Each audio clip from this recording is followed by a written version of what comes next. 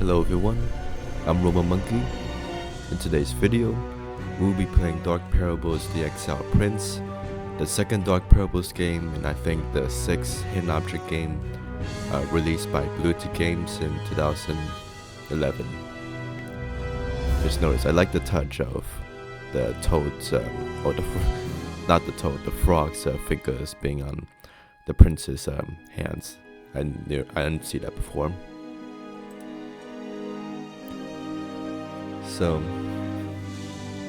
yeah, I don't think I have much to explain other than what I just said. From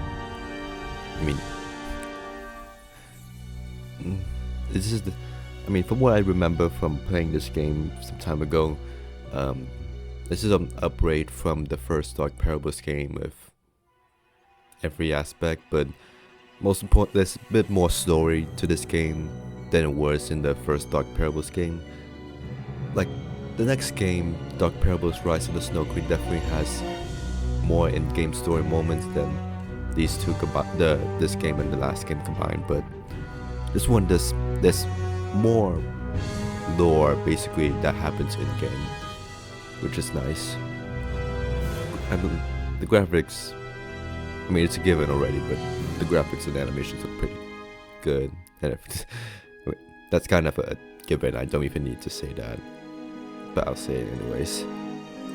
This is also the first game made by Blue Tick Games where I can get to use game capture on OBS instead of display capture, which might not sound much to you if not familiar with OBS. So display capture basically just records the whole computer screen, whereas game capture just records the game itself whenever it's open. And using game capture is more recommended than display capture. I forget exactly why, but I think it's just more computationally more effective, like on the computer. Yeah, I do have the music and the sounds way down because it shows up as much louder on OBS, but this should be good. You should be able to hear me and the game fine. This is also the first game by Blue Tick Games where the game files are actually accessible, and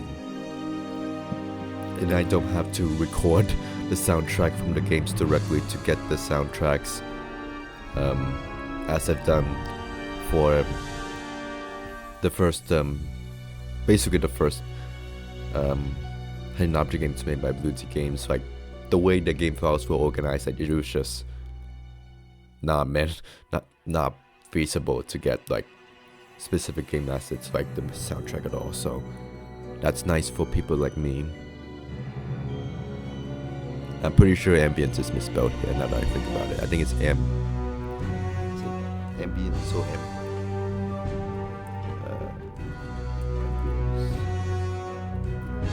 I think it's with an E.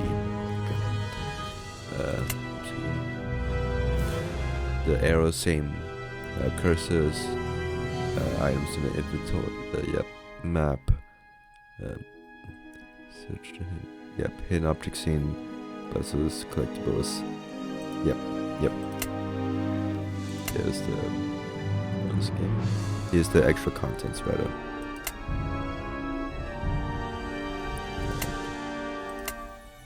Yeah, I think that's all I have to say, so let's jump into it. Dark Parables, The Exiled Prince. This path isn't on our map, but the villagers said it's known as the Exiled Prince Road. Story goes, when the fog rolls in, the fabled frog prince begins to wander here, searching for his long-lost princess. But no one who's laid eyes on him has ever returned to tell the story. It's time to head back, Marie. The chancellor will not be pleased I let you stay out so late. I think we're lost. Didn't we come across this stone statue an hour ago? Don't worry, I see someone up ahead. Perhaps he can help us. Stop running. Oh shoot. 24 hours later, Black Forest, Germany. Detective, the Chancellor's daughter went missing last night. Her bodyguard is also nowhere to be found. However, we believe this case has to do with the Frog Prince. More than once he's surfaced on our radar in the Black Forest, but we've never been able to pinpoint his location. I've given you a map of the area where she was reportedly seen last. It is imperative you find the Chancellor's daughter as soon as possible. Good luck, Detective.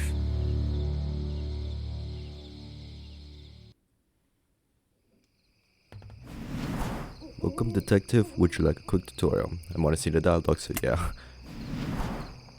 Let's investigate this. Yep.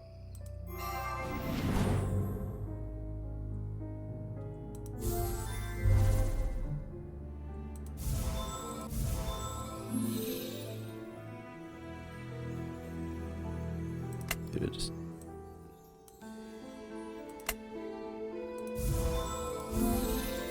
Get used to the outside because we're not gonna be seeing it much in this game.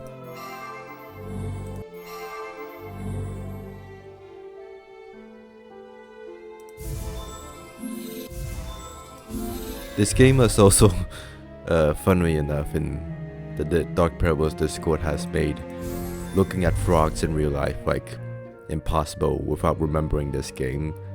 So that's how much of an impact this game has had, making looking at frogs more cursed than it was before.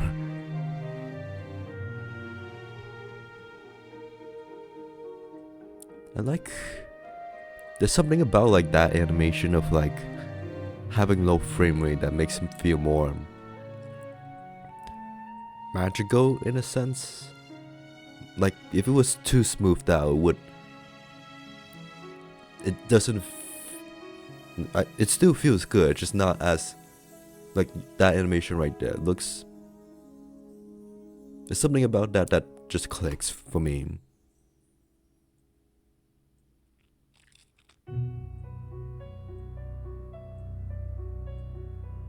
Yeah, I can use the hand, that's fine. And yes, I will be playing the hard mode version of this game once I'm done with this let's play, so that we can see the hard mode content. A large black raven is looking down at me. It calls loudly as I approach it. An old gravestone is perched on this dead path. Okay, the map. Objective: I need to save the Chancellor's daughter. I must first find a way to reach deeper into the Black Forest.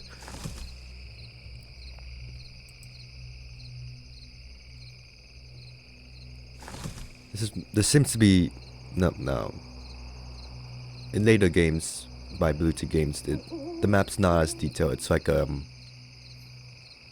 a square thingy with like lines connected. Here it's a bit more detailed, and then sometimes it gets more detailed in the Apex games. And this is also the last game to include the journal entries, which again, I presume the journal entries were replaced by the parable stories by the next game.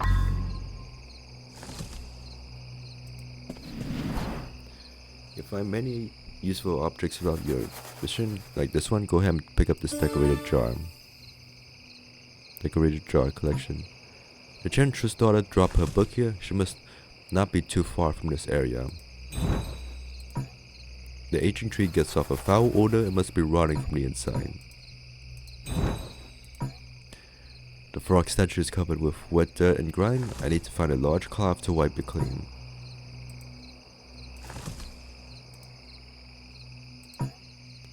This area is covered with thick ensnaring vines. A sharp tool can remove this obstacle.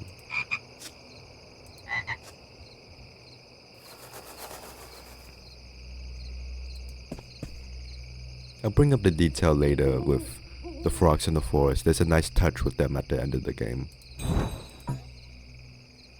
Colorful contraption is large in this tree. How I see two identical. So to grave on the surface. Also, I like how I think the pop-up is differently implemented than it was in the previous games. It's like a slow fade in. I let them to sway slowly in the gusty wind. This cliff offers a marvelous view of the quiet town below. This is the only time we get to see modern. I think this looks like a modern city, so that's probably the only time we'll see anything modern besides the tape recorder in these games. Interact with each store uncovers object to solve this mechanical puzzle. And this soundtrack, like about half of this game's soundtrack is reused from the last game's soundtrack. I still wonder why that's the case, but I'm guessing they just couldn't afford composing more music for this game, and so just reused from the last game. It's still good soundtrack, just would have put more original soundtrack.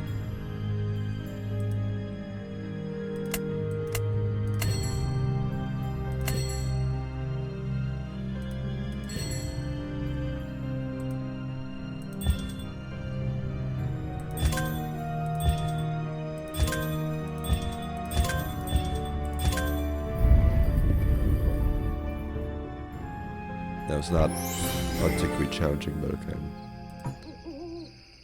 The puzzle contraption provided me with a sharp sickle. I can make good use of this item.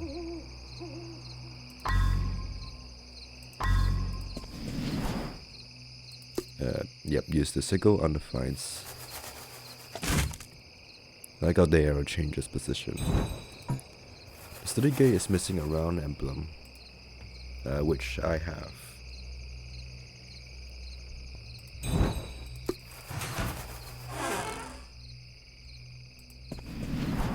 I now have access to a hidden road deep in the forest to see searchable areas useful to investigation. Click on your map. Searchable areas are denoted by red stars on the map. This particular area requires you to backtrack to the beginning of the forest. Although the fog is thickening, there is an old cottage up ahead. This patch of the forest should be the Frog Prince's hideout. I must approach the area with caution. Complete all hidden object scenes on this map.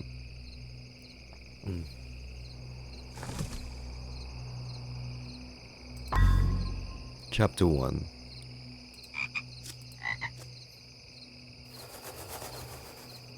It could also be a random serial killer who's disguising as the Frog Prince, but okay. I also am not sure if it's the best game at that game. I'm not sure if it's the best game design idea to only tell you if to backtrack to a previous hidden object scene by looking at this map with no other thing to do in that area, but I guess that the way this game does it is better than other games because it tells you, hey, complete all hidden object scenes on this map. I think that's the first time hidden object game has explicitly, one of the few times the hidden object game has explicitly told me, hey, you need to go back and do this hidden object scene, so I'll give that a pass. Unlike the prior path, the trees here are ominously gnarled and twisted. Get it twisted. Just need to collect all 5 decorated drawers before I can solve this puzzle. You just put, it would take up a bit of your inventory, but okay. Like in real life, again, it's in real life, you might not have enough space in your backpack or whatever to have like this many drawers and other stuff. I know. I just saw someone behind the windows a moment ago. He seems to have suddenly vanished. The quaint cottage is left in disrepair, yet light shines brightly from within. The iron bars tightly seal off this hollowed out boulder. I can see a path leading somewhere below. We need a key to find, and we need to find a key to unlock that game. I know. A spider will stop me from this investigation, no matter how big it is. Nice reference to the first game. The windows are boarded up. The inhabitant must want to discourage visitors. This looks like Marie's shoe. The chancellor's daughter could be locked inside this cottage. The large window is boarded shut. I need to find a way inside.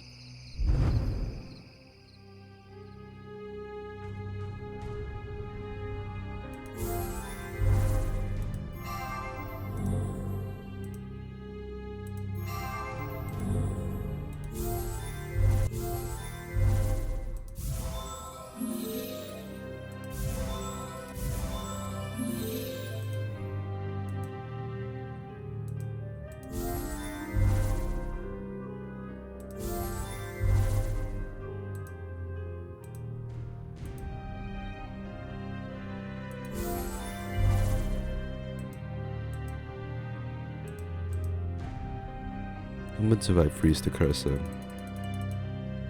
Okay, it still just makes the cursor green. I guess it's more fitting with the green frogs theme, but would have preferred an animation.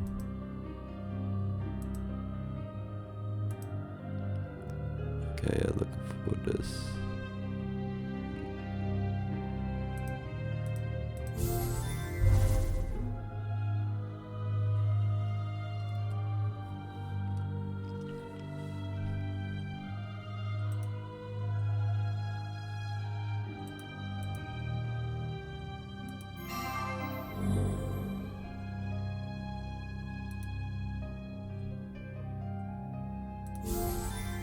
It's for that.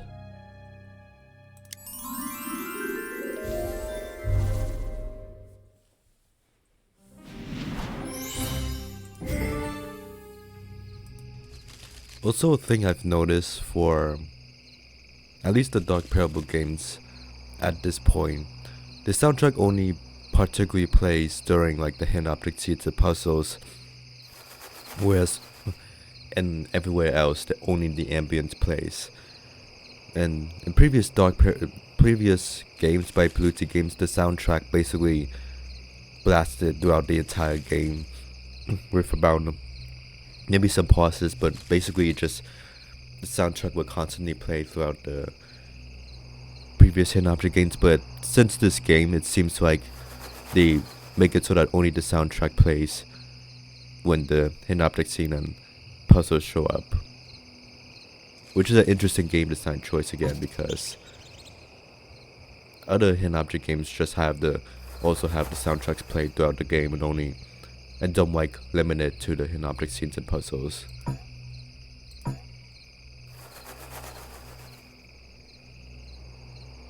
What happens if I do this?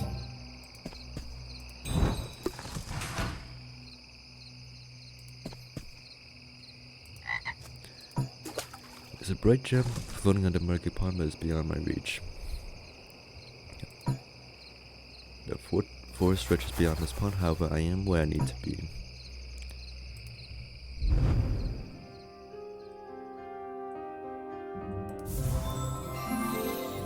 Also, honestly, I don't remember too much about the outside of the forest of this game, because we do explore the underground area a lot more, which I remember more vividly.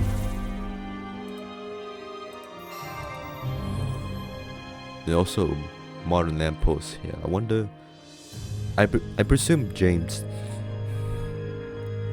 didn't build I presume James didn't build the cottage himself. He probably just not borrowed, but took it from, saw it was abandoned and decided to occupy it.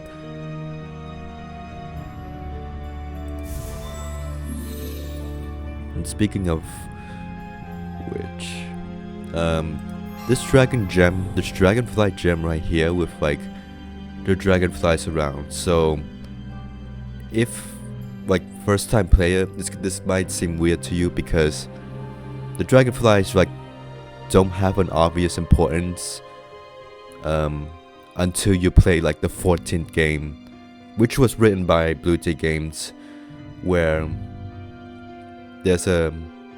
you meet a descendant of the Frog Prince who can control dragonflies. So yeah, I wonder if they planned that this early on, like having a descendant of James, well, the Frog Prince with dragonfly powers, because it does not seem like a coincidence that this game features the Frog Prince has this dragonfly gem, like small dragonfly theme at the beginning, and then later on has a game with a descendant of James with dragonfly powers. Like that has to be intentional, or if not intentional at this time, it was definitely a good callback by that 14th game.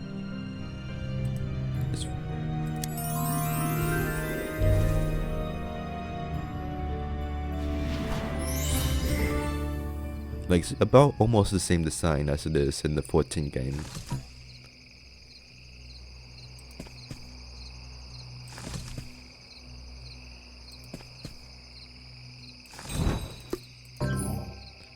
Yeah, I need to clean that. I'm not sure that's the right sound effect for cleaning the thing, but okay. Okay, dragonfly.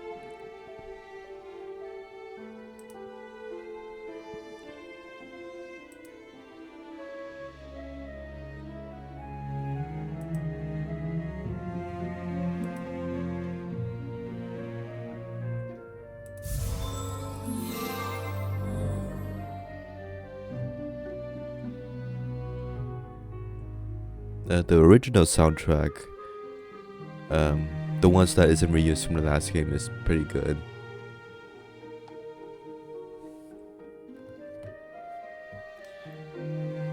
Okay, I got a spam text message. Give me a moment to block that guy.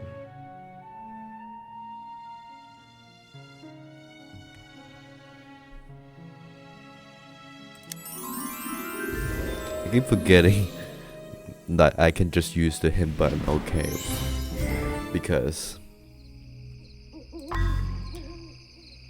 find a key and go back to the cottage. I keep forgetting that. Like in Inner Linus 2, which the game I played previously, I just limit myself from using the hint button, which technically there was nothing stopping me from using the hint button. I'm just that game made me paranoid about using the hint button. I need to remind myself that I can use the hint button. Okay, it's not forbidden.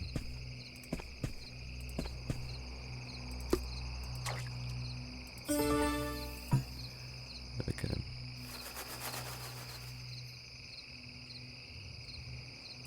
I know why clicking. There's no other hotspots except this NAND, and the NAND has the same dialogue as that. I wonder why that's the case. Ladybug. There's no theme callback to this ladybug. It's only the dragonfly. The frog instantly thickens as I grab the cottage key. How strange. The creature blinks out an unusual loud croak. These large toads do not look normal. Their eyes are hauntingly eerie. That there is fine. Yeah, I wonder if they intended to do something else with the ladybug, like they did with the dragonfly. I don't think I have anything else to say about that. These toads are everywhere. Something is not right. I would think it'd be frogs, but okay. Okay.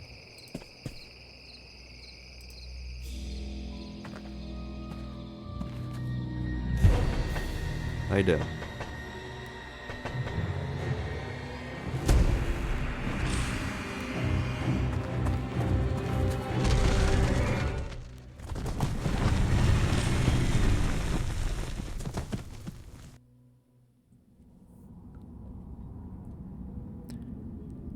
Watch where you step.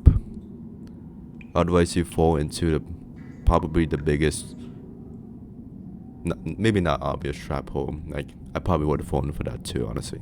I've seen the prince. However, due to my haste to catch him and this thick fog, I fell straight into a trap and am now stuck in this wretched cave.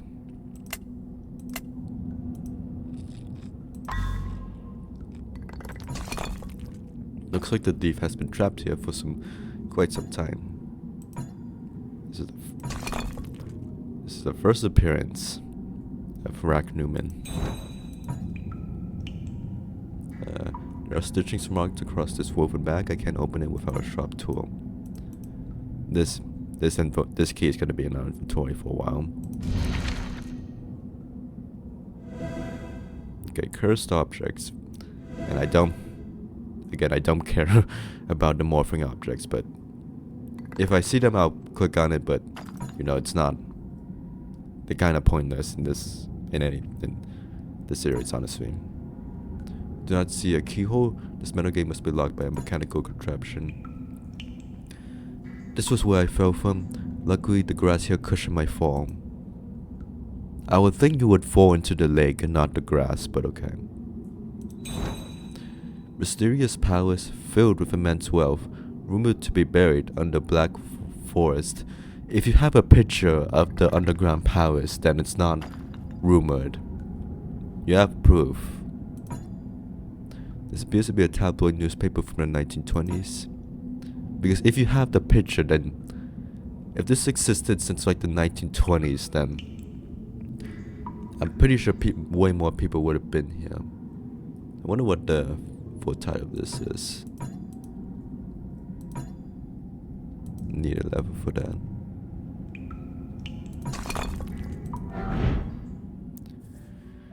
Address each die so that the adjoining pairs add up to the correct number.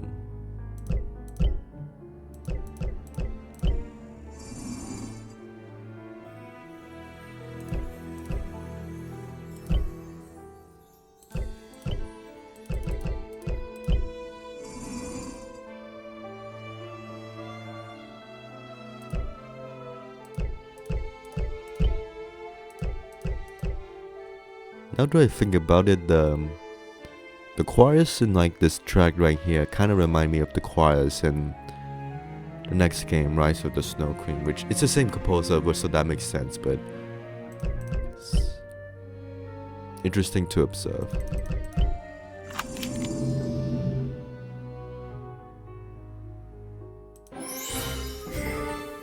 I feel like they have been having the same like sound effect and like slow sliding up to reveal a thing animation since like Inner Light is 1, but here they actually reveal the thing behind it. So, fly flung out pull rack.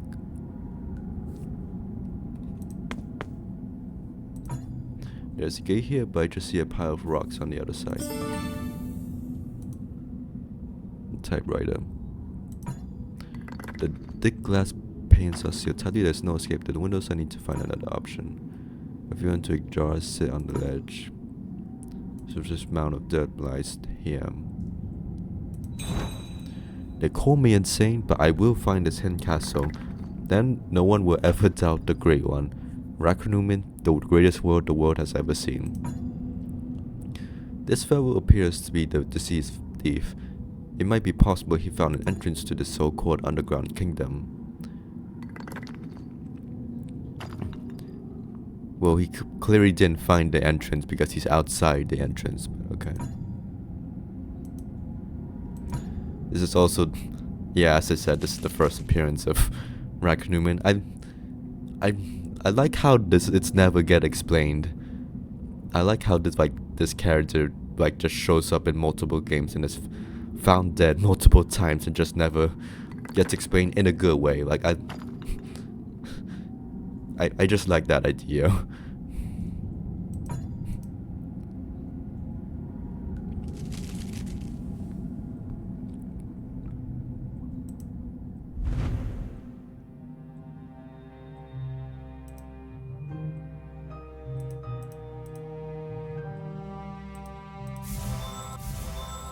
It's like, I think like Raccoon is like, not that the series is like completely humorless, but like it's one of the few moments, like I guess Raccoon is like, he's like a comic relief character without an actually being comic relief, because you find him dead so many times in different places.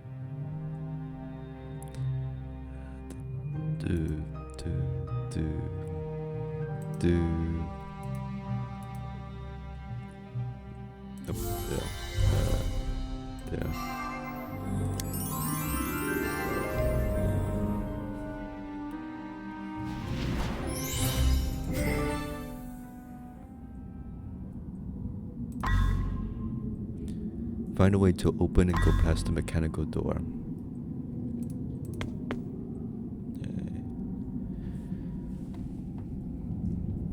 I wonder what this exactly is. I guess that's a gear.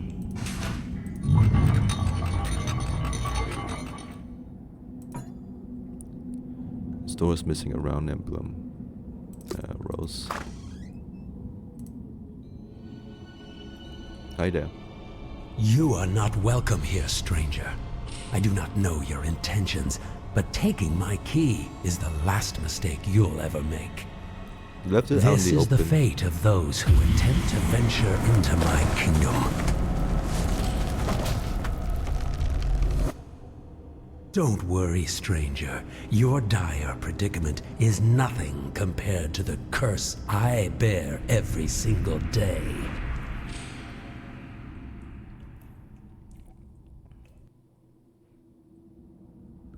Chapter 2.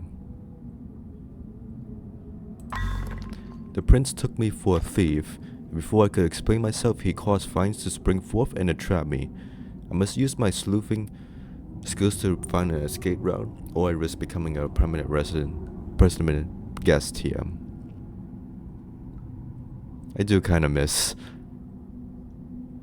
I like how, I mean, I guess like you would just know that the detective is just thinking this without needing the journal entries, but it's just nice to like know what the detective is thinking with these journal entries. A little sad we don't get to see this after this game, but it's fine. The fragments did not want me to escape at all. The urgency is also enshrouded with thick vines.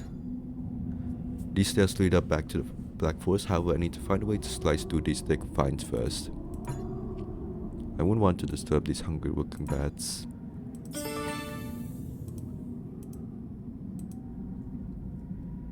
We could use this sword, but I guess not.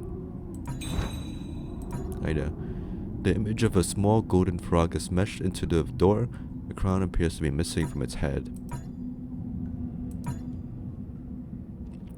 We are not gonna open this door until the hard mode version of this game, which I can only do after finishing this whole game first.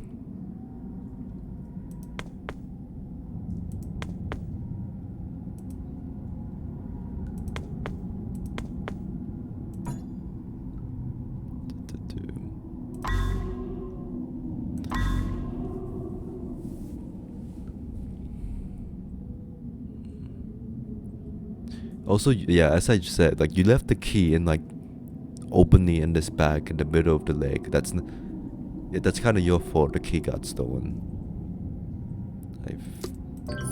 I feel like I'm missing an item.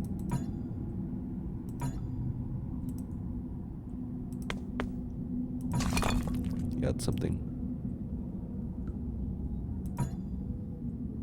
There are sharp, prickly vines all over the place.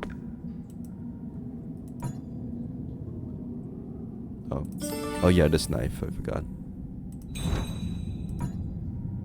Oh yeah, the thing fell down. Oh yeah, because yeah, the vines showed up when the Frog Prince used his fine powers, which I presume he got from his first wife.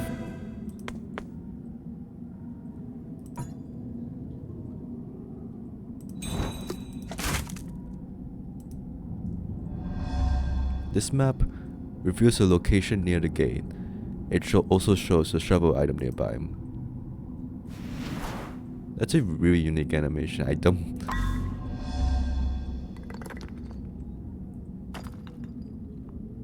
Yeah, well, I forgot about this game. It's like...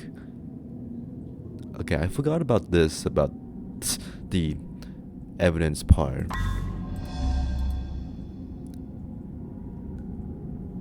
I mean, it's like not like the most fancy feature, but I forgot this game does that. Evidence unlocks a secret hidden object scene. The map evidence you have found unlocks this scene. I guess that's just a fancy way of telling the player to revisit the previous scene. Because this isn't like a secret hidden object scene, it's just you find an item which tells you to do this hidden object scene, which other hidden object games kind of do regardless. Only this game like makes it more obvious with the evidence feature.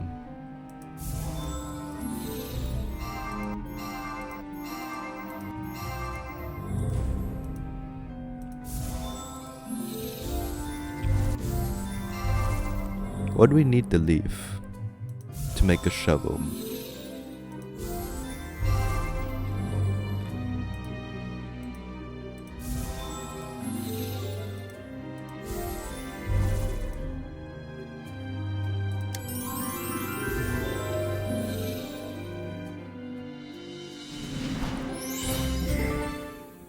And also, by the way, that scene, this isn't like Curse of Briar Rose where you can just watch like the first few minutes, then skip all the way to the end to actually see the story progress. I would say not too much happens in like the middle part of this game, but like the different characters shows up and does explain the lore a bit, and the locations do tell the story a bit, so it's not as non-story. It's not as minimal story as it was in the last game, as I said. Entrance. What a beautiful sight. It looks like a mansion. I like that sound effect of the sound effect that just played. That's a nice touch. Okay, now I've unlocked the palace. Silver broadsword is lodged in the stone. I like the strength to yank it out. On the beautiful side, it looks like an underground garden. To my honor, my beloved ones, for they show me the meaning of life.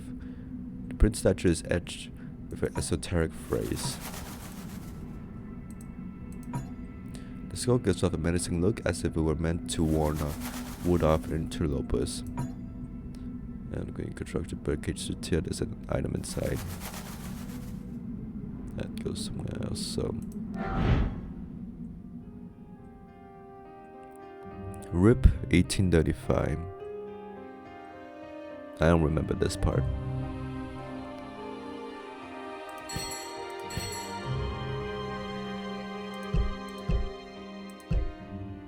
I need to time this. Yeah.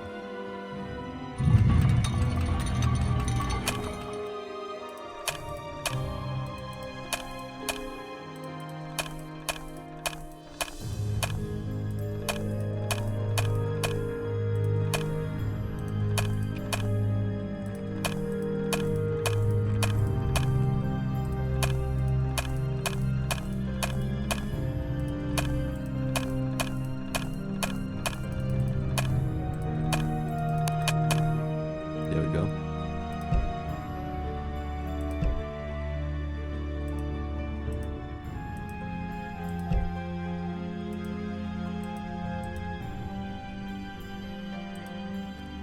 Is there anything?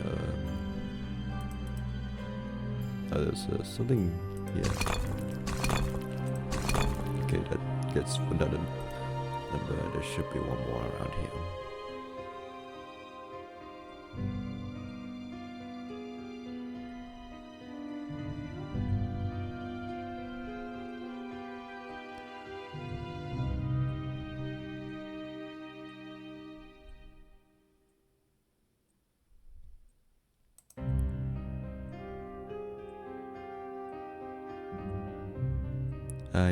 I don't know where the fourth tower is. I'll just put it down and hope for the best.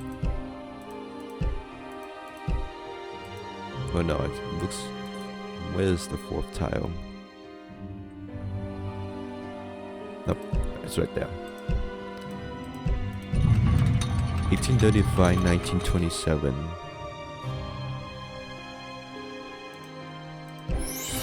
New item.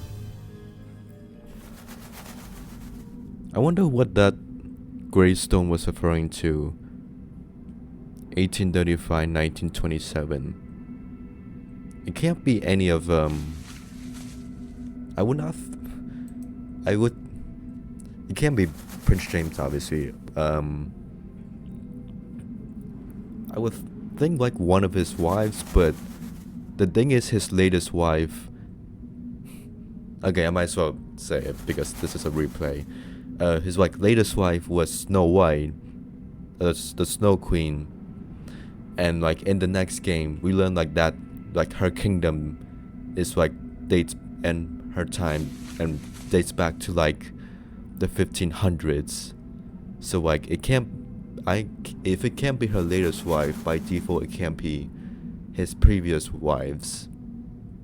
Or I'm just misinterpreting that like dating of the 1500s in the next game.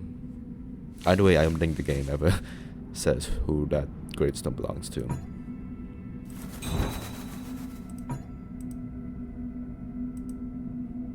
Let's go here. This appears to be a painting of the Swan Lake Princess.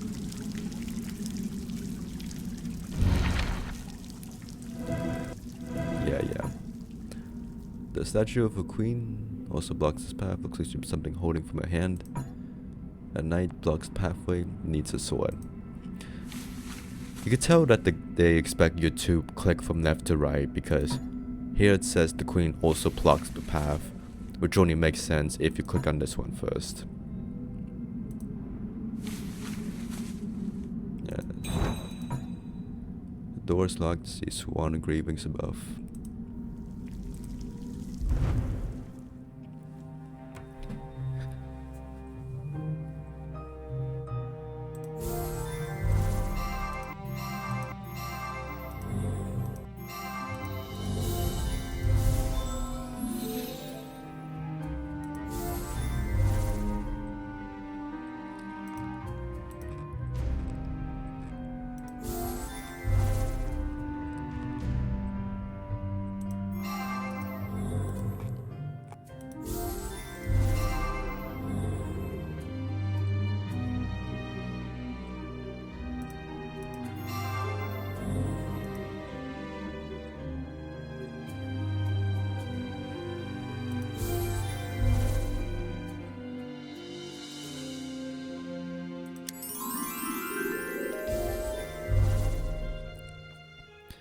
Leave heirloom.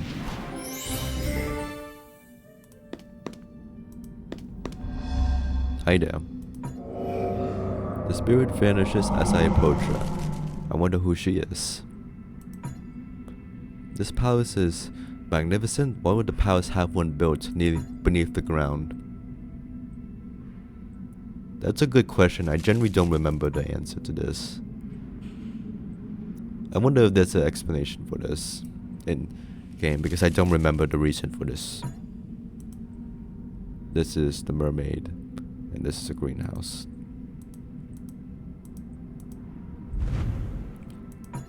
Need to collect all 5 bottled ships before I can solve this puzzle. This collection feature is also another thing that's exclusive to this game. You need to cut open the chains if you need to open the door. Makes sense. The palace gate is locked and needs the emblems. These emblems. No, a silver coin slot. A gilded coin slot. Okay, so none of these items. Royal scepter. You can see a little bit of some weird line up there.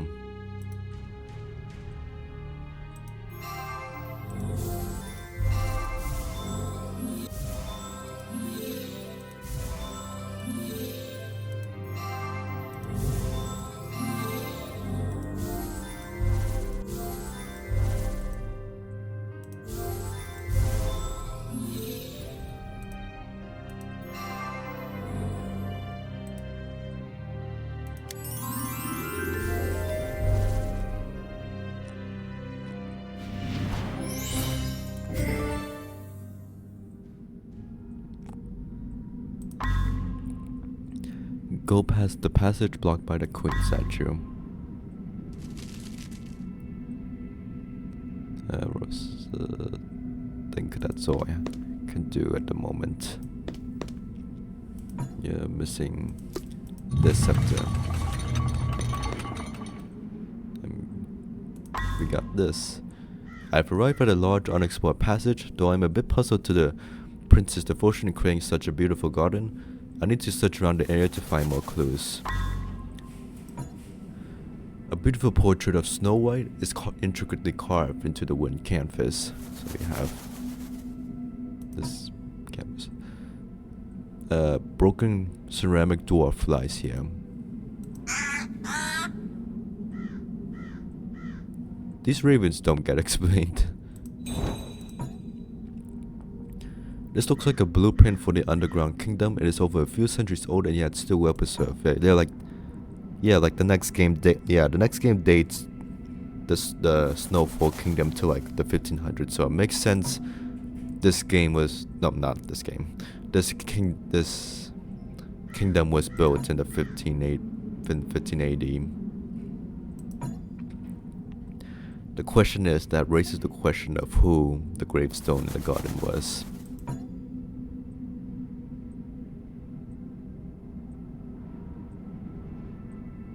I do wonder, like, a few centuries old implies this game takes place in the late 1900s. Because I feel like you would not say a few centuries old if this was in the 2000s. The red apples look delicious, however I am not hungry right now. Also probably not healthy to eat these apples in this underground world. Door will not budge, needs these apples.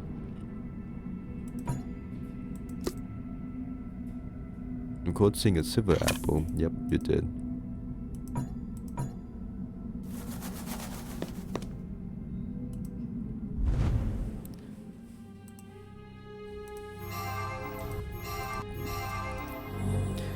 I'd also say this game is decently well designed, with it's a good amount of back and forth, and like more hidden object scenes than usual, but they go by quickly, so I'd say it's fine.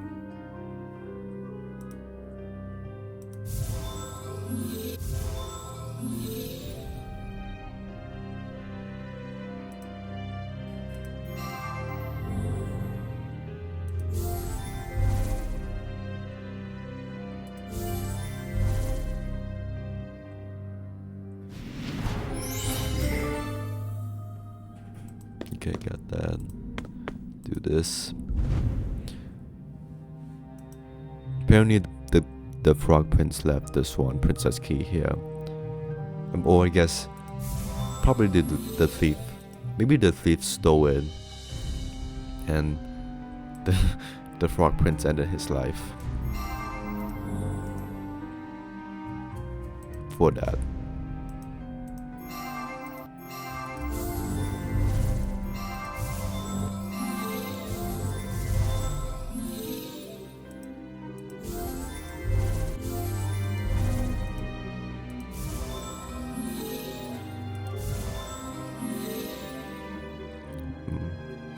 Black Swan, Black Swan, White Swan, which we'll learn more about in the 11th game about the Swan Princess tale.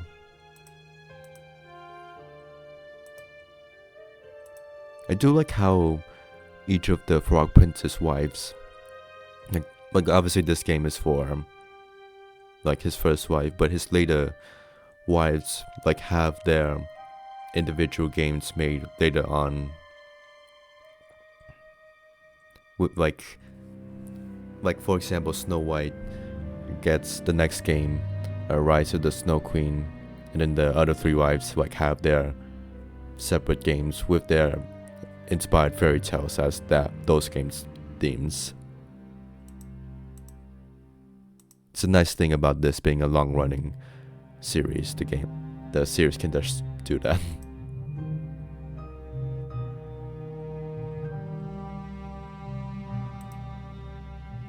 Need to find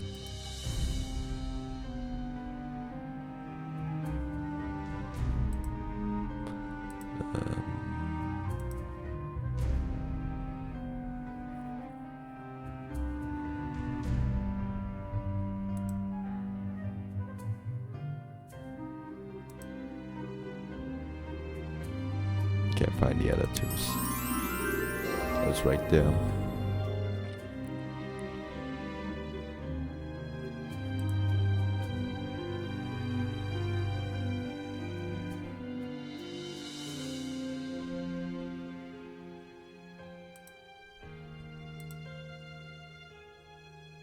This looks like a... I do wonder if stock images were used for this game. Because this has like a photorealistic art style. That's almost like stock image-esque. Okay, the hint really loaded quite fast, honestly. Like I think I just talked for like 20 seconds and like that loaded up very fast. Either that or I talked way too long. Now we need to check out this. No, okay.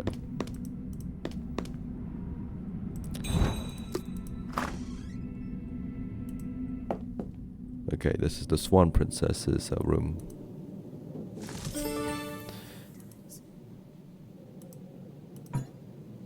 Yep. Needs a oceans. Small lake.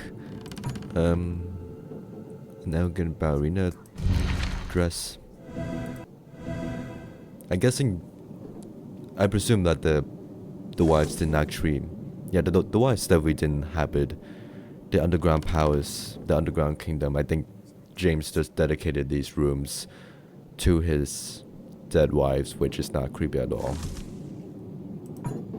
Like, I guess you can see it as loving. It's just like probably way too dedicated.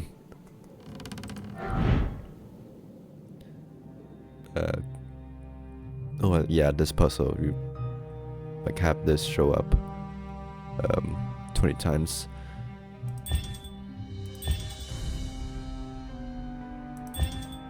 Okay, 3. Well, I'm guessing it's just fish, not just small fishes.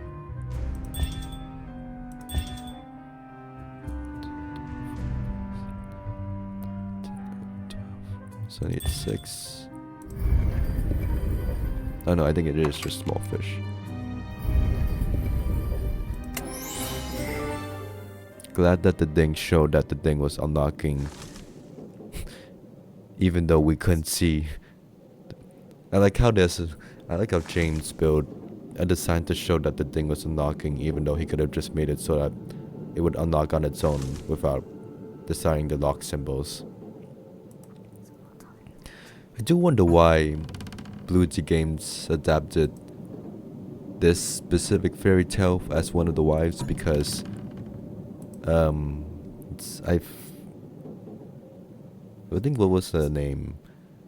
It's not really like a fairy tale written by the Grimm brothers or Hans Andersen. It's like a Russian ballet play by Tchaikovsky. I hope I didn't butcher his name, because like it's not like a traditional fairy tale. It's like something that was like recently written in like the 19th century. It's like more recently written. So I wonder why they went with the Swan Princess.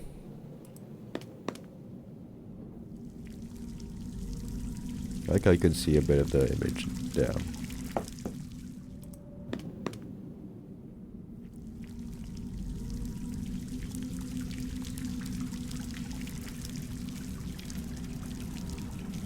Oh, yeah, I could use this on this. Okay, lit candles are placed around the area, making it seem like a shrine there. Sacred shrine. I am not clicking on these cursed objects intentionally.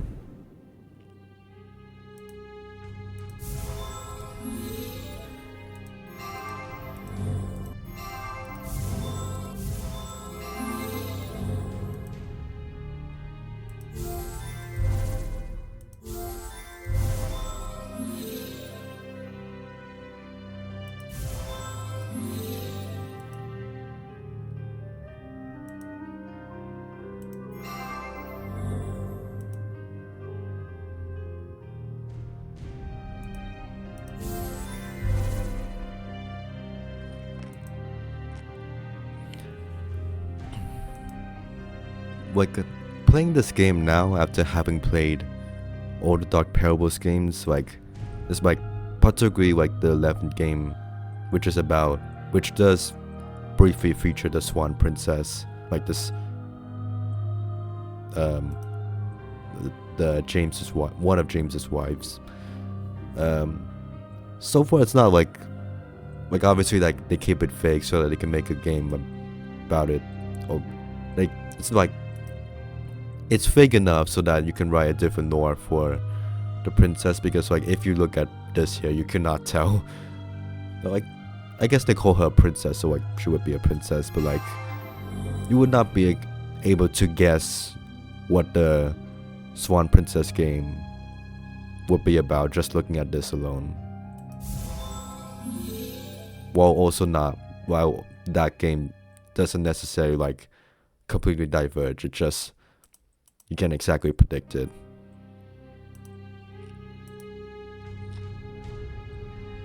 This, no. Drink some water.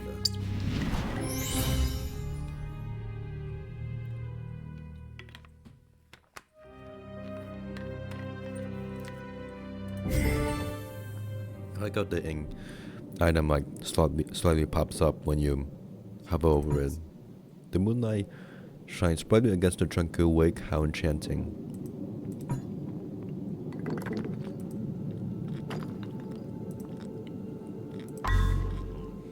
Go past the passage blocked by the night statue.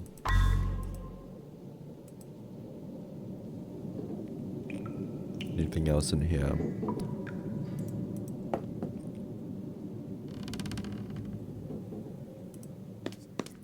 Smash the night?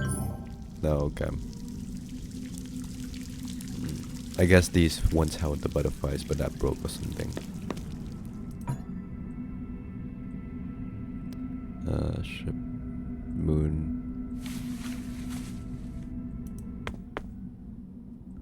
Is there anything else? No, I don't think there's anything else out here. This? No. No, I need to cut open those chains.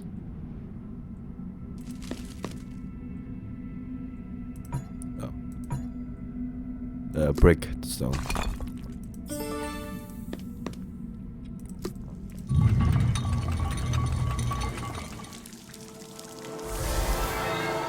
How you doing? Detective, in your last mission, you saved my beloved sister, Briar Rose. I thank you for that. I am Princess Ivy, the first love of the Frog Prince. After my magical kiss transformed him, I thought we would live happily ever after. Lair. Years passed, and decades. As my hair slowly grayed, he stayed young as ever. I still remember the day he held me in his arms as I drew my final breath. And at that moment, in that state of sadness and anguish, the prince transformed back into a frog. He is doomed to live the cycle over and over again. Kiss, transformation, lover's death.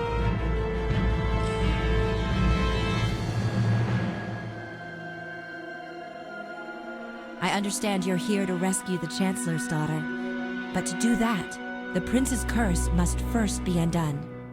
Take this key to the greenhouse. There, you will be one step closer to finding what you need. Good luck, detective.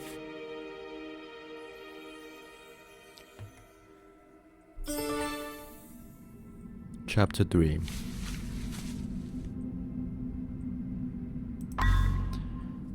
My presence here summoned the spirit of Princess Ivy. She begged me to undo the prince's curse in order to save the chancellor's daughter. But if the prince is indeed mortal, how can I stop him?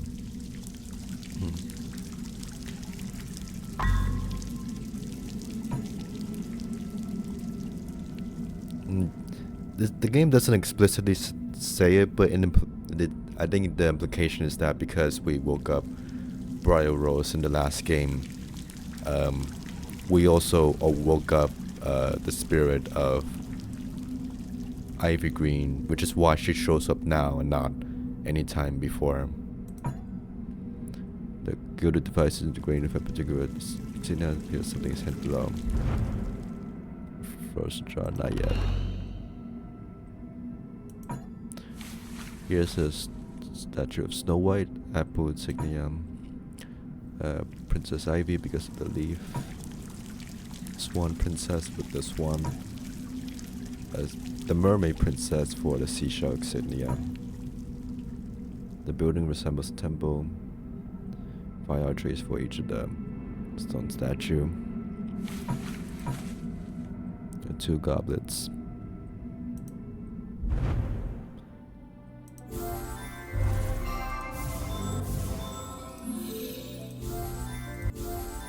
I do wonder how, like, Ivy Green feels like about watching her husband, like, get with 4 other women over the course of the past centuries, and also commit the crime scene in this game where he kidnaps some random girl and her bodyguard. Realistically, I think Ivy would really not like the Frog Princess much, but for some reason she still loves him after all of that, so.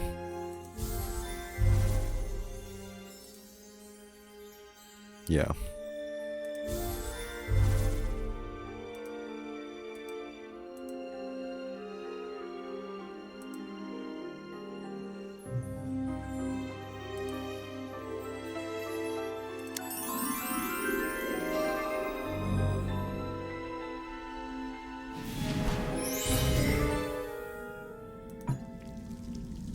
Okay, the glass shoe for the Cinderella.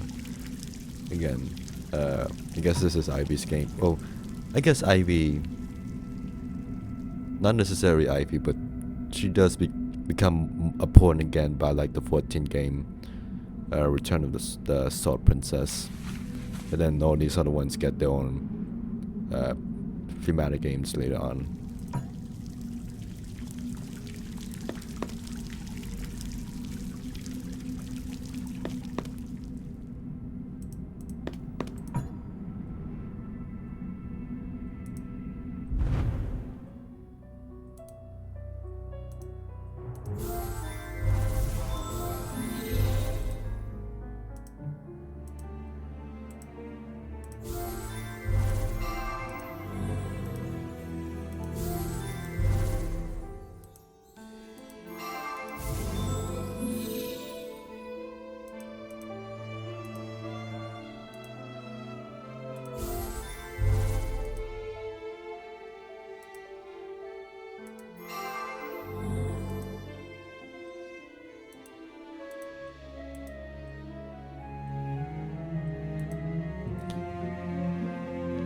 do do do do do do do do do do do do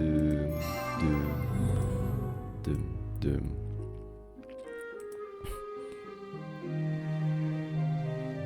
Also, something I just realized, the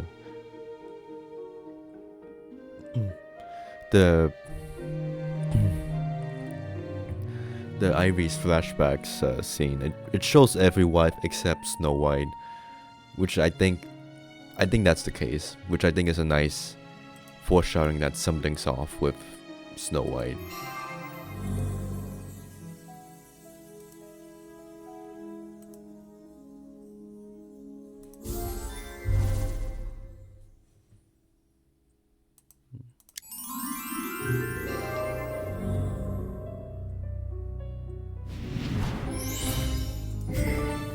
Got that. Do I need this? Yeah, I need to cut open those.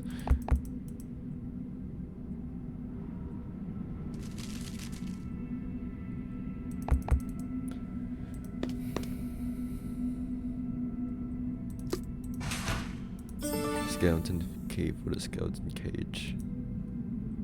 We'll cut him. Is there anything out here? Oh, I need to explore this. This.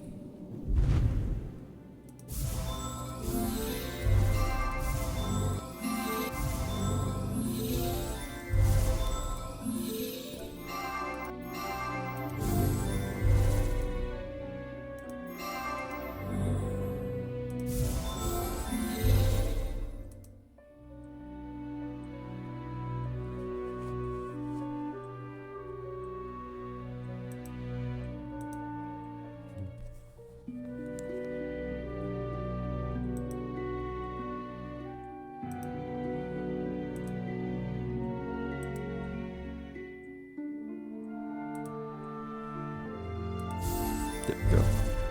Apparently those count as one item, not two separate pieces. Access the greenhouse. Okay. Oh yeah, I like how the collection items are just in the one inventory space and not take up more inventory space. Interestingly, right-clicking it opens the door. I was trying to right-click to see the comment, but right-clicking on the door itself still work. The key given by Princess Ivy brings me to a greenhouse filled with exotic plants. I should search around the area and look for secret passages where I can explore further. Find the evidence.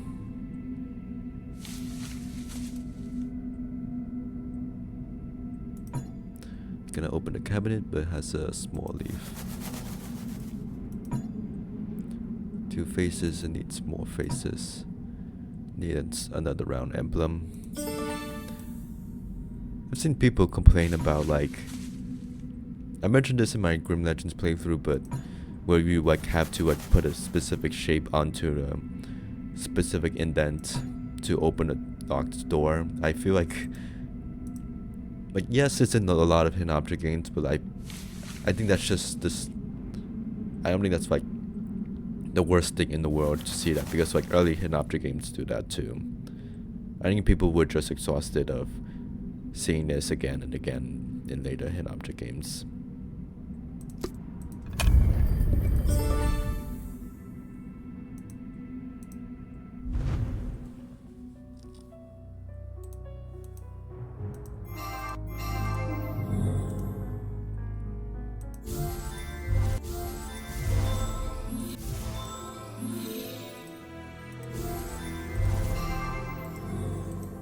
We definitely need the flower. Well, I guess we need the flower for the potion. Also, realistically, we will not be able to construct a potion bottle from broken pieces. If it's broken, then it's just broken. You can put it back together, but it won't be functional. Or at least sanitary.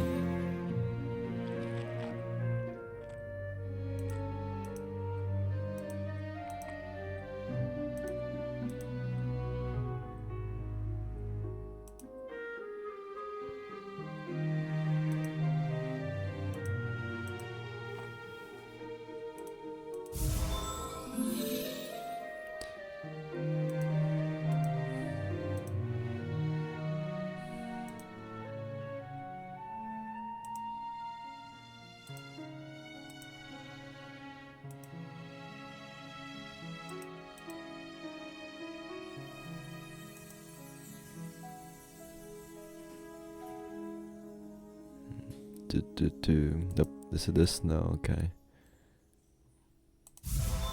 Let's put this.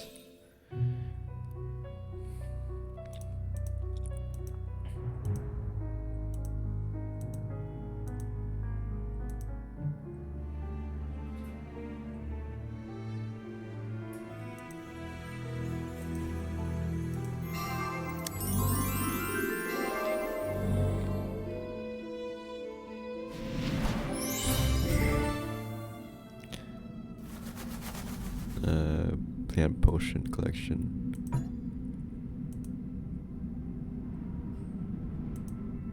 I like this. I like how there's no point to like the interactable animals, but they still include it anyway. It's a nice touch.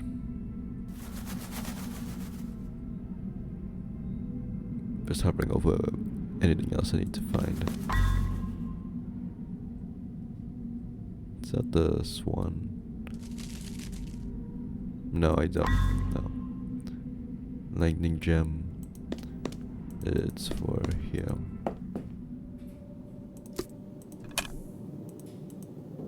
No, I need both pieces. Oh yeah, wait, I have that already.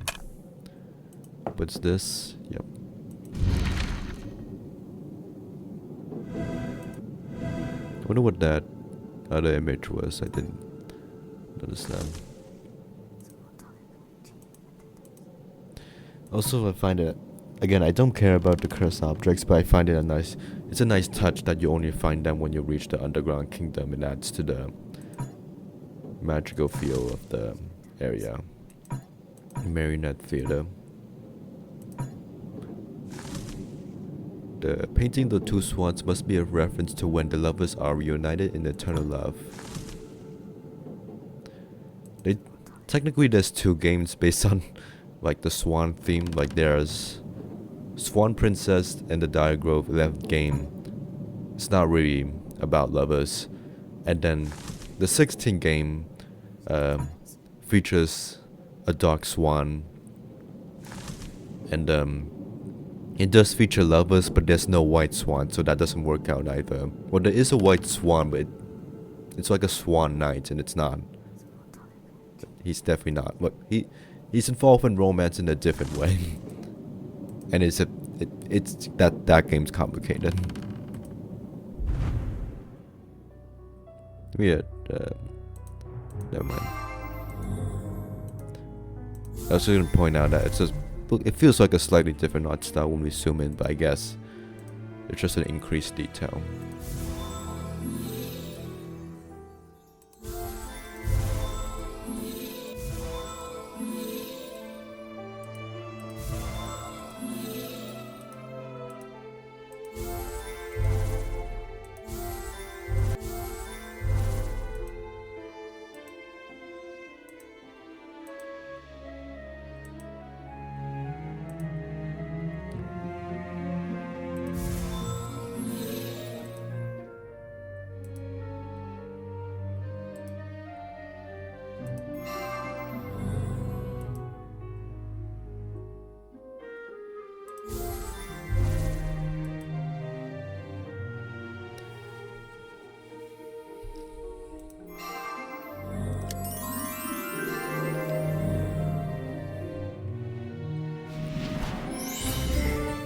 Got that.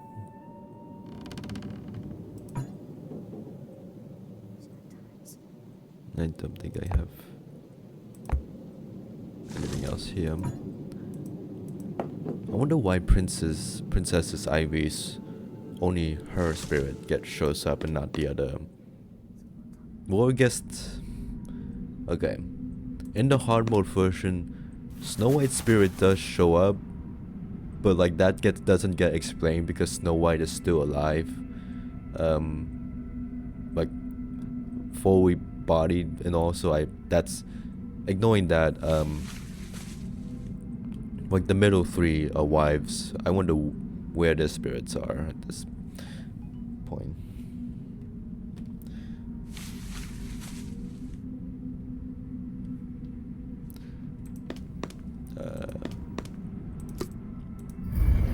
Opens that. Okay. This cabin is filled to the brim with sorcery books. This wooden chair likely belongs to the Frog Prince. I mean, who else would it belong to? Okay, got that. Words are imprinted, but they're very visible. The note reads, I have hidden the ancient wand in the armory. It is imbued with potent magical properties. The shelf stores various tonics and potions. None of them are labeled. Sounds safe.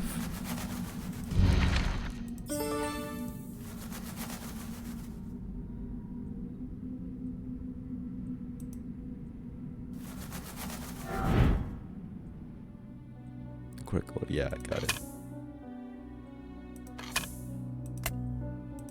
Oh, okay, it's one of these.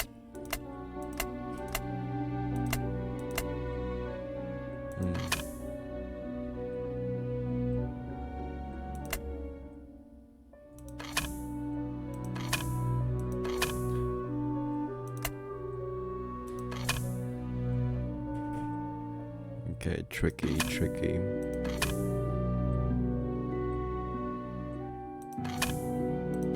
Get the smallest branches here, that's right. That seems right.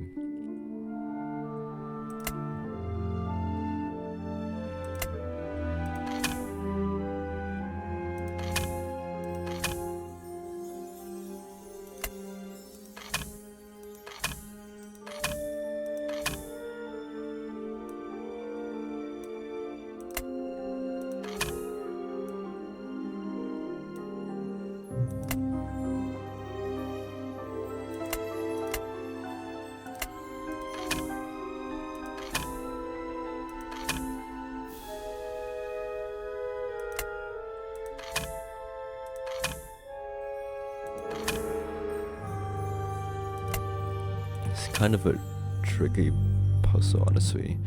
Like, if I can get like 4 different images, that should be good. Oh, I just realized this. Okay, so that's what these images.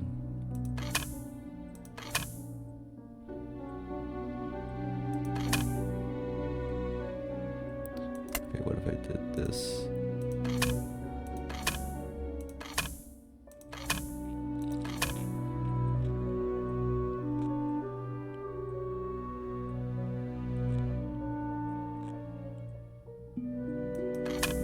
Actually, I think it would be the tree first, like this. Right. I need to swap these. Change these.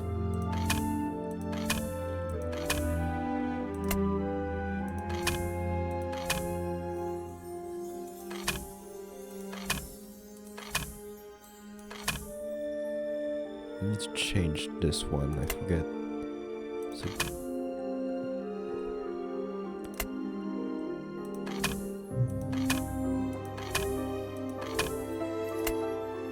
I feel like I would.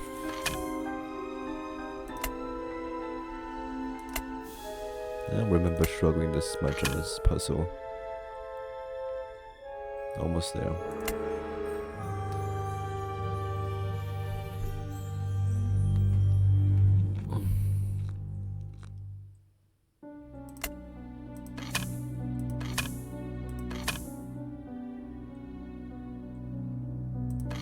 Not sure to form.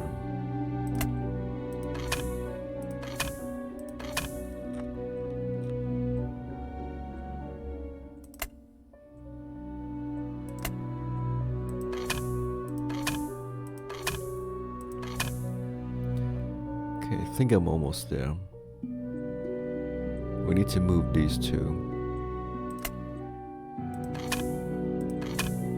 There we go.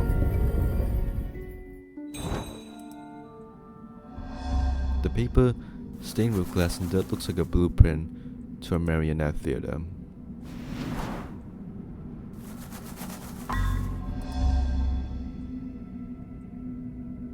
Okay.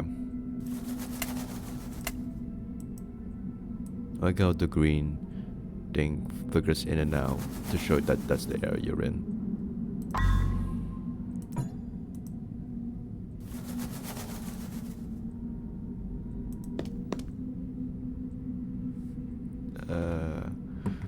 need to look something up on the Dark Parables wiki.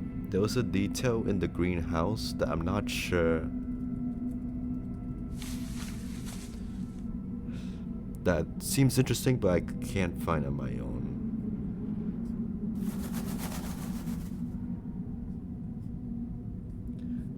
Give me a minute.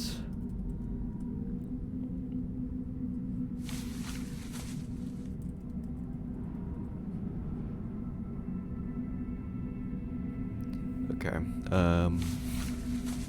According to the Dark Parables wiki, I think this is the greenhouse this is referring to, but going to this greenhouse, there's like a flower that looks like the night bloom flower for the 7th game. I'm guessing it's referring to this flower. I think it's kind of conjectural because it doesn't really look like the night bloom flower, and besides that would raise a couple of questions, but it's an interesting theory.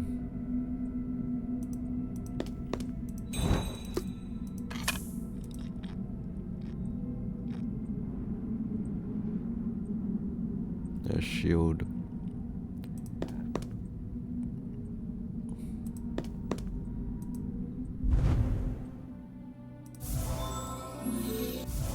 I'm guessing this is the hidden object scene that gets unlocked.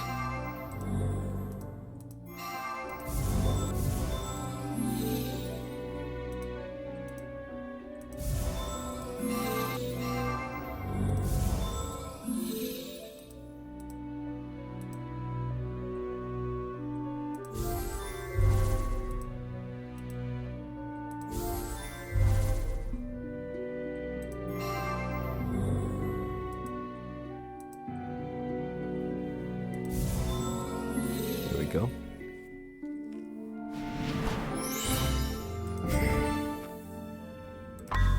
Find a way to open the Marionette Theater. We got it. Chapter 4. Turning the crank reveals a useful item hidden behind the stage curtain. Next, I must find a way to break into the secret garden inside the greenhouse to see what secrets the spirit of Princess Ivy wanted me to find. Looks like a miniature version of the prince and his lover, the Swan Lake Princess.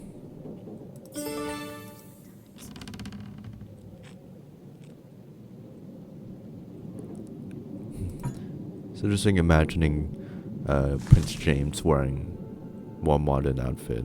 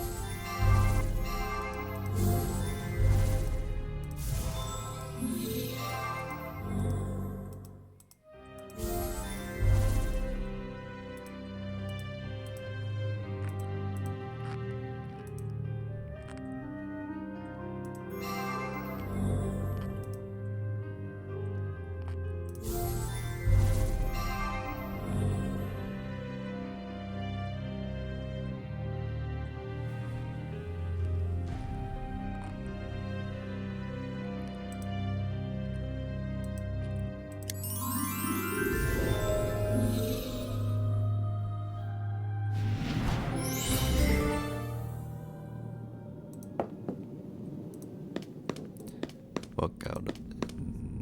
Not yet. So, shield. The greenhouse well lit. Curious what lies behind these walls.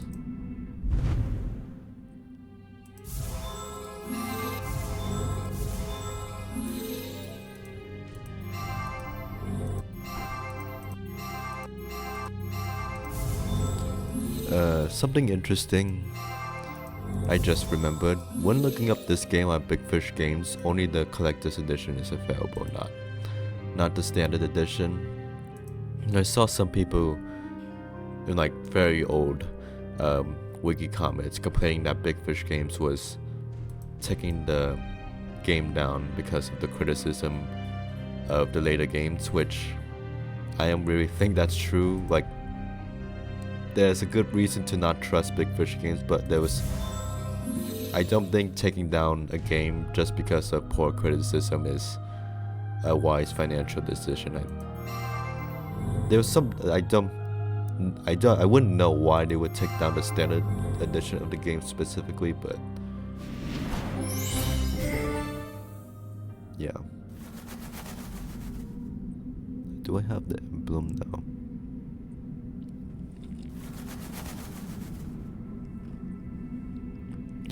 I've always wondered what this stone slab was. Like, is it like a... like, it just tells what plants are in the garden? It doesn't really have any words on it.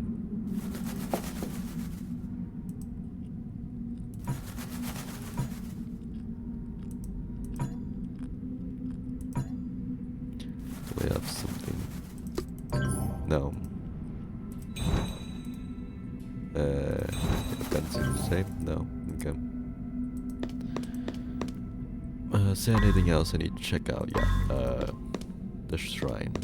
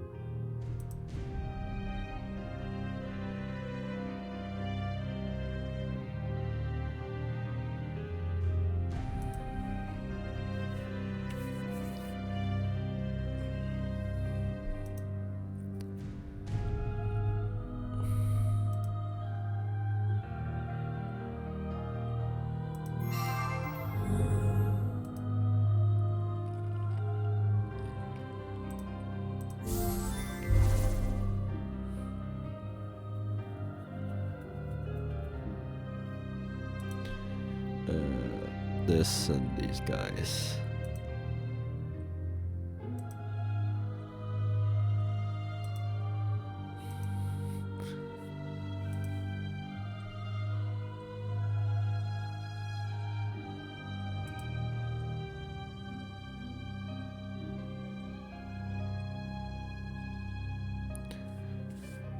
Down there.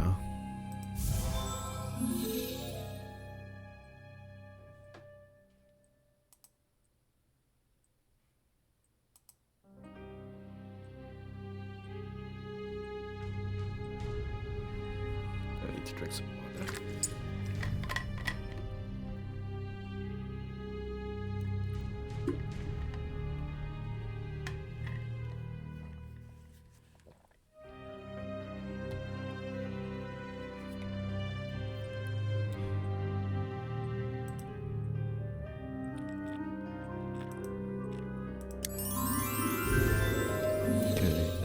Need to find the other. This no.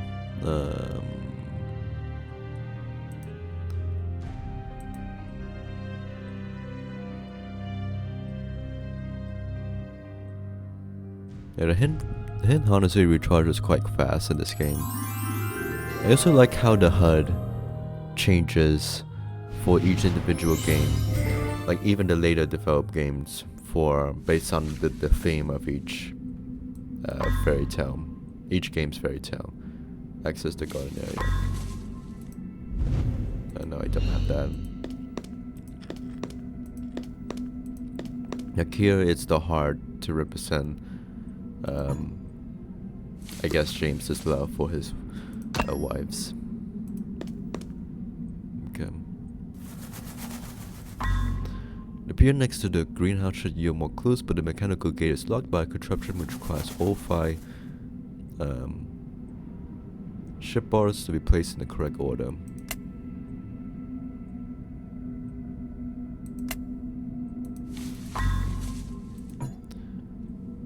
This whole area is filled with different breeds of exotic plants. I'm guessing maybe this was the night bloom plant the Dark Parables wiki was referring to. The note reads, There's a potion here that the note reads, there is a potion that can end any curse to target requires 6 diverse plants. I should have them shortly. Interesting that it's like 6 plants and then 6 guardians with the different 6 flowers in the 7th game as well. But I think this was the night bloom flower the Dark Parables Wiki was referring to.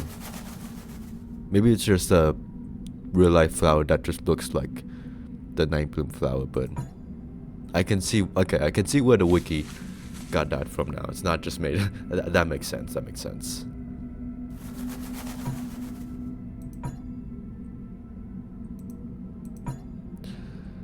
Dozens of lily pads are strewn across this small pond. I don't have all the plants.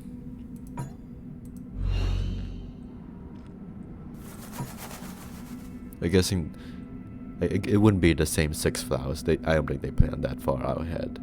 It looks like 6 different plants and there's 6 flowers in the later game.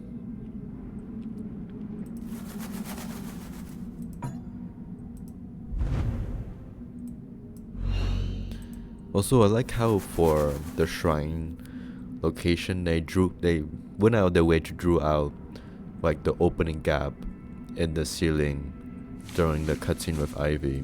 That was a nice touch. I don't think I have anything else to do here.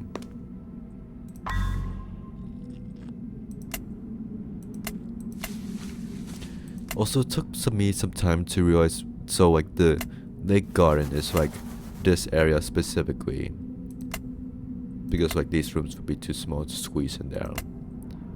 Like, yeah, I would just skip over this. It's an interesting way of concluding these, including the designing the maps.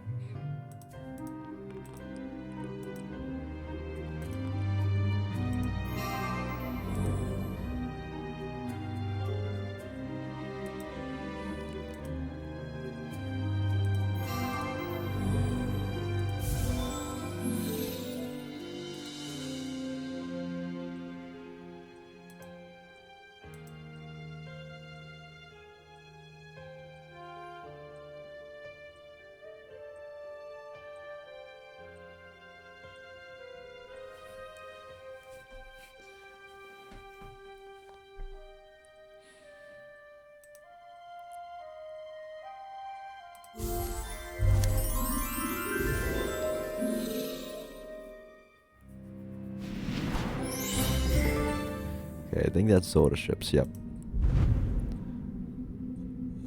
Expedition, steamship, sailboat, battleship, and pirate ship. It's a good thing to like.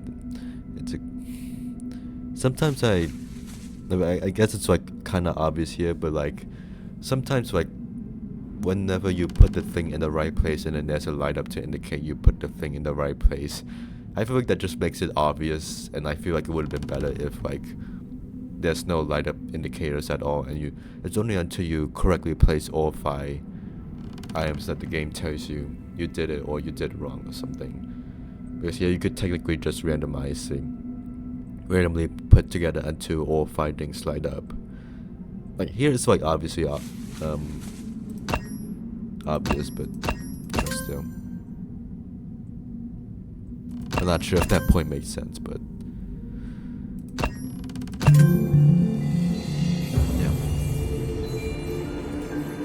Okay. Into the mermaid location.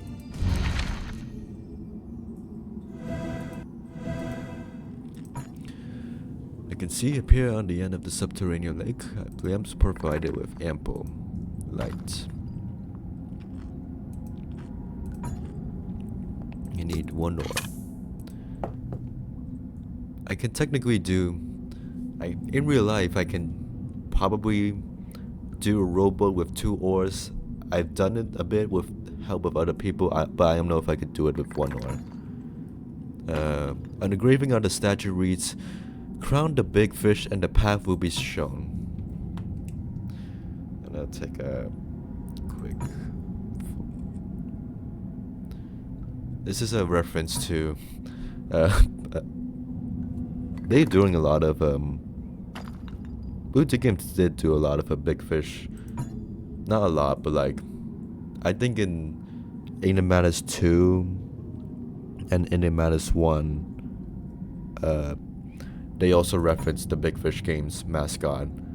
So, I guess that's a reference to the mascot also. They also reference the Big Fish Games mascot in the Mermaid game. What was it? The 8th game. There's like an entire statue dedicated to Big Fish Games. Again, the mascot. And fitting that they both share the same mermaid theme in both Dark Parables games. An elegantly crafted emblem of the Little Mermaid hangs above the pillars. Glass door does not open. Inside you can see a ladder leading to the room below. That's a large clamshell. Need a crown.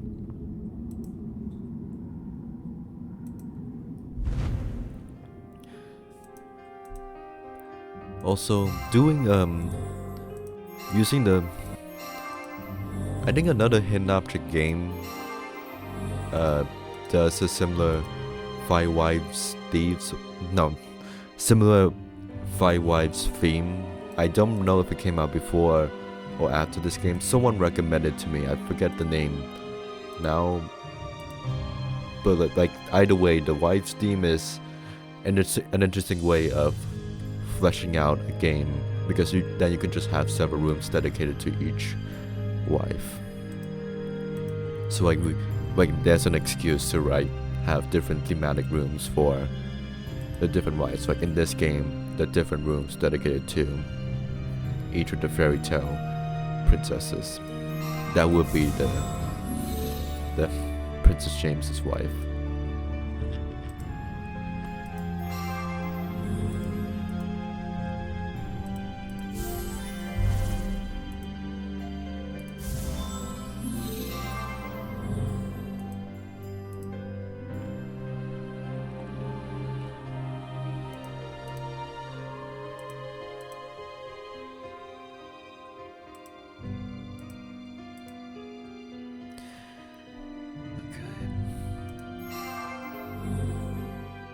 Okay, the cross, that, and the pearl. Pearl I should be able to find.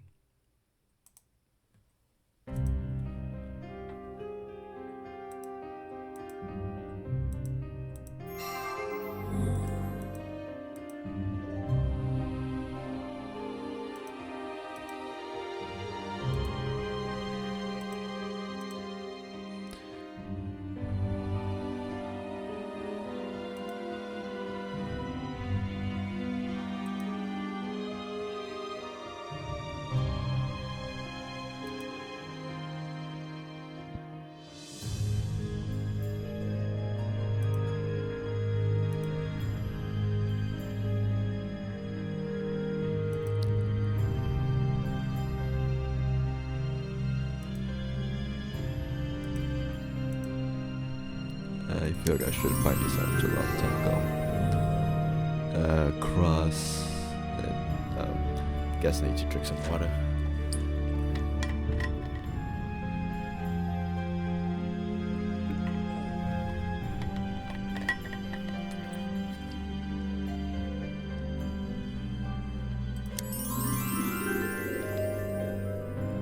Okay, that's pretty well hidden.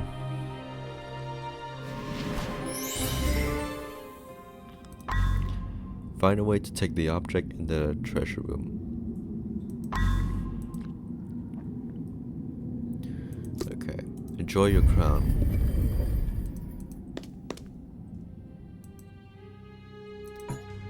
This is an oil portrait of The Little Mermaid done by someone obviously talented. The artists patting themselves on the back there. There's a tattered scouting map lying haphazardly on the floor. This room is filled with treasures from centuries ago. Judging by its inaccurate geographical details, the goal must be an intrigue.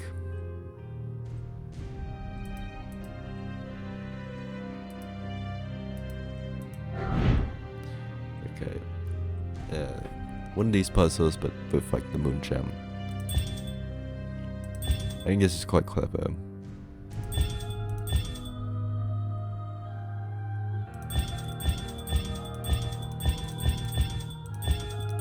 It's tricky, but it's clever.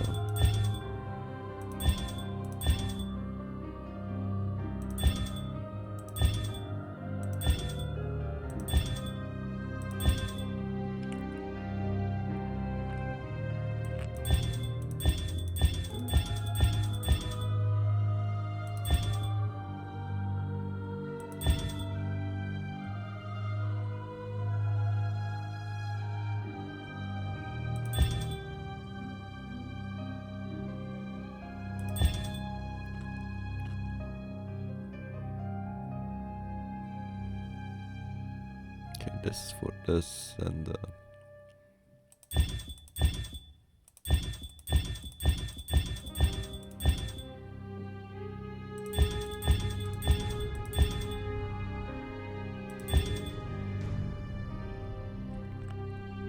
do need to make sure I get the moons.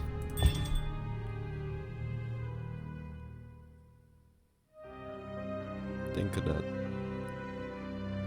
No, can't be that. Can't be this item.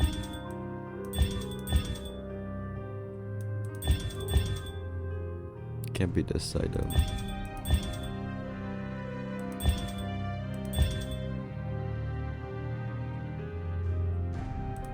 So it can't be that. Could be that.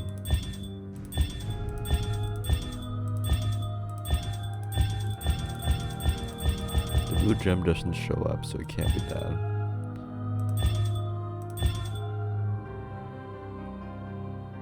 Might be that.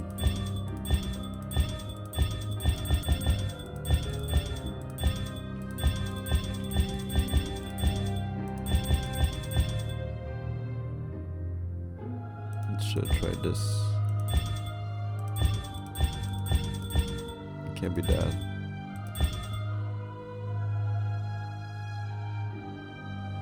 I think this is already covered by this one. Oh, each unique. Oh, okay. I think I have a possible solution.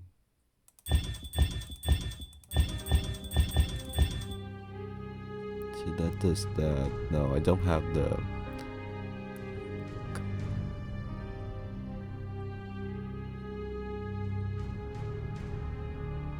I would think this does it, but guess not. I'm guessing it needs a unique, completely unique.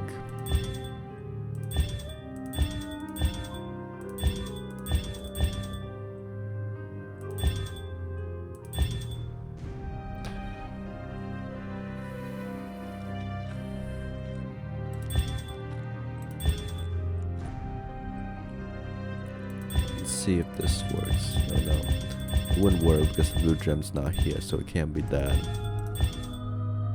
It can't be those. So let's see.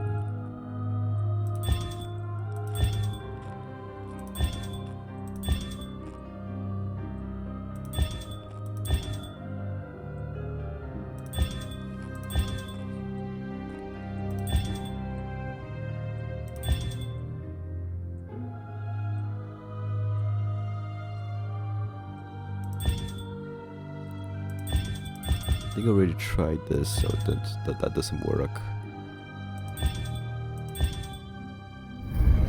Oh, that works. Okay. Again, Okay, I guess that one makes sense. But James, you didn't need to design a symbol showing that the thing unlocks. Again, it unlocks on its own. I encountered another princess room, this one belonging to the Little Mermaid. It is, however, locked like I suspected. I suspect the frog pits must be hiding something important within.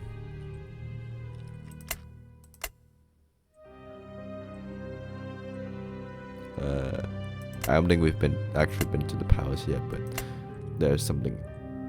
I mean, we are exploring that soon, of course.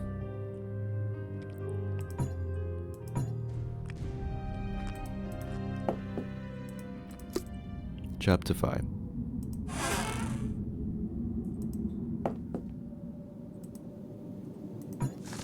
Just beyond the room in the effervescent depths is the statue of the Little Mermaid. She sits on a seashell throne. Effervescent. Fizzy, giving off bubbles. Fizzy water. Fun fact, I feel like this angle, like these specific walls, gets reused in like a location in the 6th game, Jack in the Sky Kingdom. Like does it look, I forget what location, but like it looks almost identical with like the walls like at this angle, but like obviously a different setup here. They may or may not have reused like just this angle. I do wonder how James managed to create this entire underground palace. I would think he enlisted. I would hope that he didn't just enlist a bunch of construction workers and then kill them off. He may be morally complicated, but I don't think he's like that, a serial murderer. I saw a theory that he may or may not have gotten Geppetto's help from the 5th game. I forgot what the backing exactly was, but there was some connection between the two. I could see a school of colorful fish that is staying perfectly still. At least with the animals in the underground palace are thriving.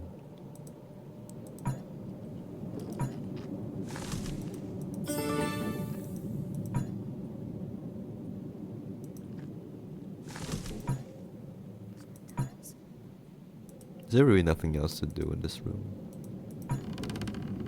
Yeah. Oh, that was just for that one item. Oh, and the shield is for this.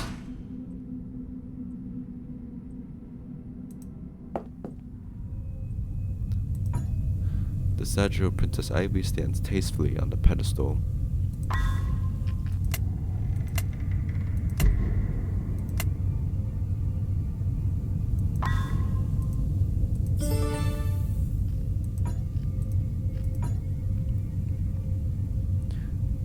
A gilded chandelier lights the hallways brightly. Let me increase the volume. I can definitely turn on the volume now. It's not that early for me anymore. I do like the ambience of like these Blue Tea games, like when it's silent and there's no soundtrack playing. It's environmental, it's atmospheric. I like it. The toad is staring at my every move. It looks like one of those creatures out in the forest. The barrels look like they were emptied years ago. The poster depicts the instructions and ingredients to make a frog potion. How strange. The kitchen smells rancid. I should find what I need and leave quickly. Yeah, I presume if James built this in like the 16th century, these foods were expired long ago. The plates and silverware have been gathering dust. Yuck.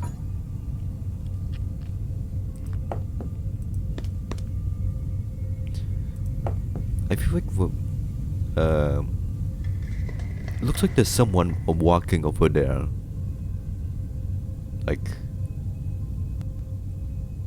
Like someone was moving.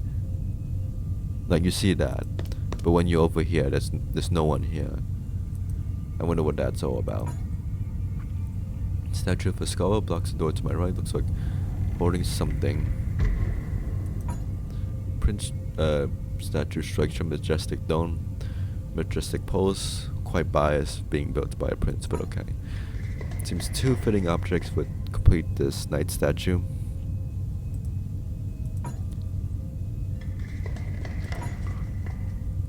The large oak door is locked, however cannot find the keyhole.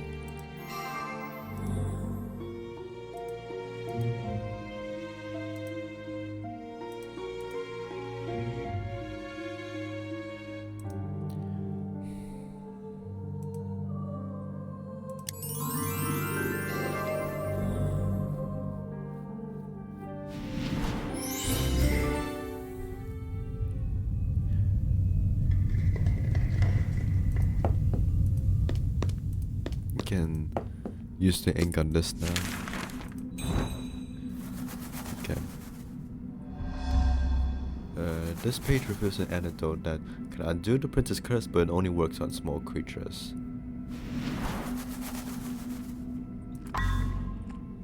Thankfully, the map is the exact same that the map the detective has in their journal.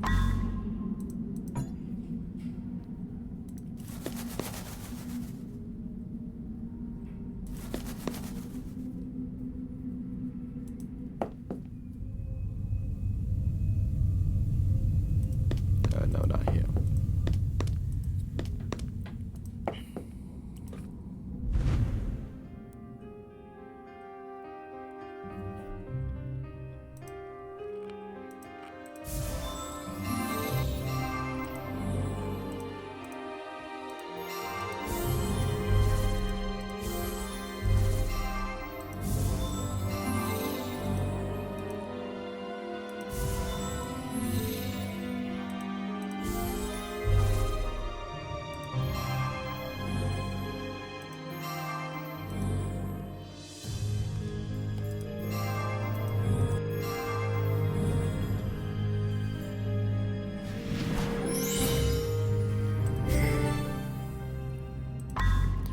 Cure the frog with a suitable item.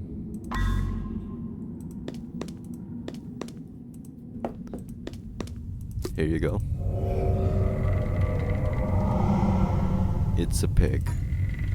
Unbelievable, I just transformed this frog into a really adorable pig that we're just gonna leave in this underground to rot and die. To my amazement, the frog antidote cured the pig from a transformation curse. How is this curse activated? Did Marie also succumb to the same curse? This revelation has created more questions than answers.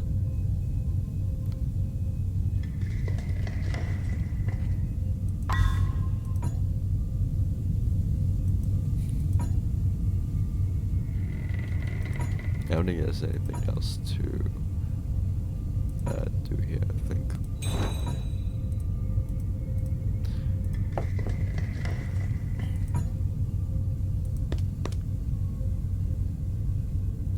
Let's see. I don't have all the goblets yet. Is there anything else? Okay, that unlocked a bunch of stuff. Okay, let's go right back to the boathouse. The detective is getting a lot of exercise today. I would say there's not really a reason for why we're going back to this almost immediately. Like the detective just knows to look back here. You know, like the map helps for the player to go back to these specific hidden object scenes, but there's no narrative reason for why the detective goes back here. Like why did the detective find the tiara before? Why find the tiara now? That's just an issue with a lot of hidden object games with backtracking.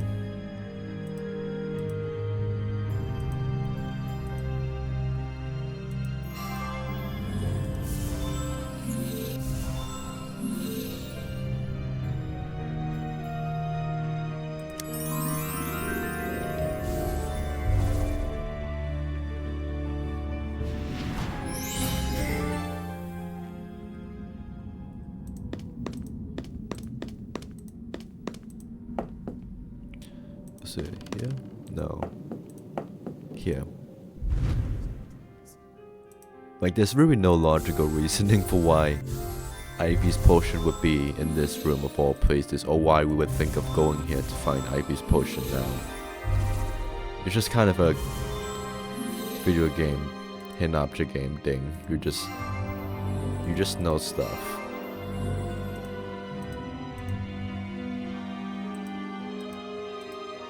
I've learned to not question it, otherwise I would not be playing hidden object games in 2025. But it is, I would think it's a turn off for a couple of people.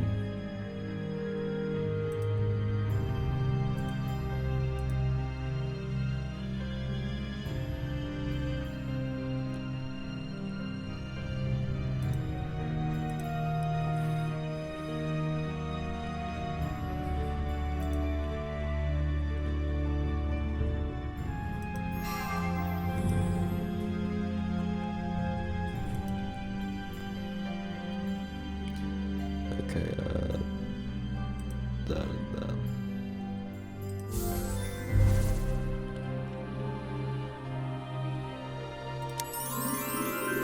Oh, put it o'clock. Okay, that's well hidden.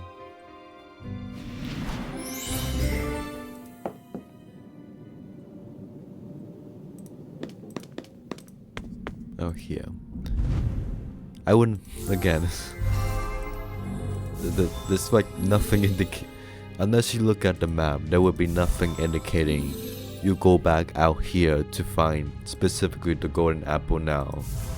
Like, why would we look for the golden apple now and not like golden apple back here when we were exploring out here?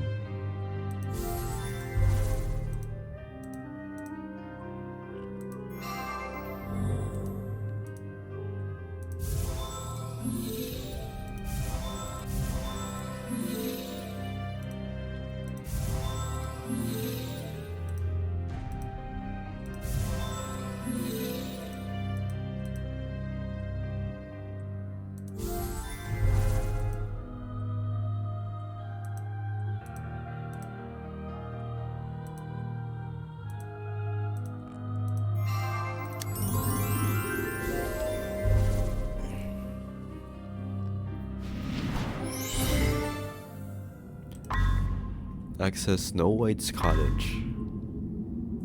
I'm not sure why we're deciding to do that now instead of any time before, but okay.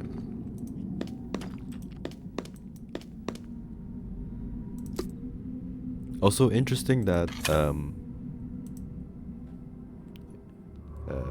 this first. Not long after the Frog Prince wedded Snow White, a terrible curse fell upon him once again. He would remain forever in human form, but any mortal he touched would turn into a frog.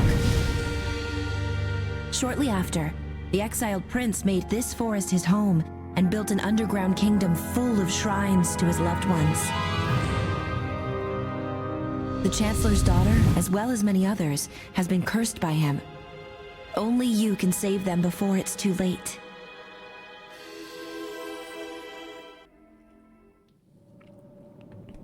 Chapter 6. Yeah, I was about to say, interesting that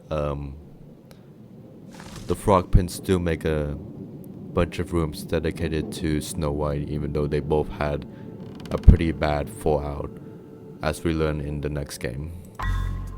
Princess Ivy warned me that the Frog Prince curse not only affected Marie, but likely all the missing people from the Black Forest. This could explain why the forest path was filled with those abnormally large toads. I'm guessing the game has to like go out of the way to say, hey, Prince James isn't a killer. He's only turning missing people into frogs to not make him that bad, but it's still pretty bad kidnapping and traumatizing people for life by turning them into an entirely different species. This is a painting of Snow White and it still looks very well preserved. The wall behind me moved when I touched the mirror.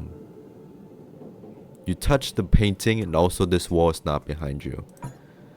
7 small stools encircle this tiny dining table. This is a reference to the 7 dwarfs.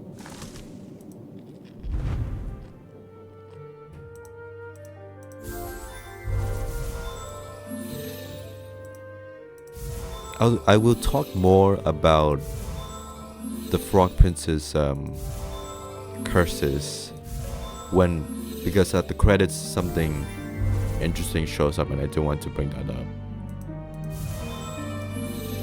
When that shows up, I will be repeating myself if I bring up here and then bringing up later.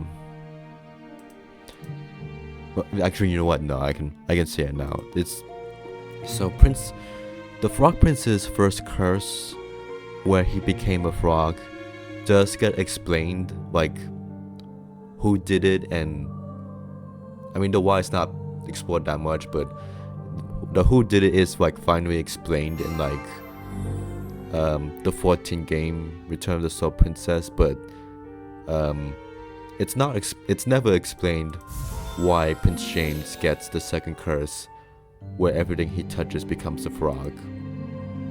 Like someone clearly cursed him, but it's not explained who did it.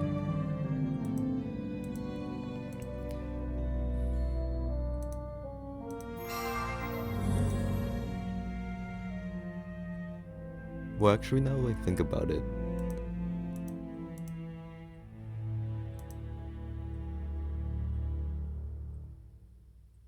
no, never mind. Yeah, the timing can still work. Yeah. I was just making sure in my head I was saying the right things, and that does make sense. It seems to make sense to me. Definitely not creepy at all to have a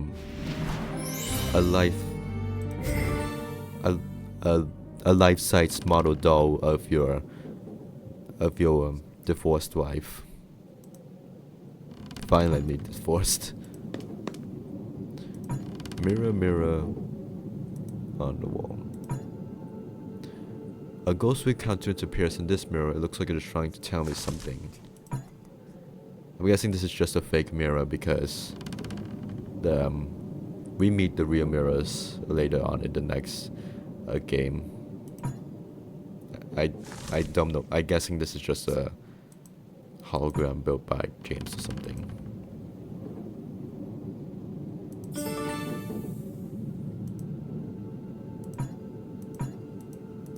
A normal mirror on the wall. Need do I have the? I don't have that.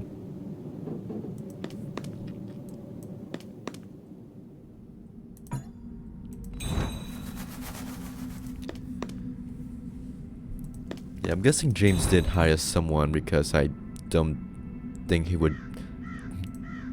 I think it's like physically impossible for one man to build all of this in even like 5 centuries on his own. He definitely had an outside help that we're never going to learn.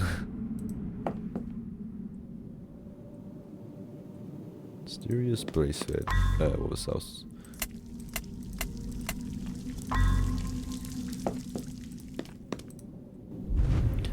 Dancing figure.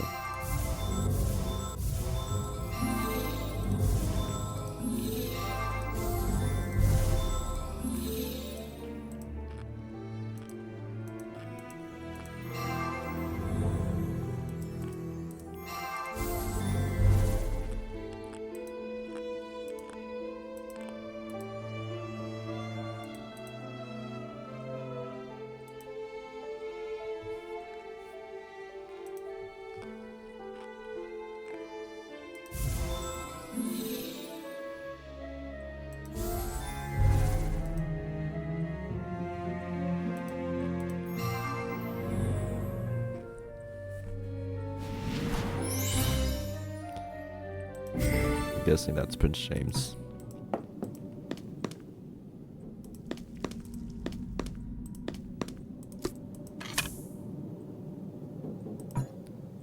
It looks like it is trying to tell me something that we'll never learn. Adjust the panel so that there's a complete path. Okay. I like how creative these puzzles are.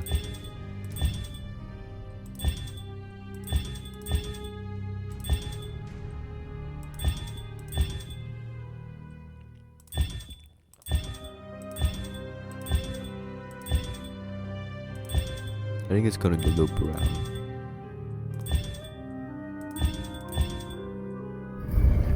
Yeah, it loops around. It's clever. It's not as hard, but still.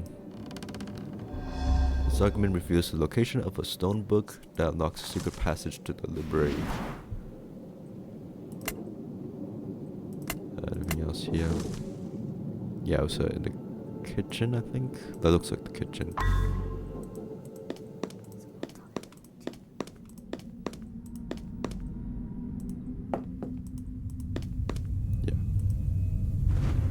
Stone Scholar book.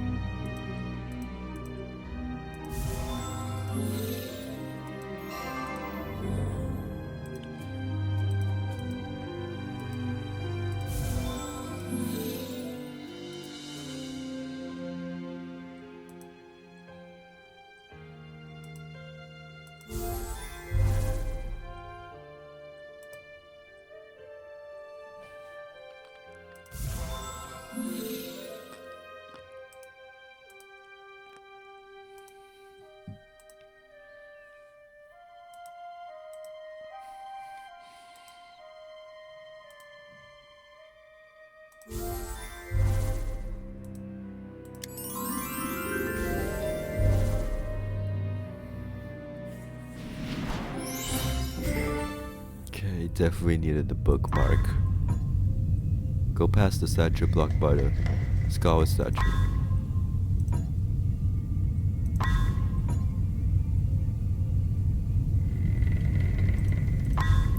Hold on.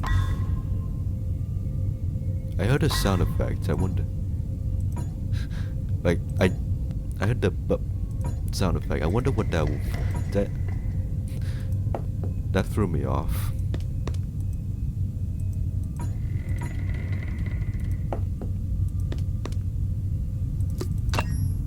Okay, library. Okay, that unlocks these. I ventured into the snow-white room and was greeted with immaculate displays, including a well-crafted carriage. Despite the warm lighting, I felt a great sadness not sensed in other princess rooms. It's a nice foreshadowing again.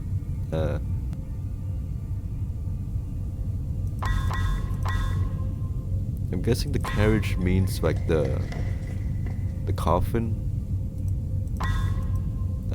Because like, I don't think it's like a carriage, like horse carriage, you know.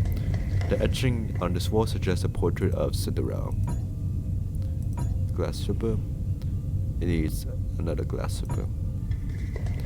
Vast library of books contains tomes written in a variety of different languages. So it's a multilingualist. Talk about ambiguity.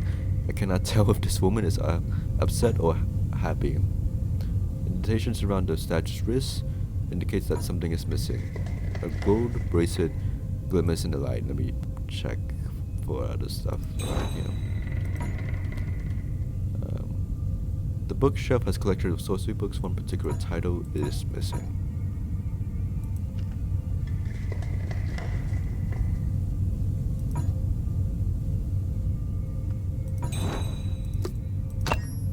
don't know how we put the bracelet around the statue's hand. I'm guessing there's a gap or something. The note reads, when the ancient wand is powered on, pour the uncursed potion and it shall be imbued with mortal effect. It's a good thing James left these notes around for no reason. I mean, not no reason. Why would James leave these notes hanging around and scattered in different places rather than just put it in a journal on his own person or something? Treasures is filled to the brim with jewelry fitting for a princess. I see a heap of gold coins here. Would it be so bad if I took a few with me? I don't know if they would survive in this economy, detective, but I blame you for thinking that. Now that I think about it, I wonder like when the detective finishes their investigation, there would be like police force, outside police force, like to confirm the detective's investigation. They would have to like see this underground palace. Like obviously it would be covered up because the public would not. I wouldn't think the public would know about it, so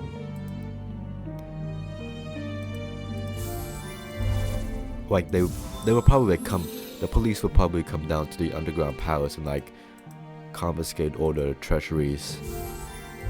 I'm not sure what they would exactly do to the palace itself. Like they can't open it as a museum. I guess just scrap the palace for materials or something.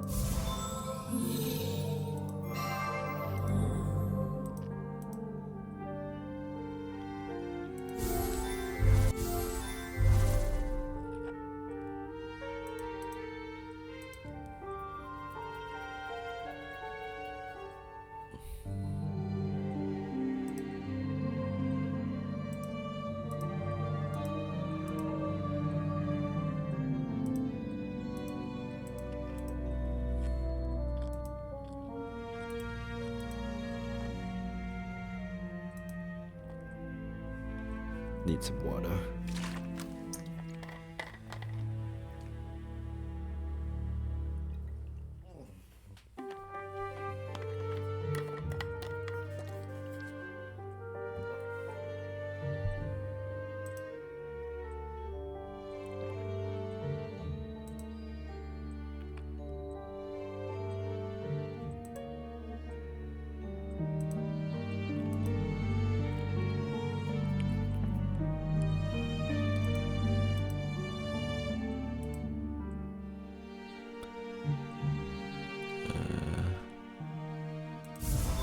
Okay, that's that.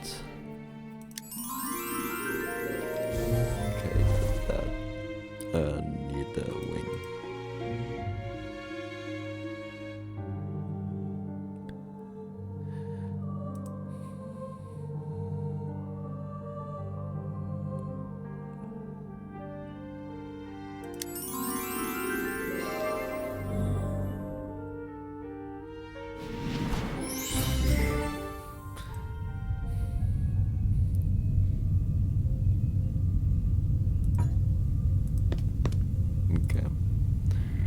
Steel dagger, princess portrait.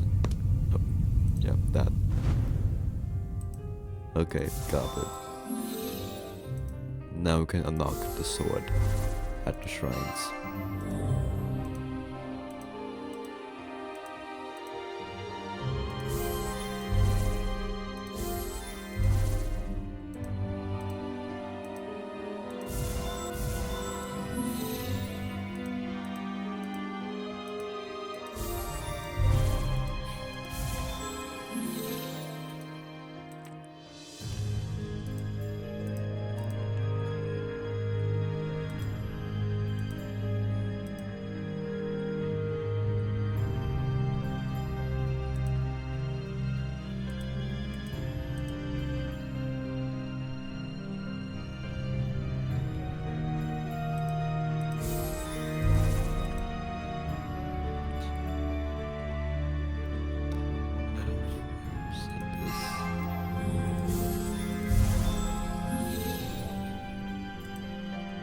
like this one right here, sometimes I just randomly click and then I just get the item without even looking at it.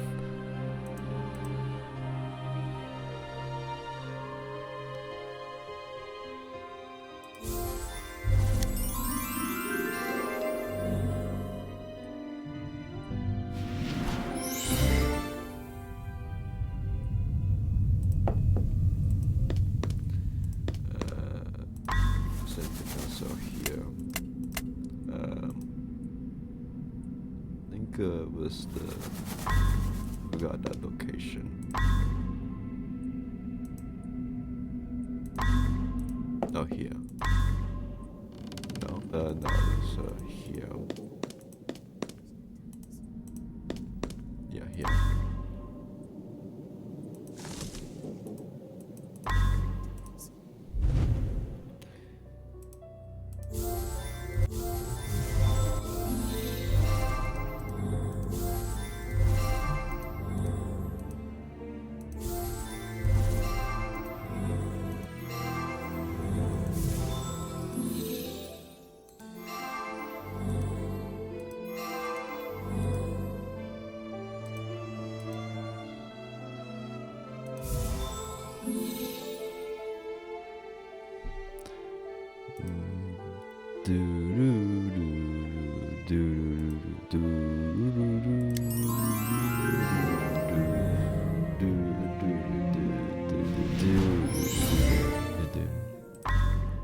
Rig open the sword holding the room. Yeah, the sword. Yeah, got it. What does it say? A gate goblet and a jade goblet. It seems too well. Not anymore. Chapter 7. The shards disintegrated after I placed both goblets on the podium. The sword must have been very important, was encased in the stone after all these years. Got that, the garden house, and the palace.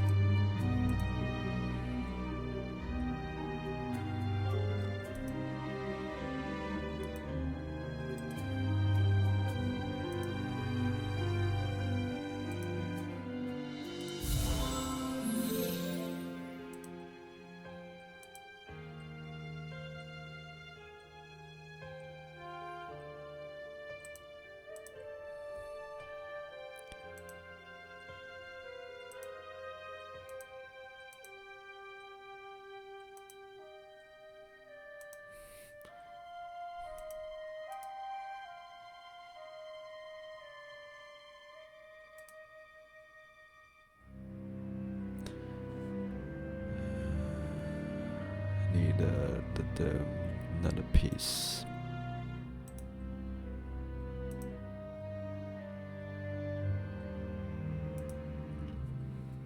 Where art thou? Up there is one.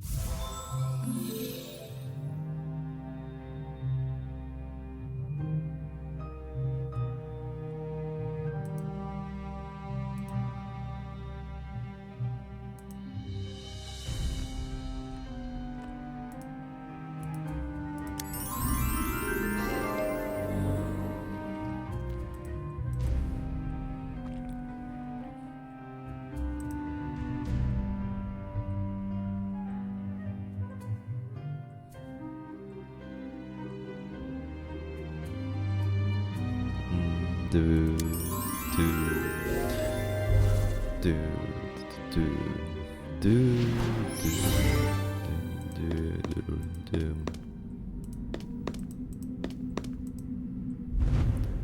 another potion. I don't think we've done a collections puzzle in a while.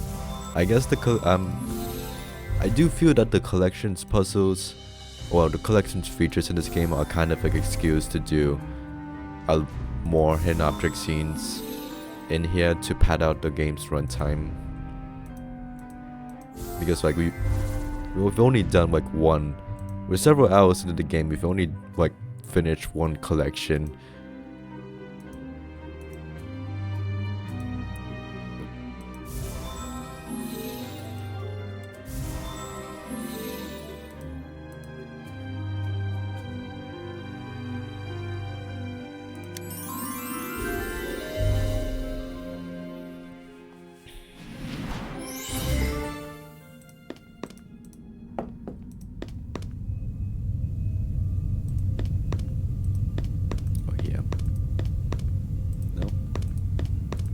Something in the... Oh, up here. Majestic pose. Okay. Beyond this point, the cave is pitch black. The note reads, the transmutation circle is locked under the princess temple. You can power any magical relic. The stand has a painted prince portrait. Below that is a slot for a small book. The statue appears identical to the one in the garden entrance. There's no keyhole, need to look for clues. Looks like a lever placement. Feels like there was more finds in just now than it is now. Book on morality, yeah, I think James is gonna need to do a reread of that, because kidnapping a young woman and then undressing her and turning her into a frog is not very moral.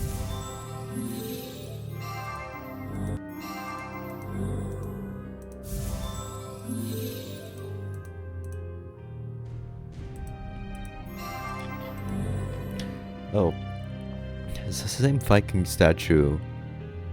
The same Viking statue. I guess some stock images were used. The Viking statue since like the first Forgotten Riddles game. That's appears in Inlanders as well. I'm gonna take a pic of that before I forget.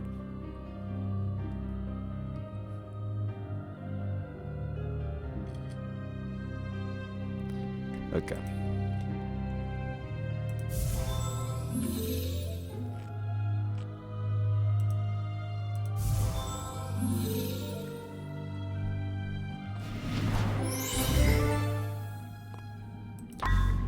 Go past the large metallic door. A princess? No, okay. Well, you need the shield. The dagger's not for you. Oh, this.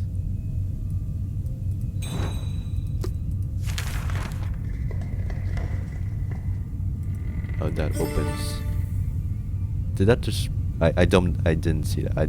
That might have magically appeared or something. Okay, Princess Diary. Looks very interesting. Unfortunately, we'll never learn about it. After inserting the Prince Diary onto the podium, the door to my left rumbled. Grieving of a dagger. Could have used a dagger, but okay. The particular switch is missing a handle. I wonder what it does. I am now in an area with various portraits hanging high and up the wall. One portrait in particular had a plaque named Cinderella. I should seek out that princess room and find more clues there. Okay, that's a nice justification for why we're going back to the Cinderella room. From the array of paintings present, this must be the portrait room. I'm guessing these must be the princesses, 5 wives. The passage is blocked completely by these overgrown vines. Statue looks to the left, something's missing from his hands. It's also missing something from his hands. Door to open. Around this is missing. Well, okay, not that. The small fountain gushes rapidly. Will not want to be too close to it. Is it this? Oh, princess portrait.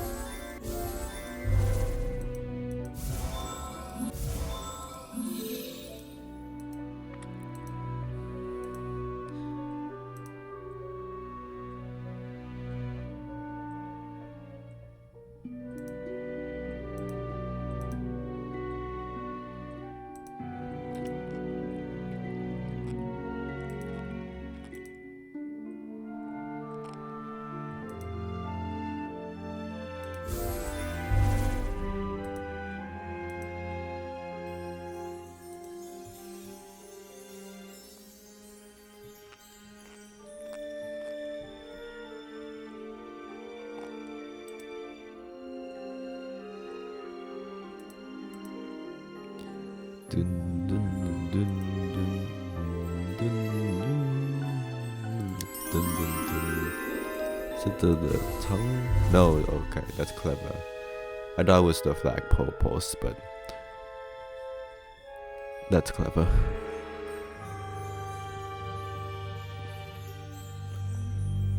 Is it this? No. Yeah, the hint really recharges quite fast in this game. I think it's the fastest the hint button has recharged by default that I've seen in the game in a while.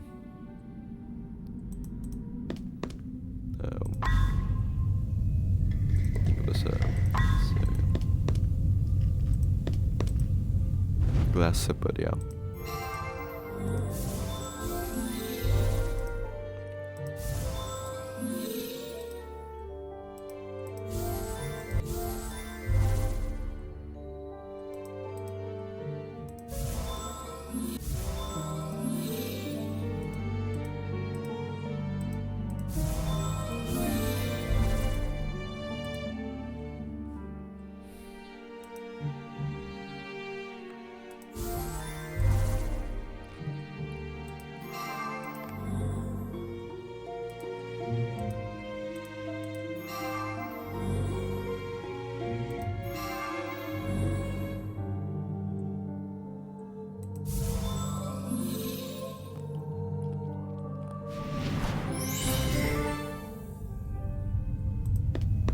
And the glass slipper goes here.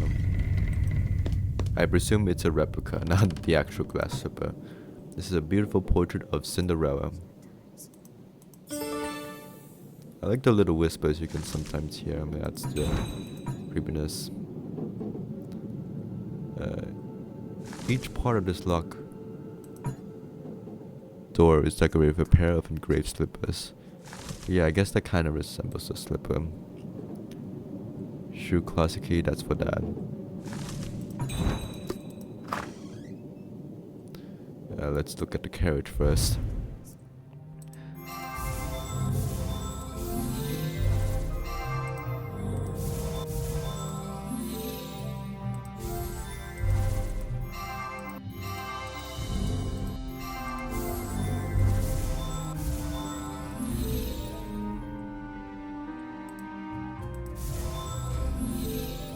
There we go. I don't think we needed the decorations, but okay. Open the door in Cinderella's room. Oh, I did that. Chapter 8. The portrait room has a locked wooden door guarded by two statues. I noticed a gust of wind seeping out of that very door. Could it be possible that the passageway leads back up to the forest?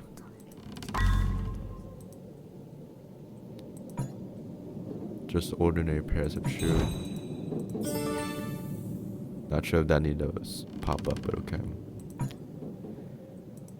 Also, would have been a nice in-game detail to like have the wind be visible or hearable, rather than just describing it in the journal entry.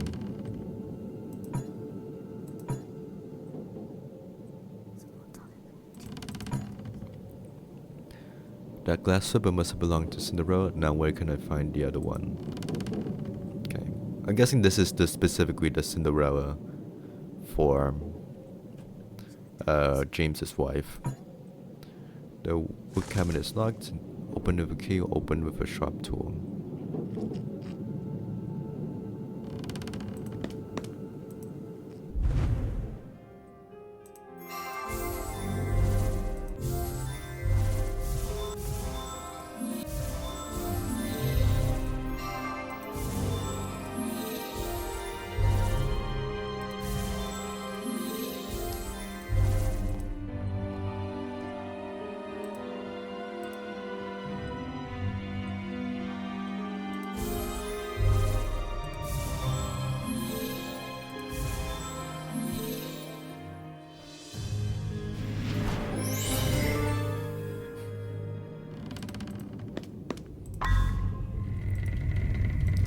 Any other scenes? No, okay.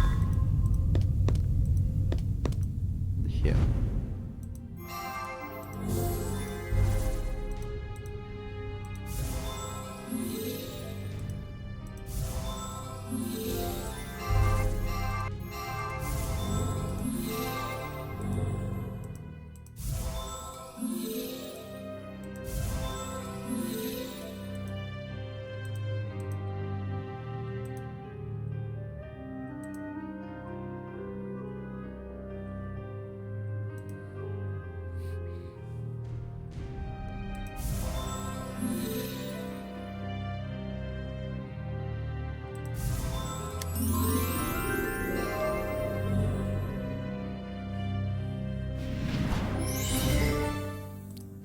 I think the stone halberd goes here.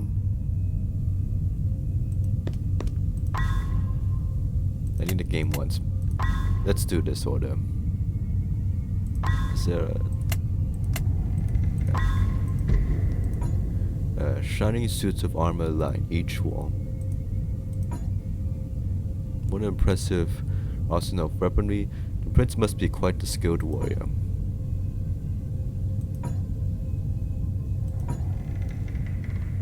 This heart razor could probably slice off my fingers. A tall statue of the prince, standing in its details, stands alone on the stone podium. It is clearly the centerpiece of this hall. Definitely not egotistical at all. Strange circular disc lies embedded in the wall. I wonder what its purpose is. Shining suits of armor line each wall. I wonder where. There's a lot to have in your inventory. I wonder how James has to.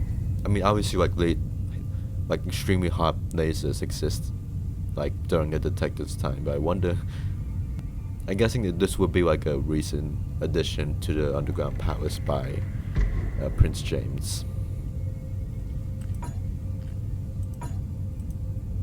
I don't think I can do anything else here.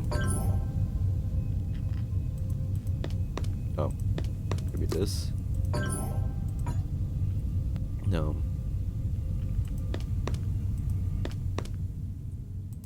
I want to see what this does. No, okay. Golden switch. Okay, that causes that to disappear. Oh, I need to look for evidence.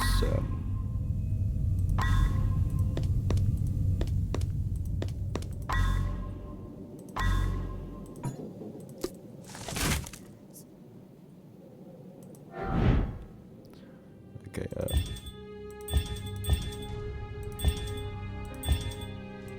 I mean, this should be straightforward.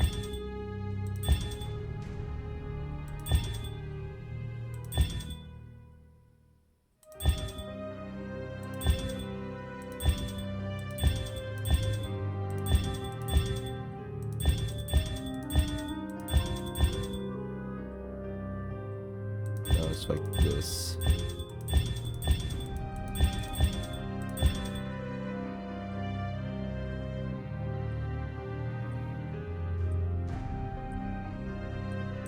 So like this.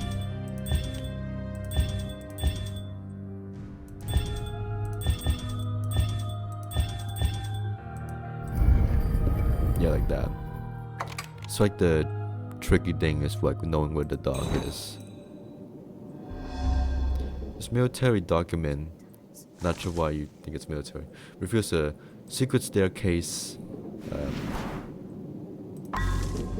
accessible by 2 portrait frames.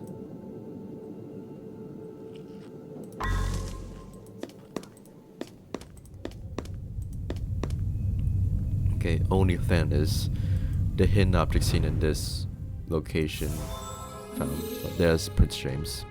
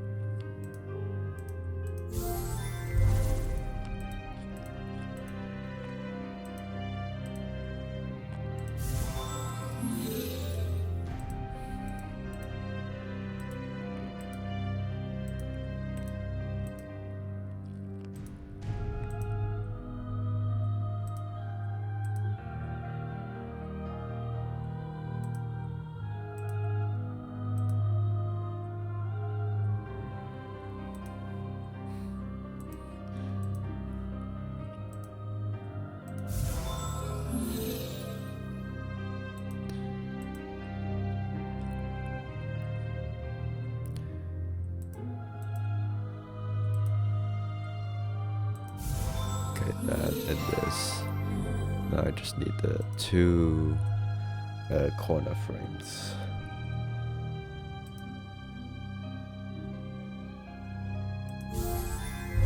Oh. There we go.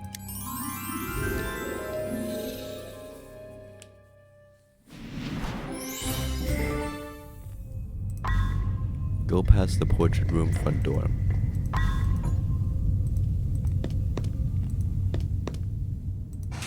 That causes the fines to appear. What happens if I put this on?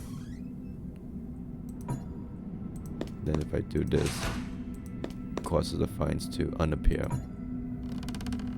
The door is engraved with code finds a key, indentation is missing in its center. Water pours heavily this side of the room. This heads back to the room we were initially in. I have finally emerged from the cave and have found a passage back up to the Black Forest. This time I must find my way into the cottage and rescue Marie. Okay. Black Forest is gone. The Black Forest finds are gone. This way leads back to the cave. These steps lead to the portrait room. Okay, now the finds are gone. I'm guessing the magic in that portrait room made the finds disappear. The finds are no longer here. I wonder what happened. The sturdy gate is locked. I need a suitable gate to open it. Well, the finds are still here. I guess it closes out the finds in the most nearby location, which includes this room. Do this. Okay, we are now free. I wouldn't want to make the same mistake twice. Me neither. The finds have engulfed the cottage door. I must find a sharp tool to remove them first.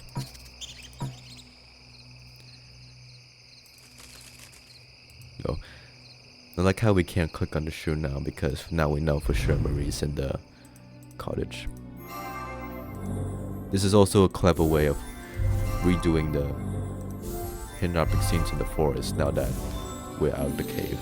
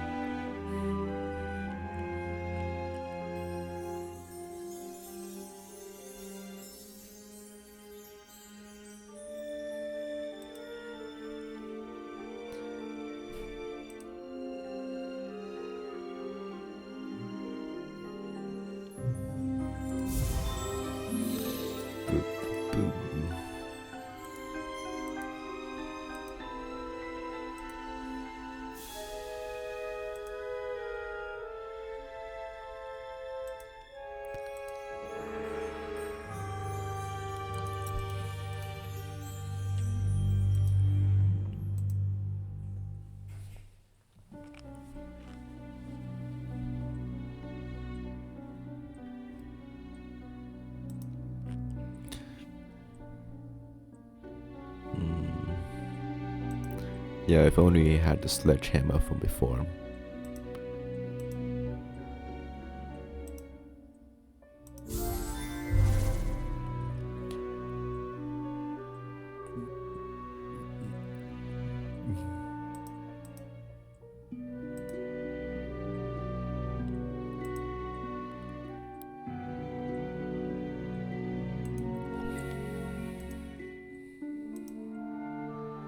I am not finding a lot of these items.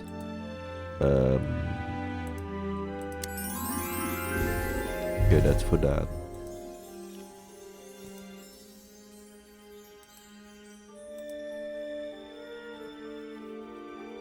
Oh, there.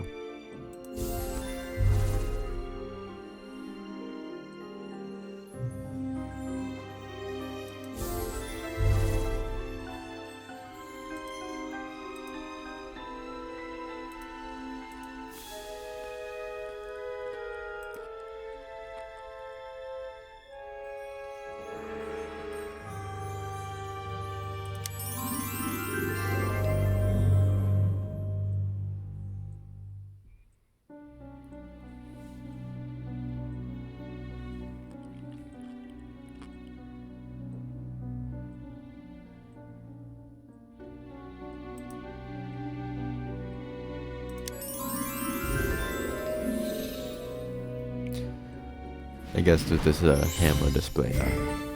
I actually use the hammer. I guess it's probably too dangerous to enter through the window. It's fair. Hammer. Wait, why do? Wait, we are using the hammer. Why do we need the hammer display if we're going to discard it? Oh well. Bye bye.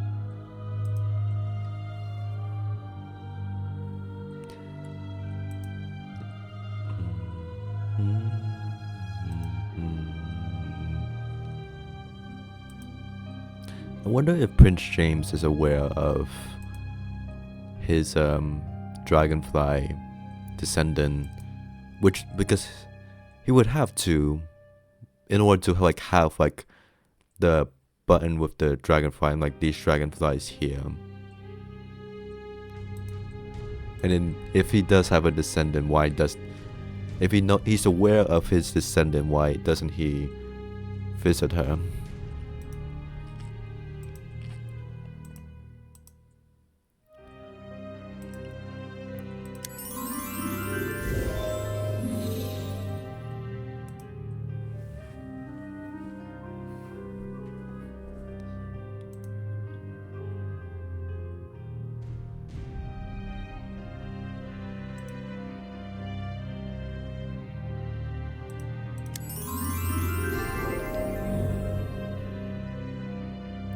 The machete.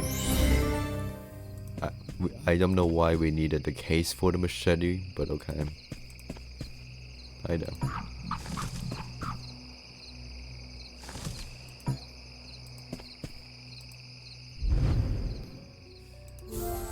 What a decorated jar.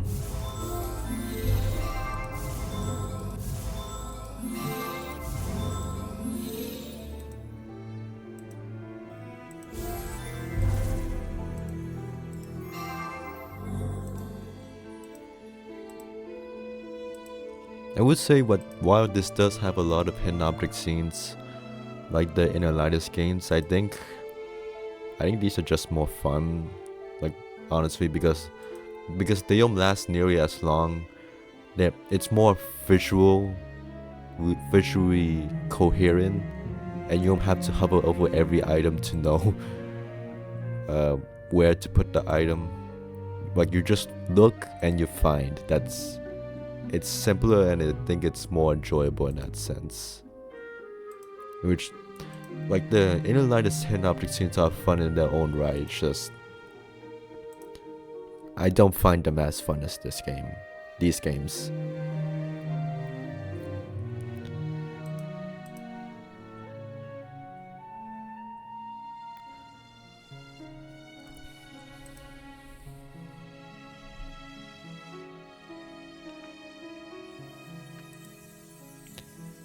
Okay, glass.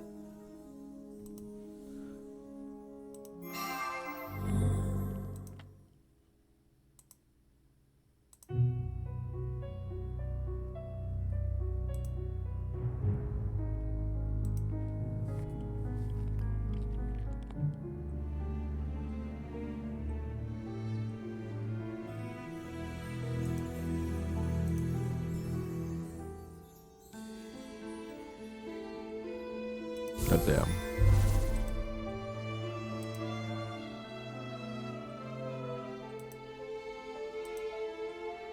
The flower and the glass right there. So use this to get. Where is it? Oh, there. That's well hidden.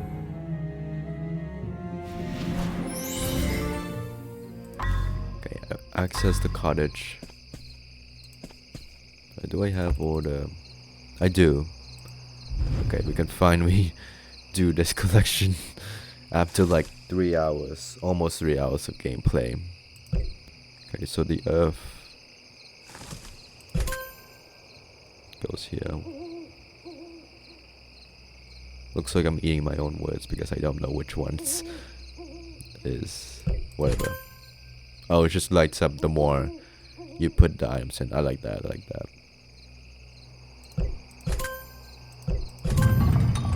Go. Okay, got that.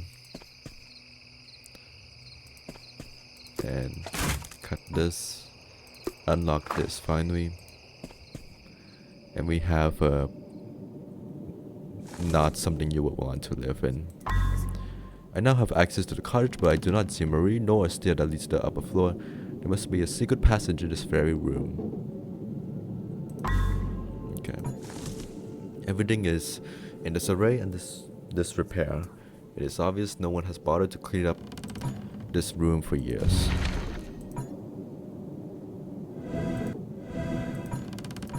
Okay. The podium has the following encryption: the conjuring frog, the trickster frog.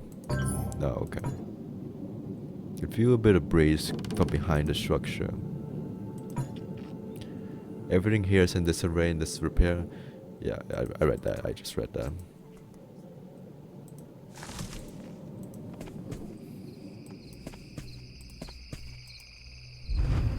The Joker statue.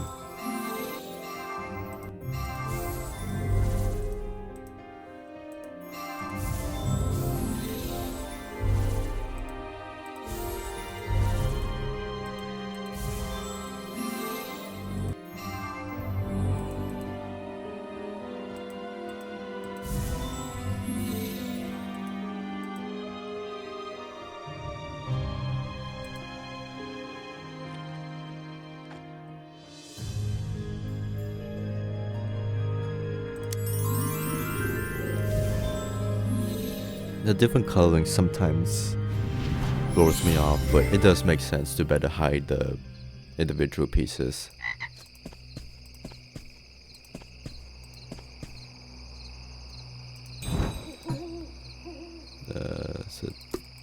No, the marbles.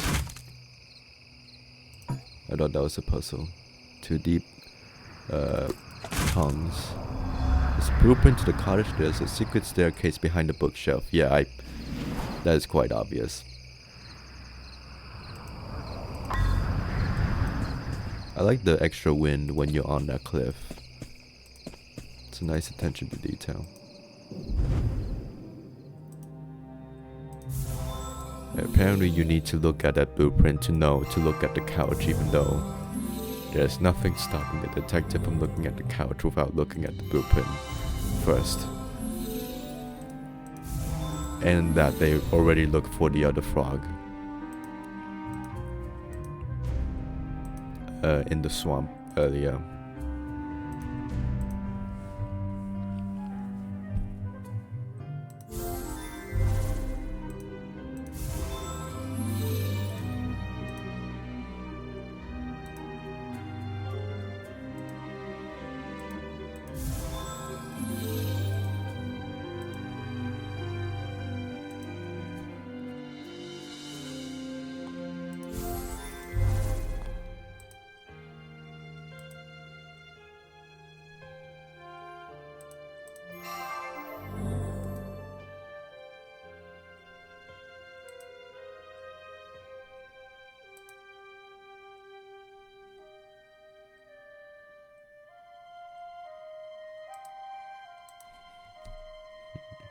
Up there, that's quite obvious. And this to find that.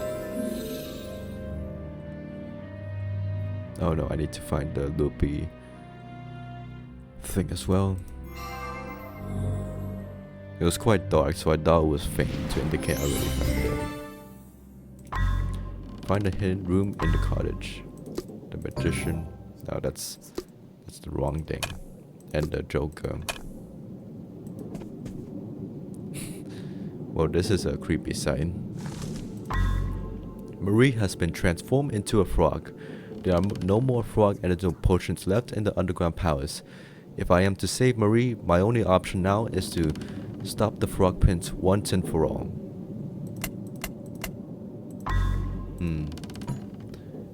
I see a frog swimming in each chamber. Could this be Marie and her bodyguard? You know, now that I think about it, I don't think it's actually explained why the Frog Prince does this. Because, like, it's a shitty move on his end, but I'm guessing he's trying to find a way to, like, use their energy or something to turn himself, cure himself of his own curse or something. It's a little creepy mouse up there. A locked panel prevents me from accessing this device. There's a small opening in the shape of a jewelry.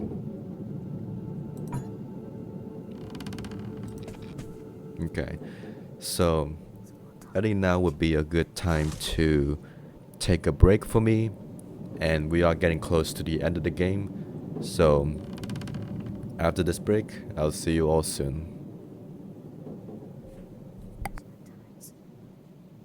Okay, I am back.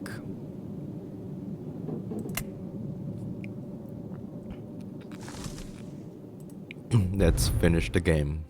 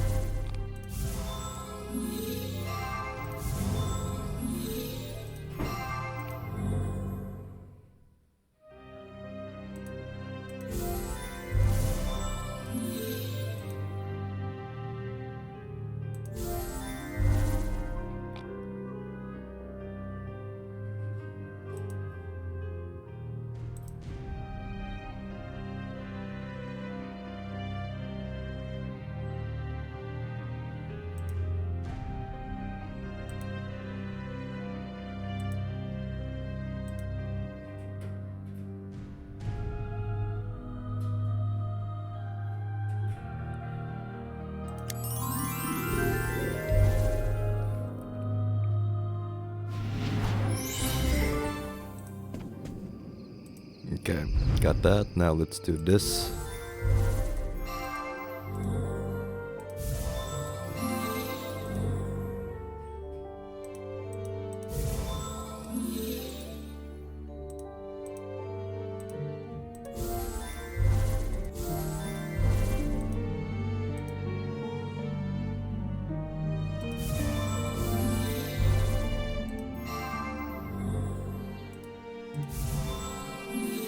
Quite a lot of items are missing down.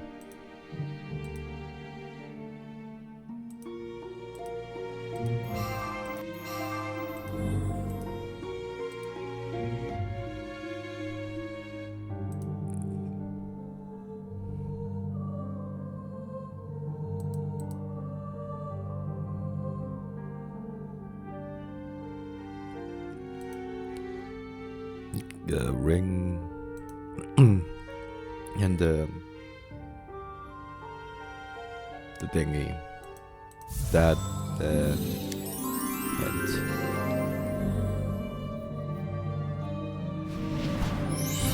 got that. Okay. Almost there.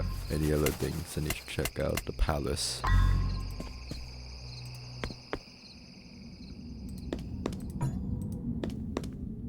Out here. Okay, that door is only accessible with the fines.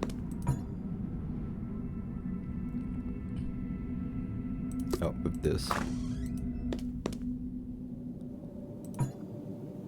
Judging from this decor, this room must have belonged to Princess Ivy. Or at least, was it inspired by, or dedicated to Princess Ivy rather. I cannot imagine her being willing to sleep here. Sleep? This is not the time for that. I am on a mission. Iconic quote right there. Frog-shaped plate is missing here. This looks like an ordinary mirror to me.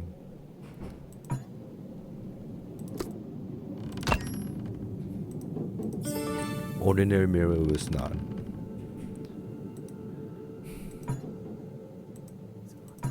Again, I like how they go out the way to like have this entire room when the only thing you do here is just get this one item, this one key.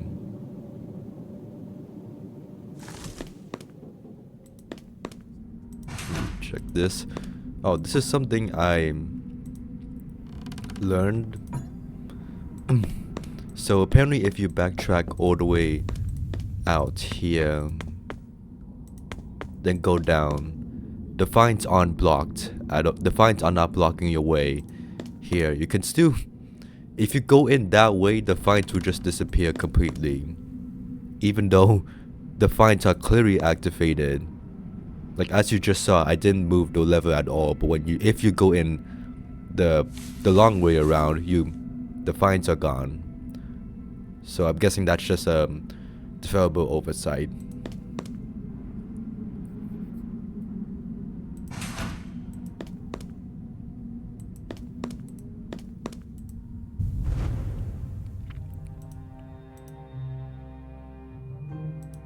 Because honestly, there would be no reason for why you would go the long way around. Maybe I mean, it's not the biggest deal, but it was something I noticed on my first time playthrough.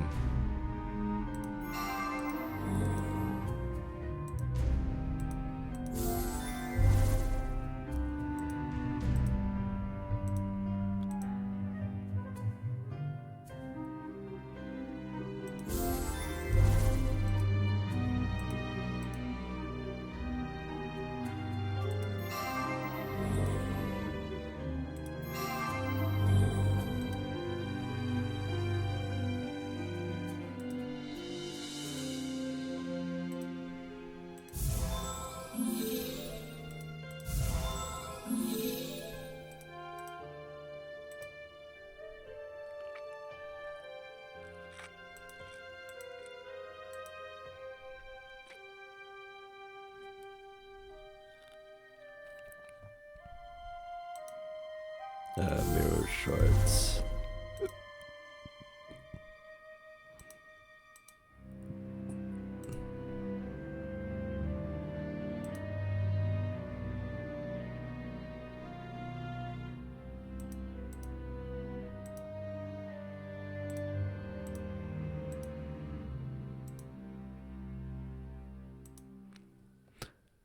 There.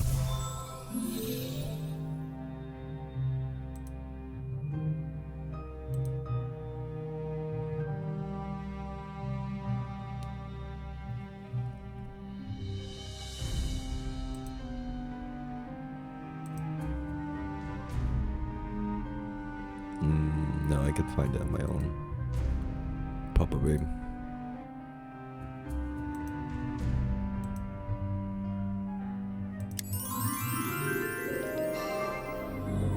Up there.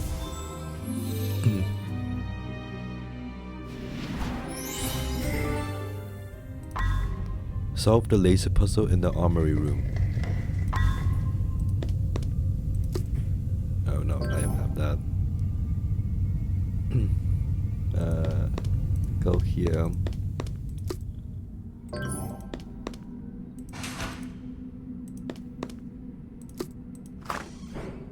Okay, this activates this, even though nothing visibly changed. Complete. Adjust the meter to the correct icon and complete the gear handle.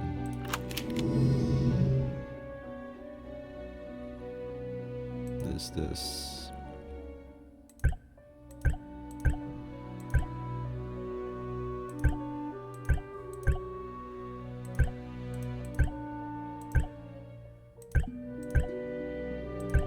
Okay, it's just getting it to match the symbol.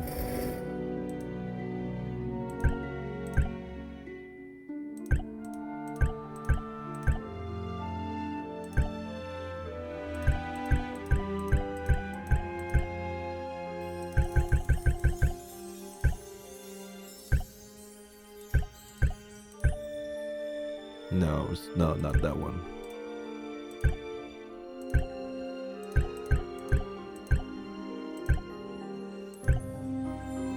Another way is further ahead, I believe.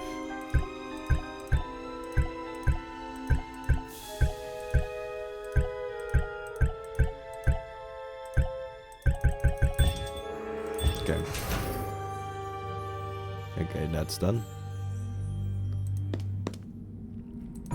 And into this room. The narrow twisted tree rises all the way up to the surface. Give me a moment. Okay. Kind of reminds me of the beanstalk, for Jack and the Sky Kingdom. I see something right behind this panel. Perhaps I can break it open.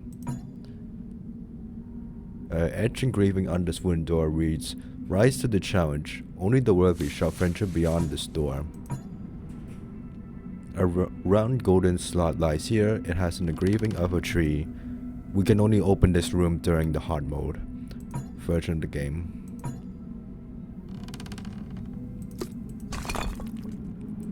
It's quite a fragile panel right there.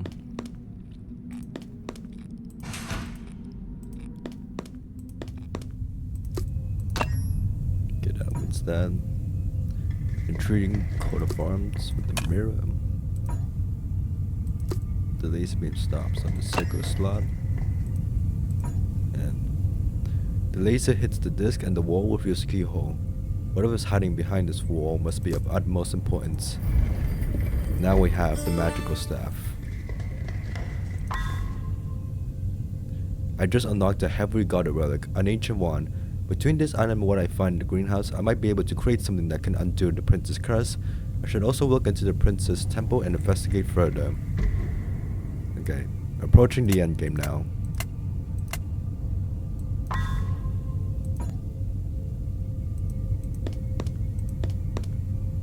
Chapter 10. Yeah, that's a little weird right there. You have to back out and go back in to activate the next chapter and activate the hidden object scene. I think that's another developer oversight. Not a big deal, but a little weird.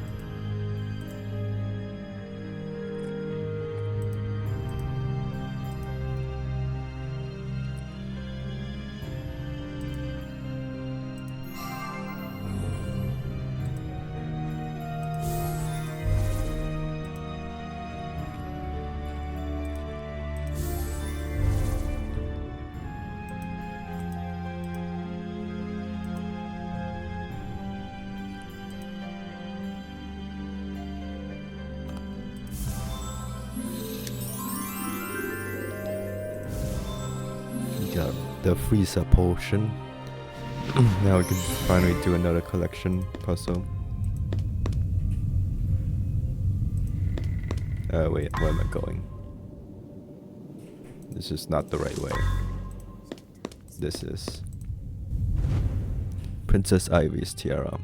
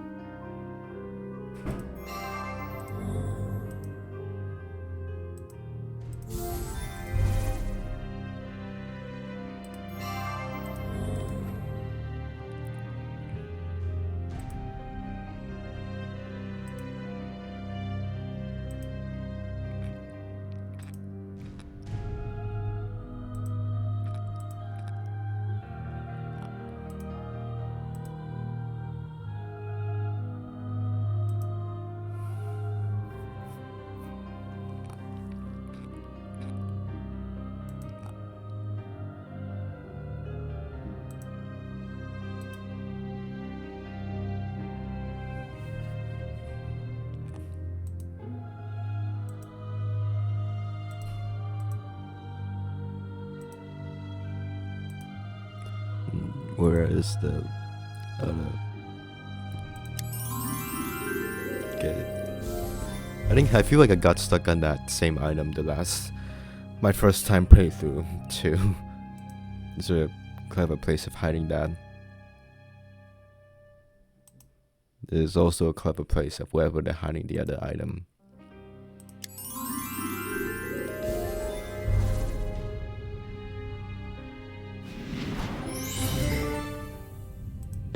Okay, finally unlocked that.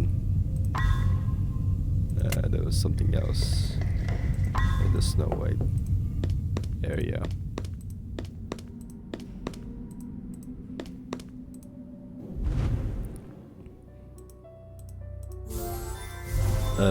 Even I will say that even though there's a bit of backtracking, it's not really that bad.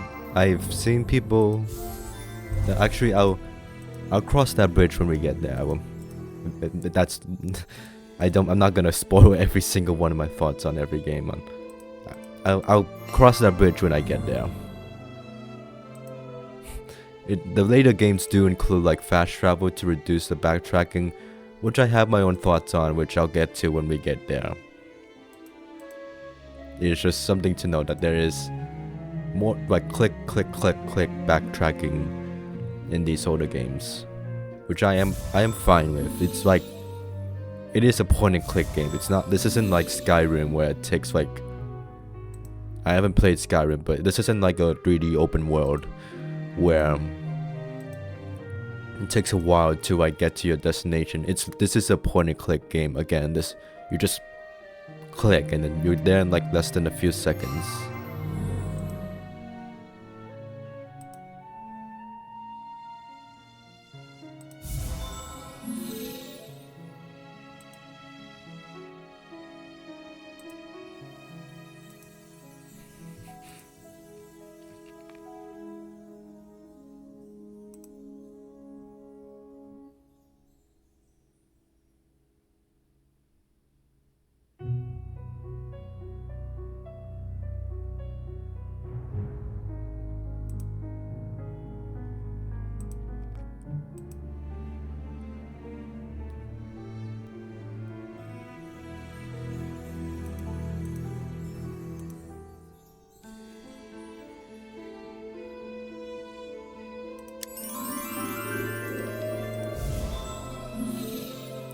That and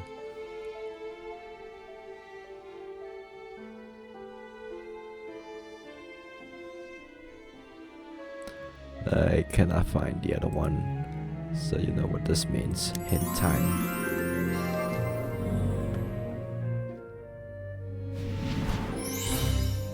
Okay, transmission cable. Wonder what's with the mirror theme of that one. I just unlocked a heavily no, I already read that. Create the immortal wand. Or rather the immortal wand.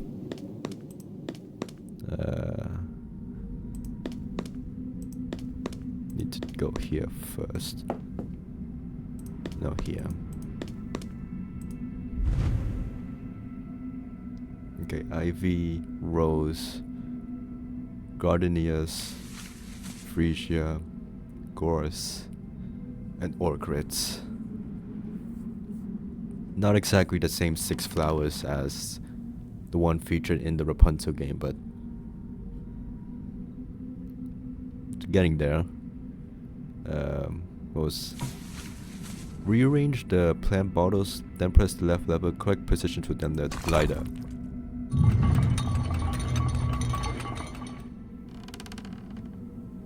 Okay, so it's none of them. You're randomly guessing, I think.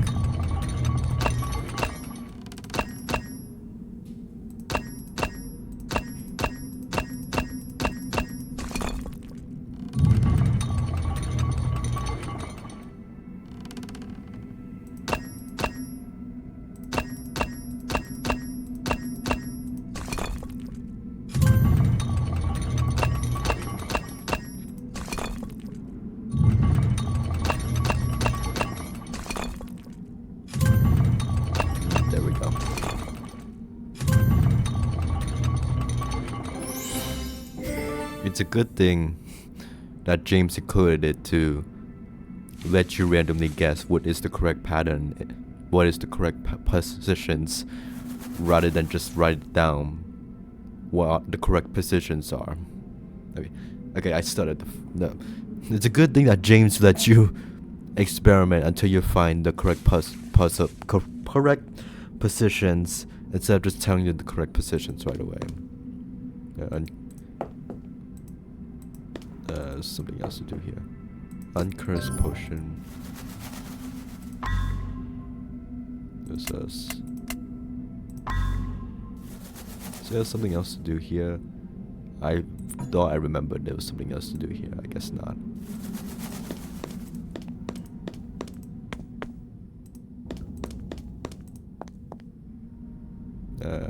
Tiaras.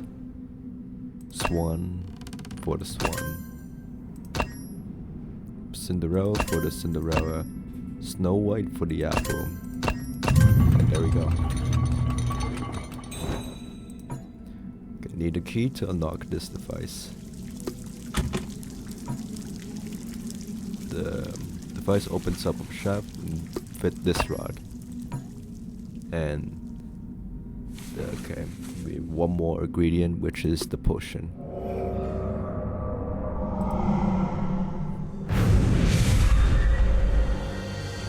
Detective, this has gone on long enough. I am putting an end to this now. James, I am here. Please let it go. Ivy, my love. Every day I yearn to be with you again. But how? I do not know, but I stand beside you in life and in death.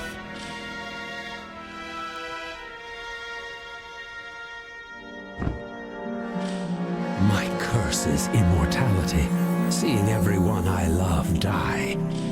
You now hold the immortal wand, Detective. Please, put an end to my suffering.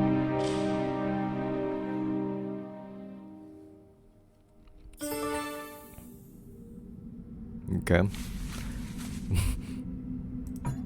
The spirit of Princess Ivy stands next to the prince. To stop the curse, I must use the immortal wand on the prince. So this is basically assisted suicide. I like how we can just leave. Wait, no, wrong place. Here we go.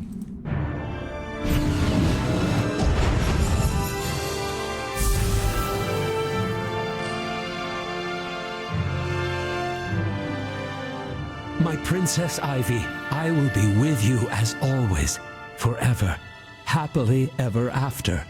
The curse is undone. The transformed frogs have reverted back into humans. Take the prince's locket and free the chancellor's daughter. Thank you, and goodbye, Detective.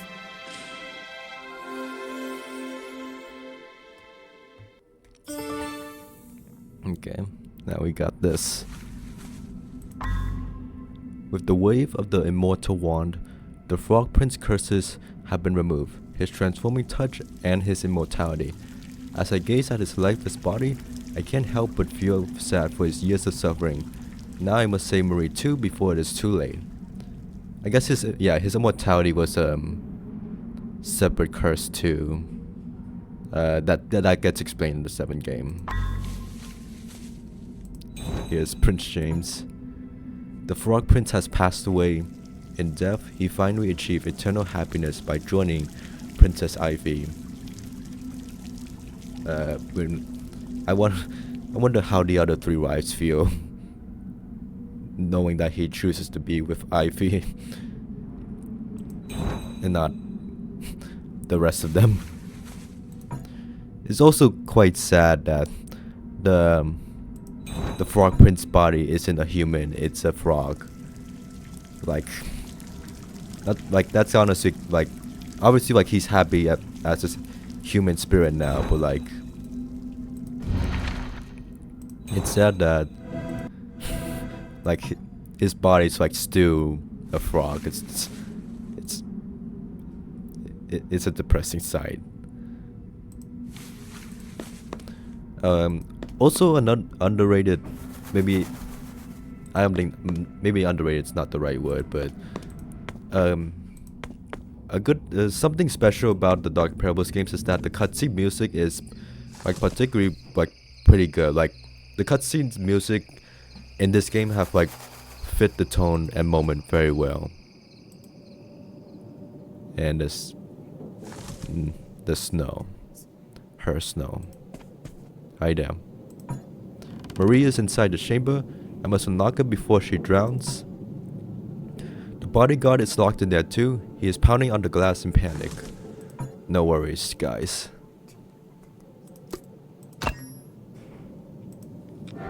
Okay, this puzzle. I wonder if the green liquid's pods is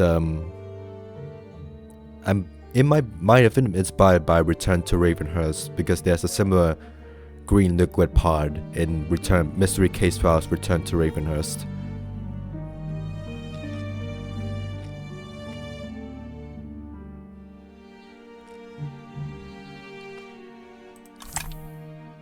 Okay, this is just a similar puzzle in Inlighters too, but instead of numbers, it's the shapes. So it shouldn't. It's going to be bad, but I will try my best.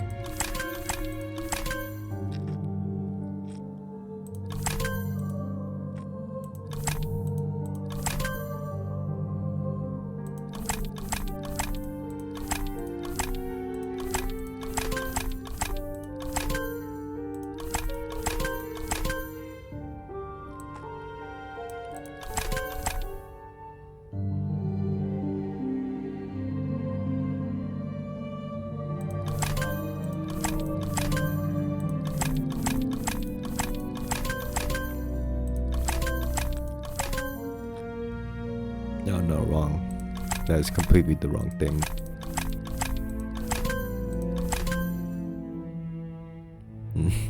Two off. Love when that happens.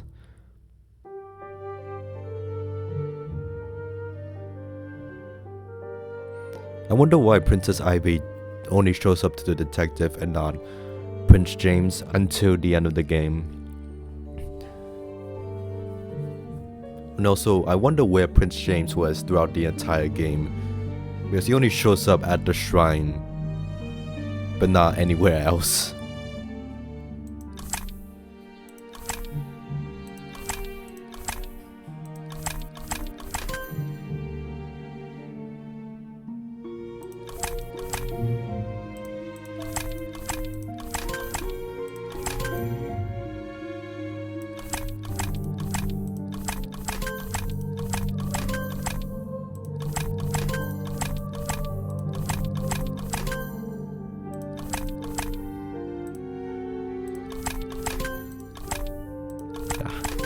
I just need to get two of the same color on the sides here. Yeah. I had trouble solving this puzzle too in my first time playthrough.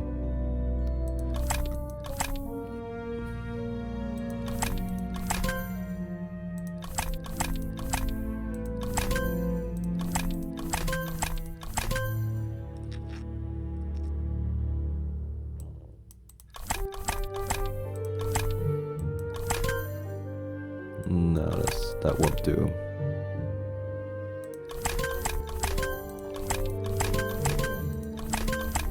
Ah, damn, it's just 2 shapes off again. Who knows? Well, no, not just, no, I screwed up this order too.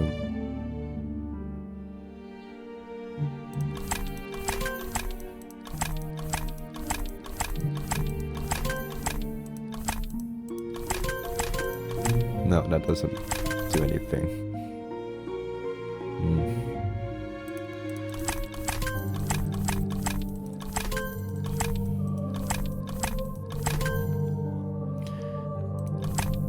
Also, I wonder why it's stated that the Maria and her bodyguard are in danger of drowning, because clearly the liquids decreased since the last time we got here.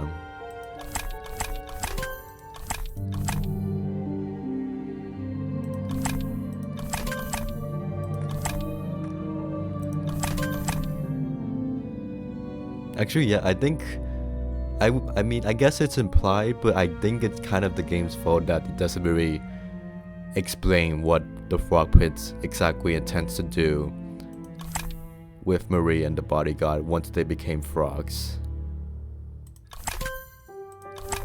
Like, it's not like, it's probably to like use them to study how to stop his curse, but that's not really explicitly stated in the game itself.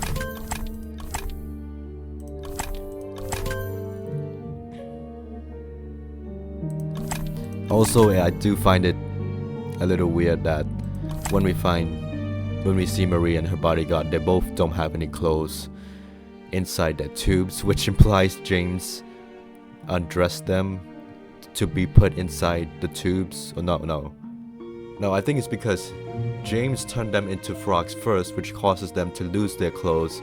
Then he put them into the tubes. But I do wonder why he put them into these. What is it about these two specifically? I'm not too sure.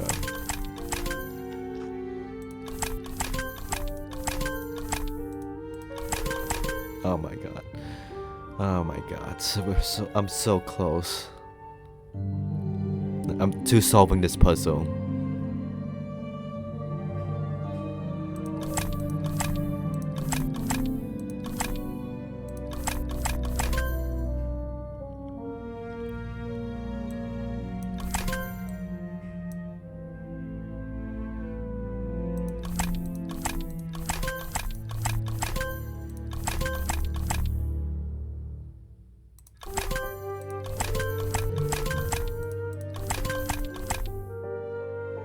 I will not do it.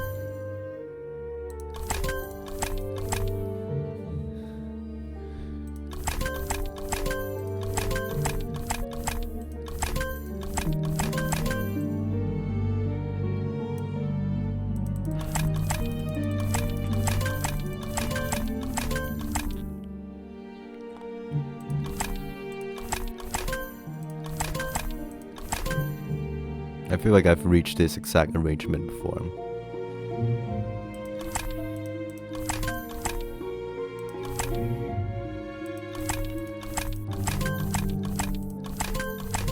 Oh, come on, man. Come on.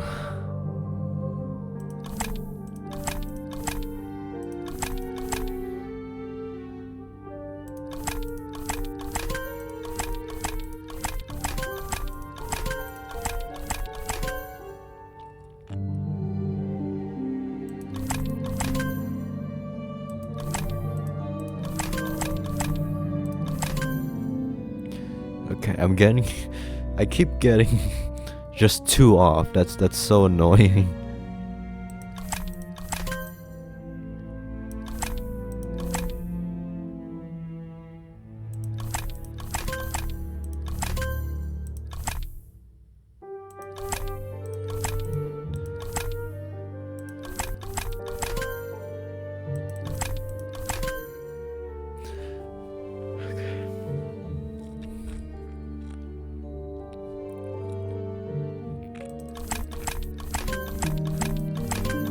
If this was real life, the two would have drowned by now.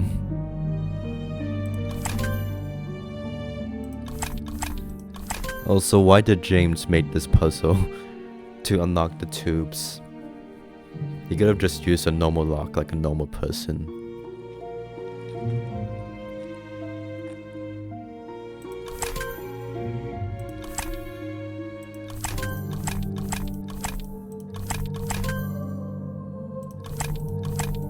No, that's the wrong order. That's also the wrong order.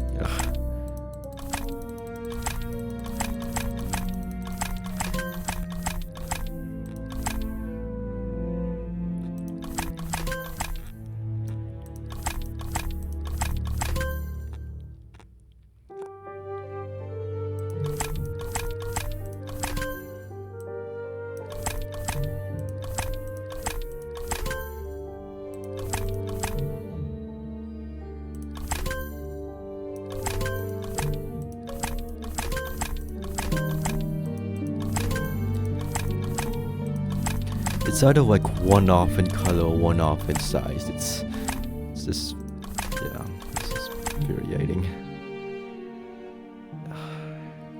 Need some water.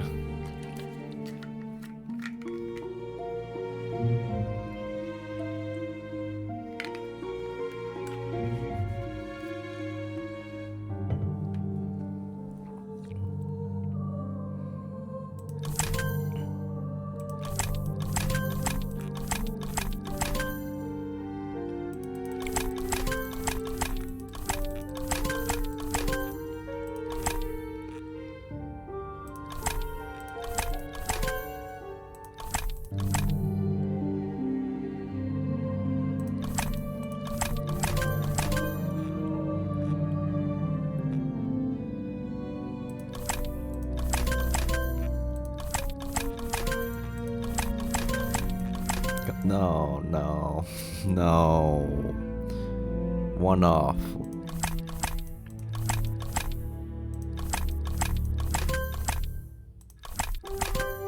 If I keep pressing, something will happen.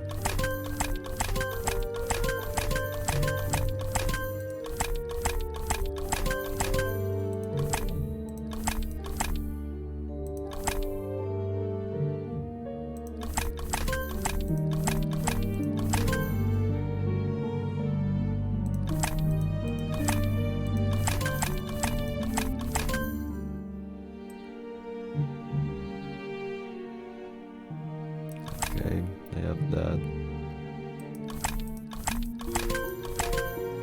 Is that it? No, no, it's the same. It's different colors. Damn.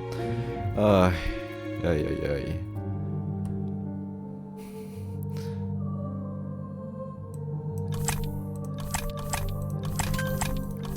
Man, I am never going to reach the. How did I solve this the first time on my own? Wait, maybe back out. Hi guys, back in. I like how it's a different music if you back out and go back in.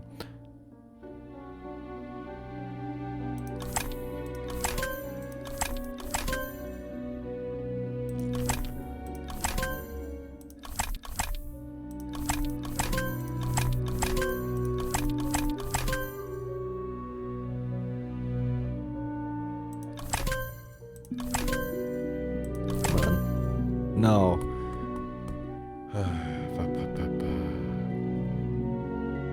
I think the strategy guide shows an easy way of doing it, but I will hold off on trying to use it for now.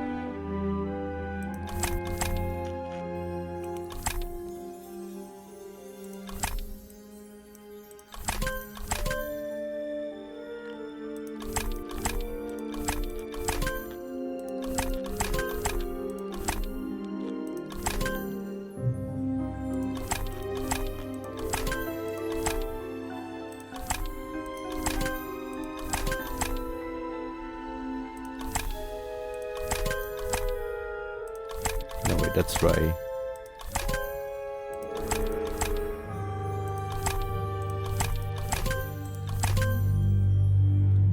Okay, now that's wrong. Okay.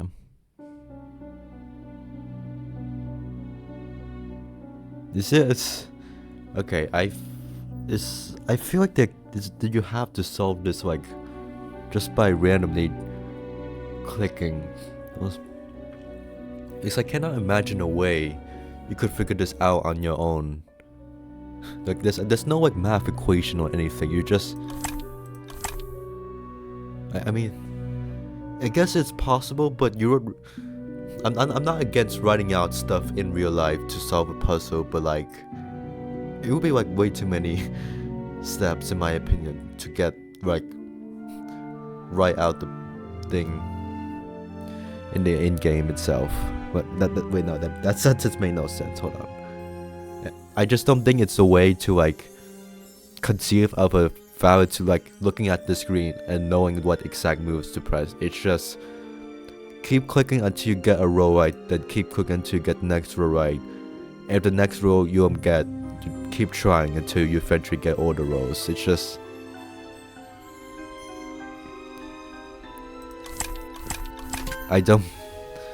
it's not the worst puzzle, it's just I don't really know how they expect you to solve this puzzle on your own.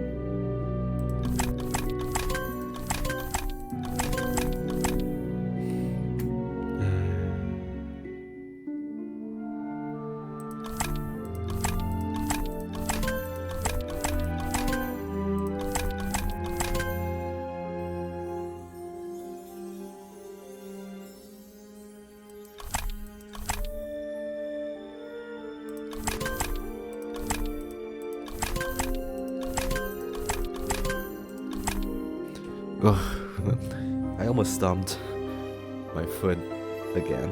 Damn, I could have broken my toe again.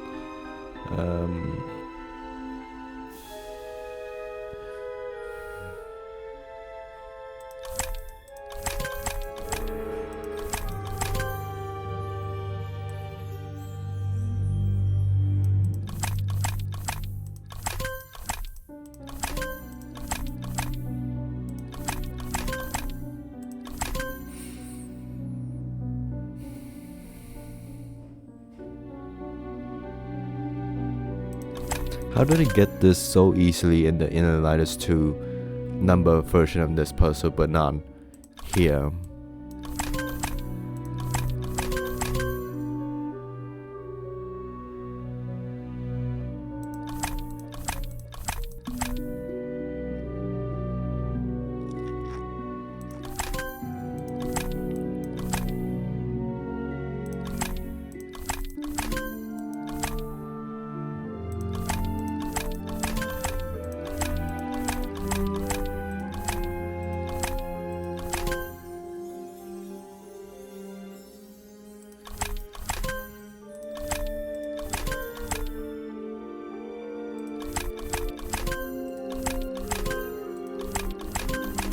No. Oh, no. I am trying. I just don't. I can kind of see why people complain about puzzles in Resident Evil now. I don't know how would you be able to solve this without looking up a solution. It is possible. It's just really just honestly random clicking.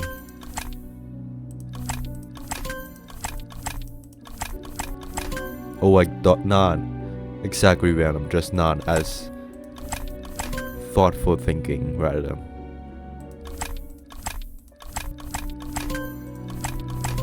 No, it's too off again.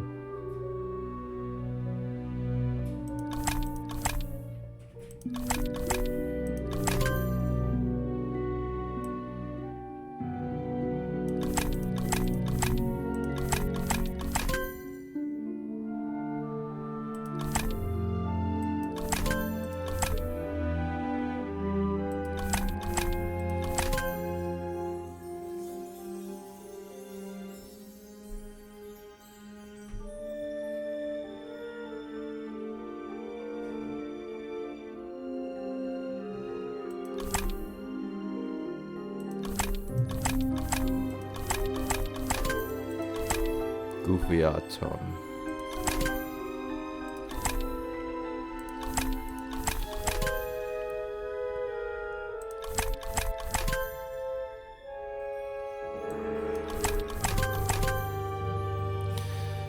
Oh my god.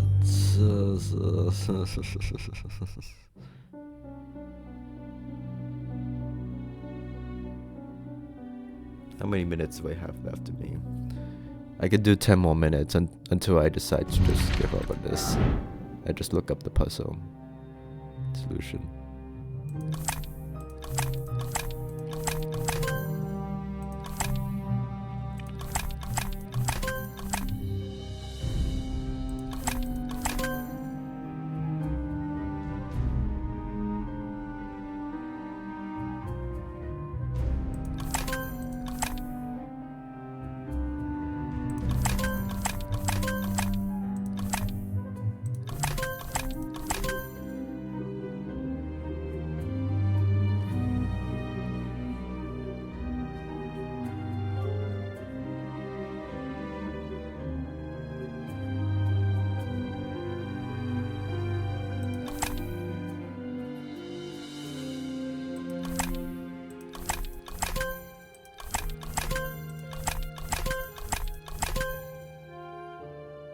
Okay, I just got the exact same arrangement as I did.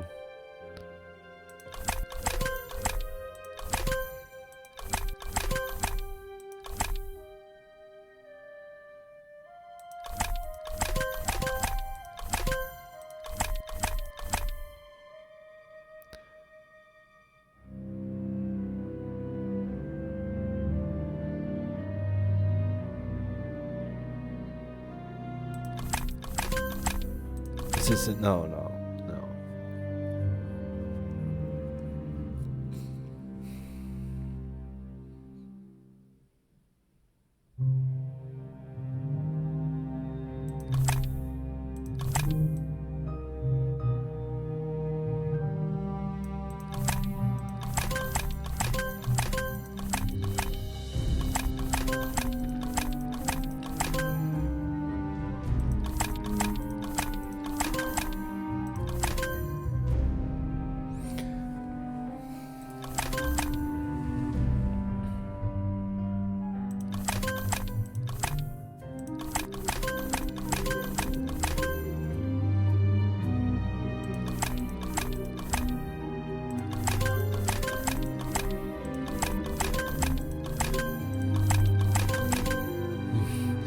Too off again, damn.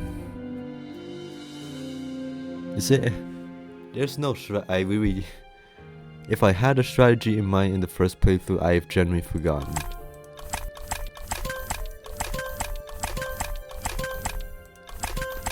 I just think that I think the exact solution just way too. What's the word? Like, there's so many possible combinations you could get from this. Getting the specific one, it's just hard.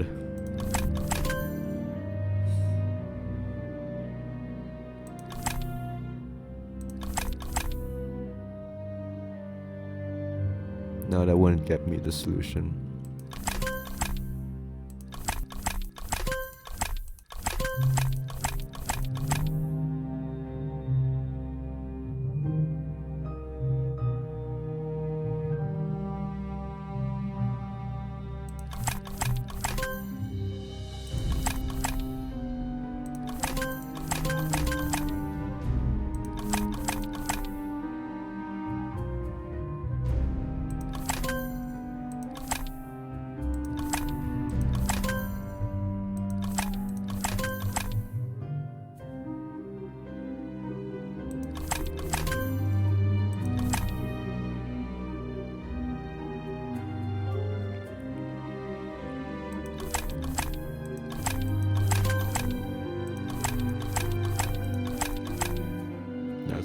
not even the right order.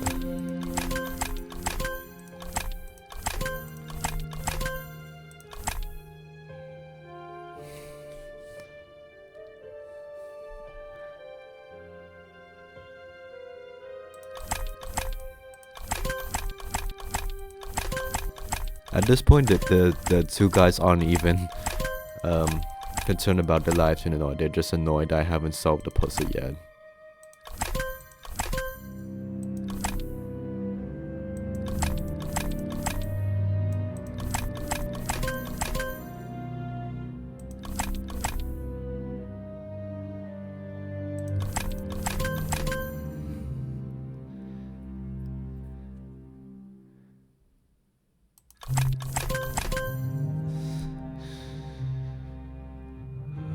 My God.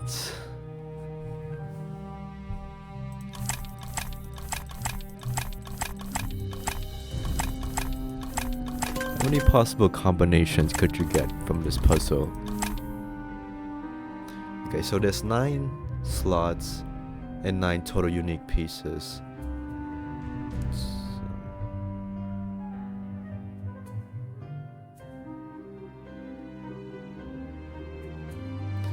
So could be 9. 81 does not seem like it's either 9 times 9 or 9 to the 9th.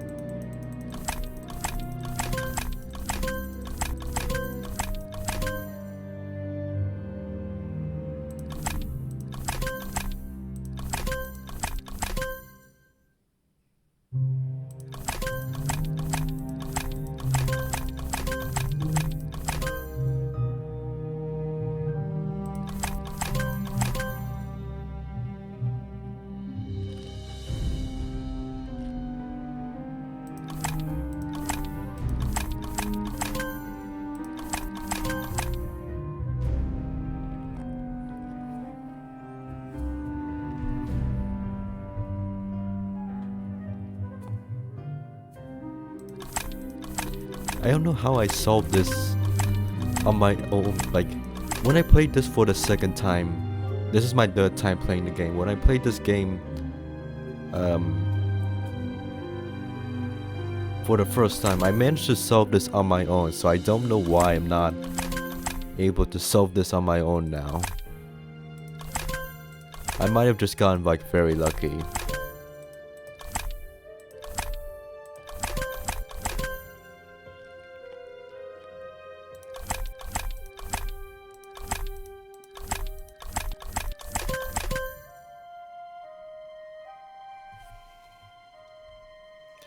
I'm using the strategy guide.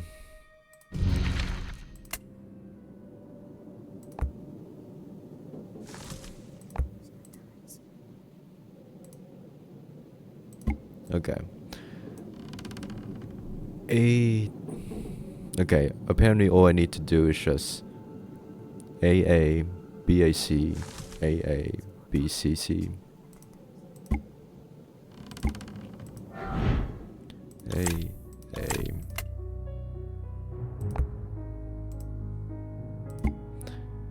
BAC, AA, BCC. Which one's the B?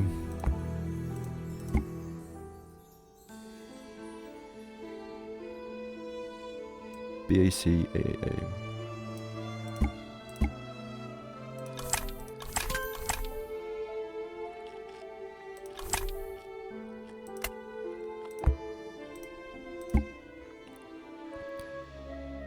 Wait, no, I think I screwed things up.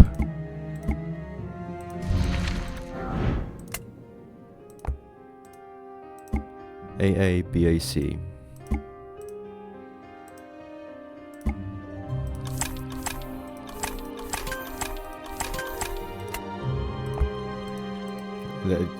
I don't like that you have to click through multiple pages just to get the one page you do want to show up. BCCAA.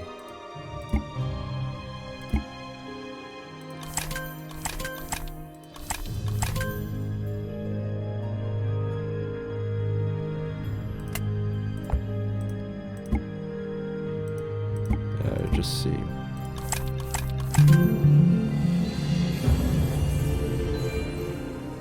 Hi there.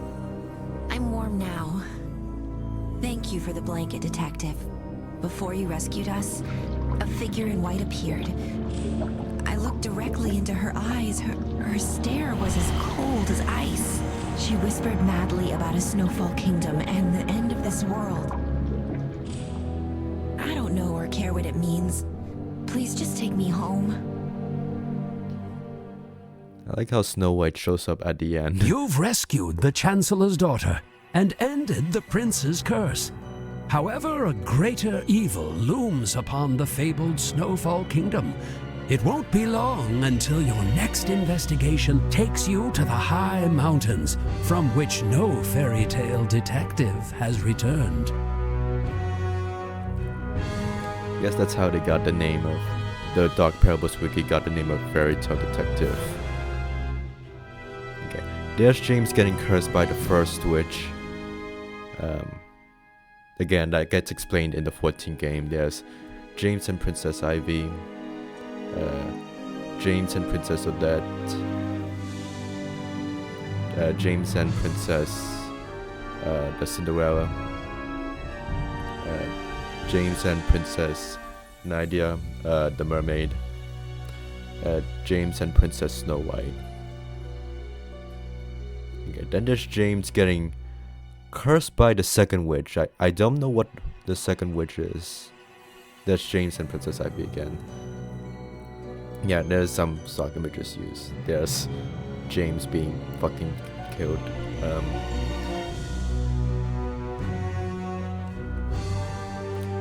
Yeah, the second witch does. I don't think that doesn't get explained how James got his frog make a hand curse, frog touch curse. That's not explained.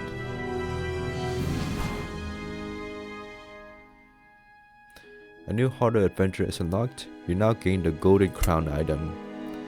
I have also unlocked the bonus gameplay.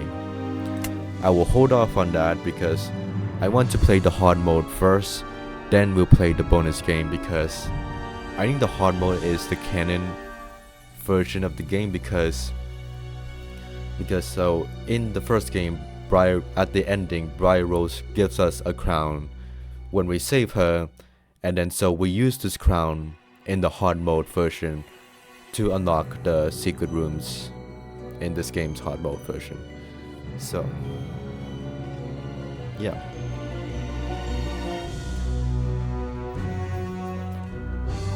I will take a break, a fitting break right now, and then we'll play the hard mode, then we'll do all the extras content. So, see you all then. Okay, I am back from my break. For editing's sake, I won't call this a speedrun attempt because I'm not gonna bother putting the speedrun timer up there. You can just time it yourself with the video's length. Let's go.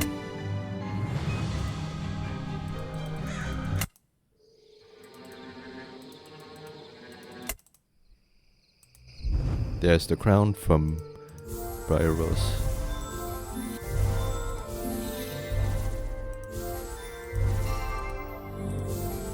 The question is, can I remember where all the items were? Why did we need the lizard for that?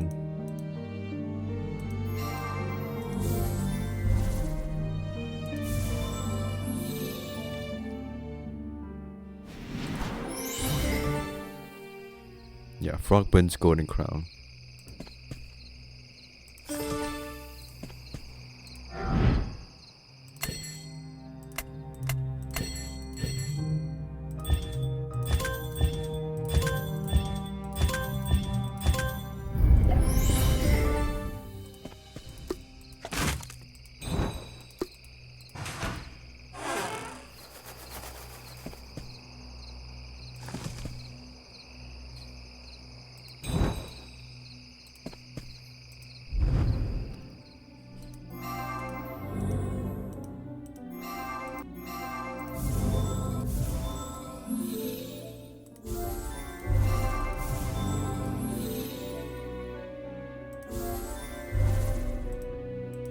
I wonder what happens if you don't click on James. Does he stay there? Or does he eventually disappear? We'll find out.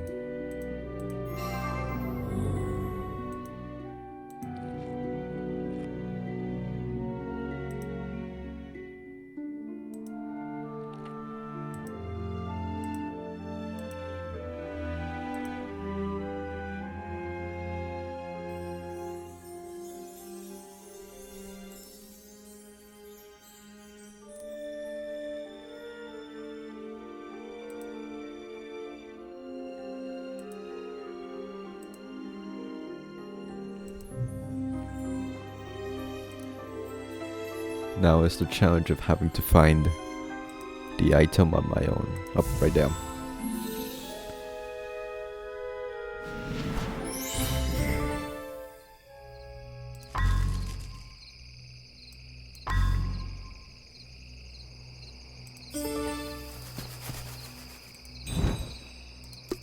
Just gonna let me go through the gate. Okay. Let's get Bridget's gem.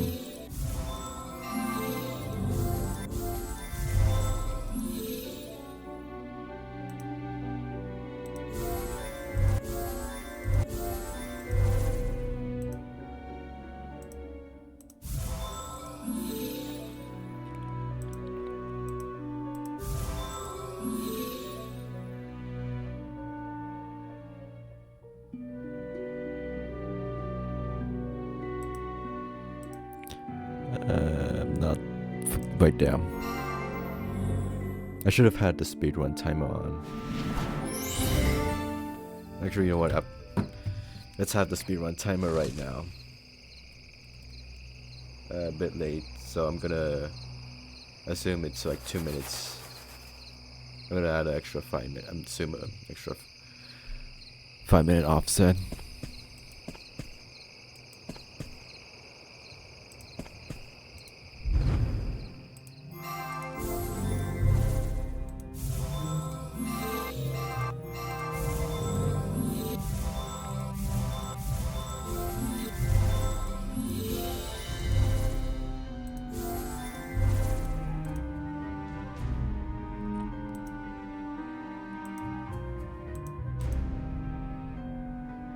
Going up, green, green.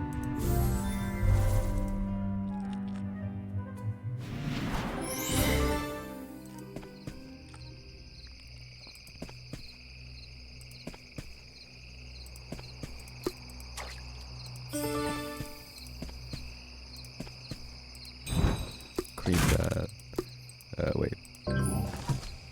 Winged insect gem. Likely fit this slot.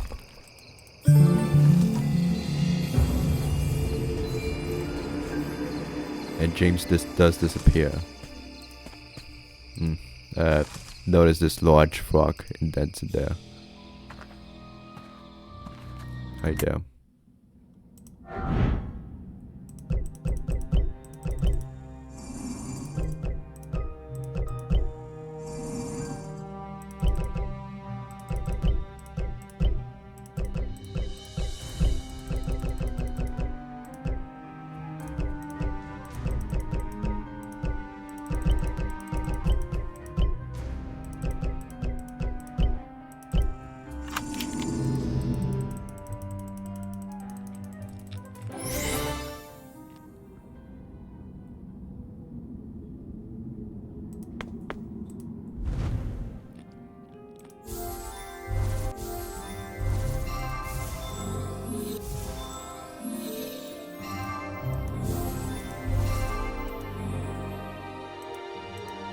Yeah, I will say the clip art used in this game is a bit subtle. Like, you have to recognize some of the clip art used in here. But like, it honestly comes across as photorealistic art rather than just stock images.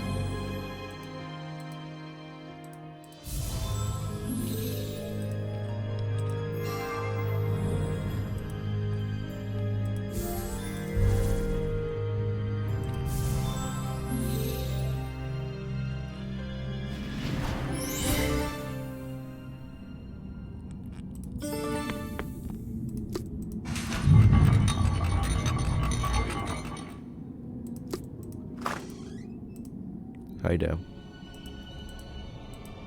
You. Hello there, and bye there. Okay, here's where the hard mode, the crown comes into play. And here is the one of the secret rooms. The plaque reads, Sister Ivy and Sister Briar Rose, release the spirit of one, and you shall free the other. This is the tomb of Princess Ivy. The Frog Prince must have wanted her to be forever by his side. I've heard that before, and that was in a way more creepier context. But here, I don't think they intended it to be creepy. They intended to be romantic, but it's a little creepy. The back wall is covered in a thick sheet of ice. I wonder how I can access this path. It's not until the bonus chapter that this room is explored more. So yeah, this is the explanation of how the detective accesses this room here, because in the bonus game, like we just start with this location right away. Like there's no explanation for how we got here, but the hard mode explains it's through this door. There is nothing else in this room.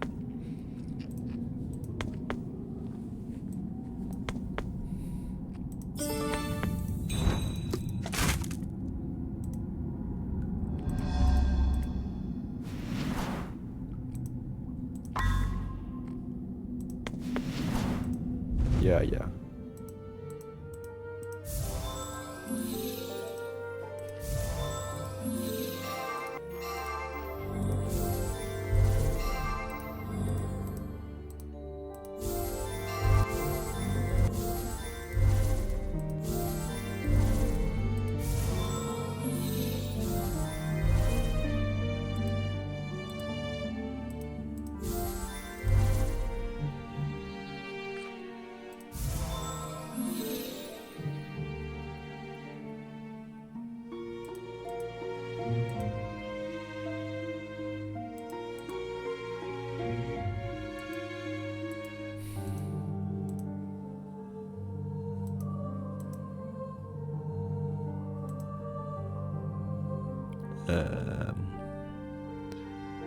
Right there.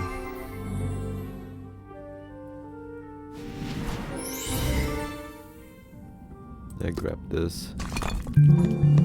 Hello there.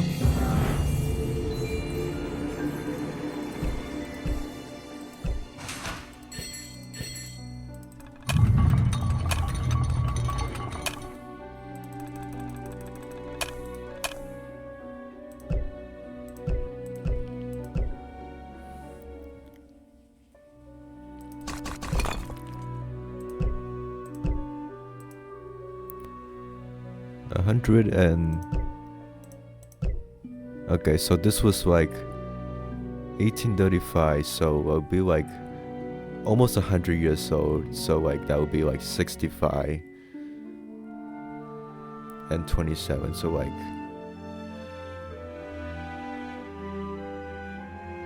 wait, so 65 plus 27.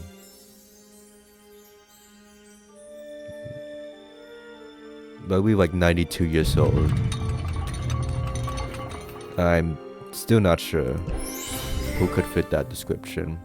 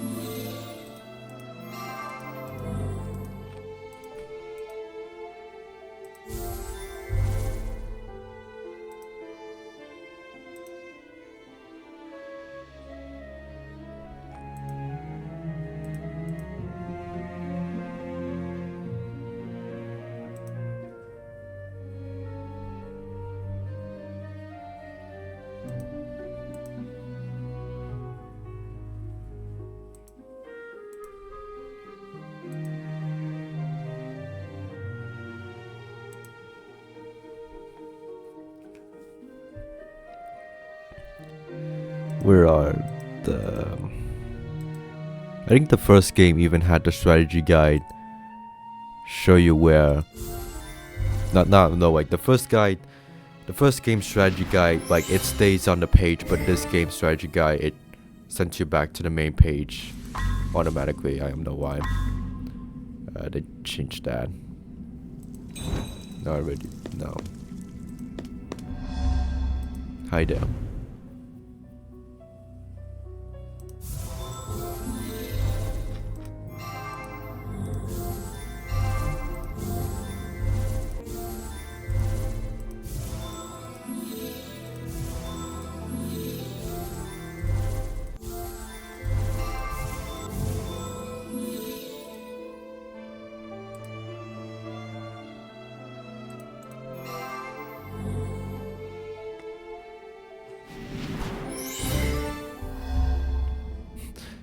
I wonder if she's gonna just stay. No, I would have to click on her because I would need to go through the palace gate eventually.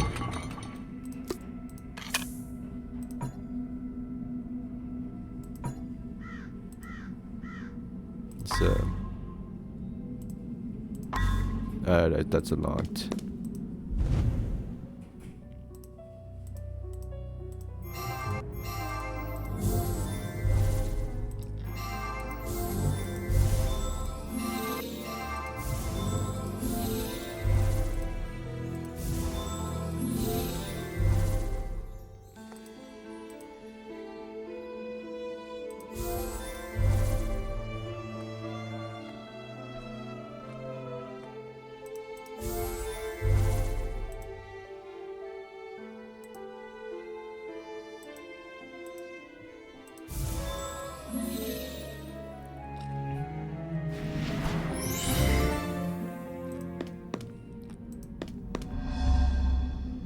Not yet. No, out here.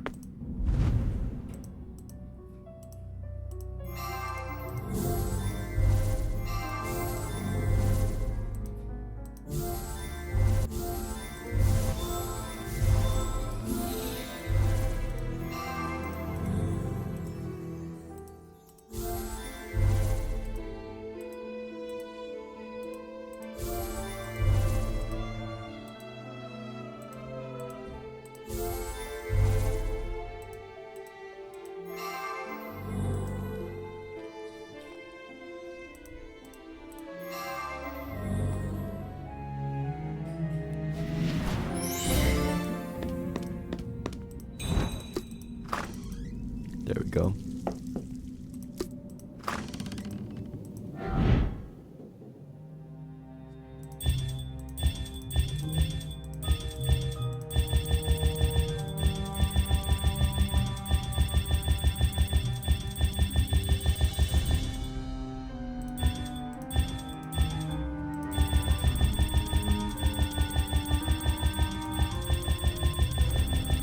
One of these is the correct solution.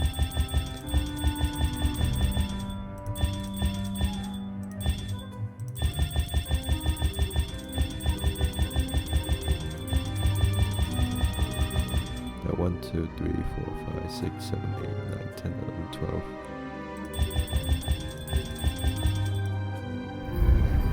There we go.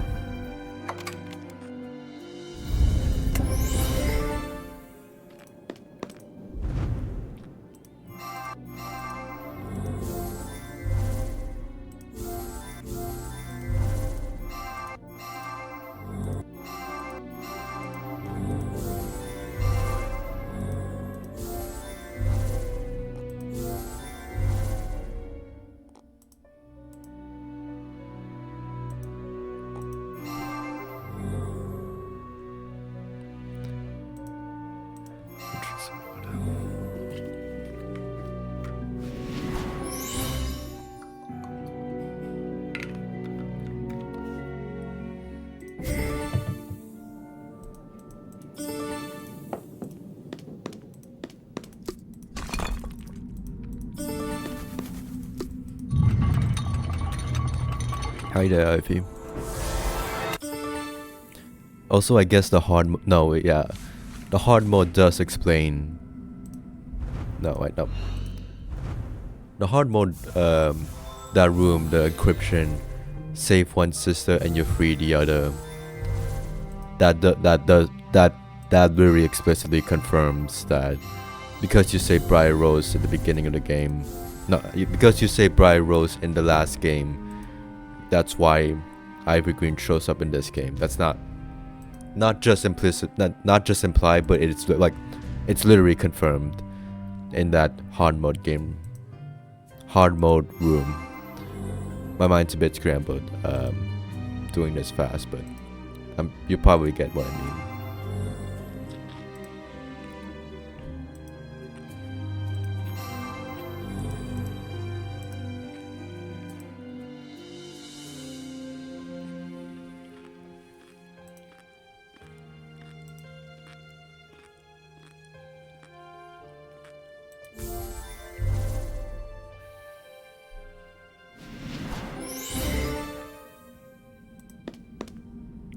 Greenhouse.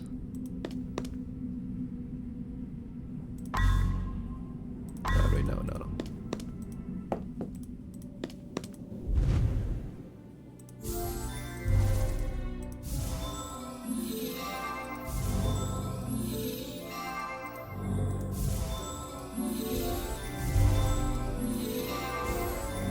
The water lake here kind of reminds me of the similar cave blue atmosphere in a specific, I forgot the name, but the specific area in the cursory, the crooked man and the crooked cat.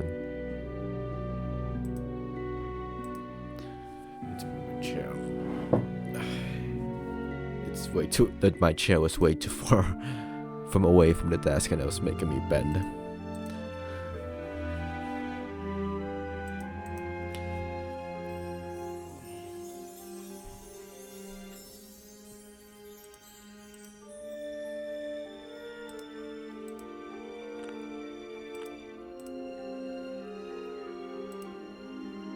Oh, right there.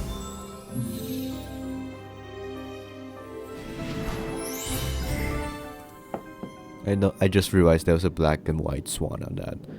That's nice. On the tiara, that was a nice touch. Is there anything else out here? I know. I guess she does show up until you click on her.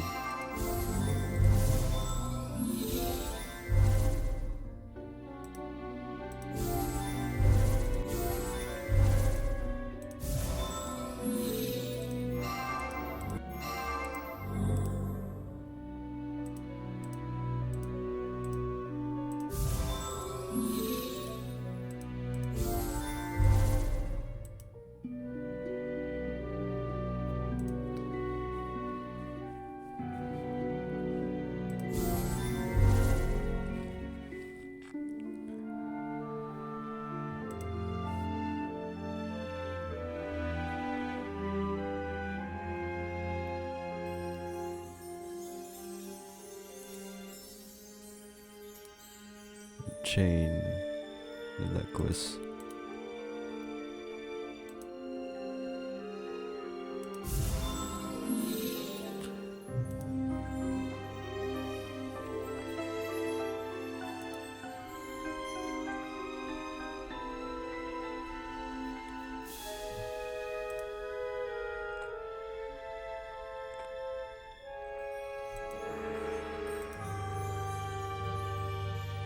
Right there.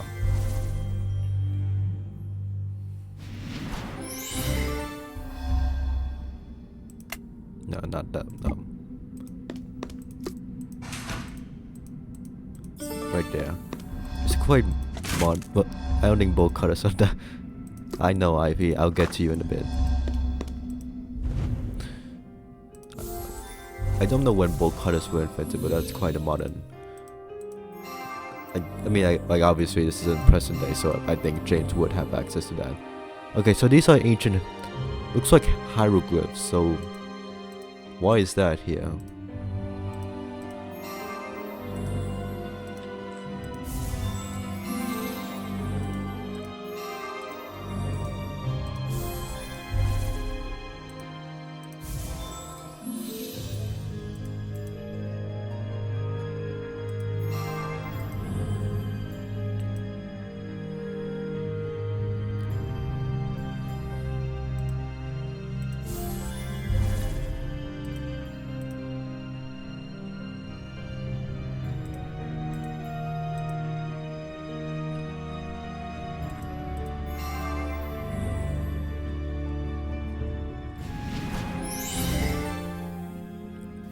Okay, got that.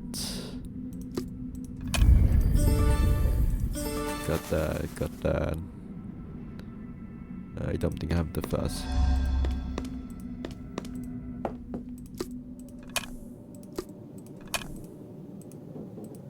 Let's go in here.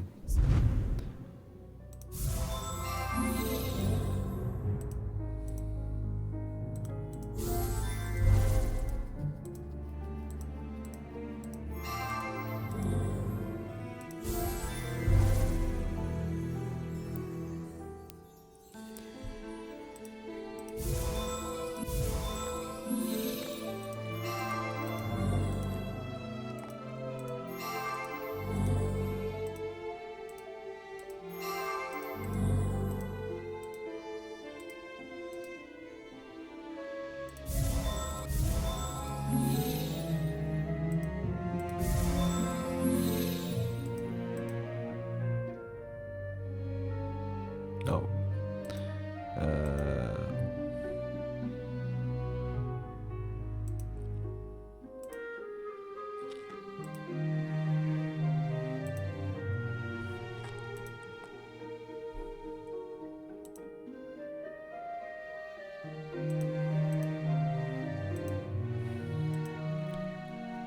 Oh, I scratch.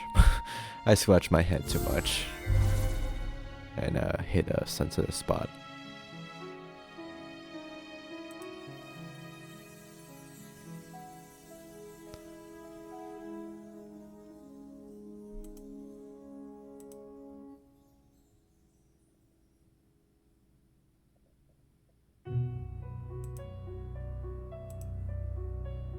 Oh, right there.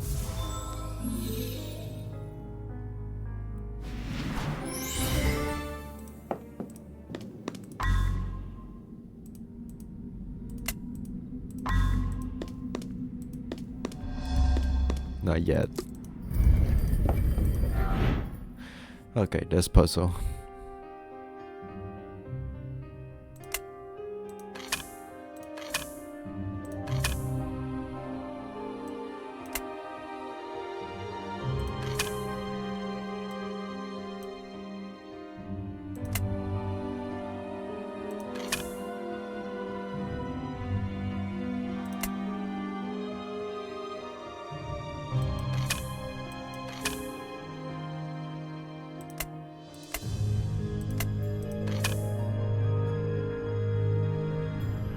Right there is good, so I need to reverse.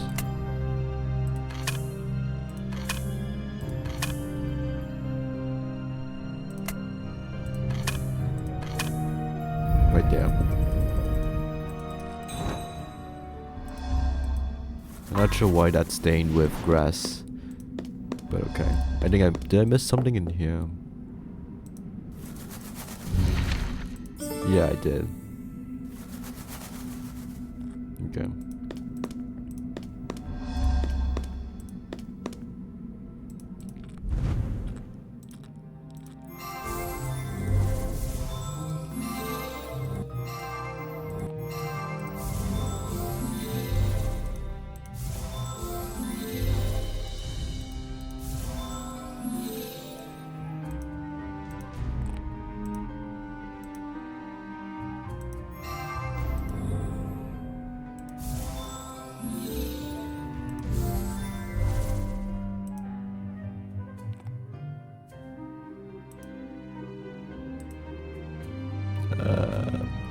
This right there.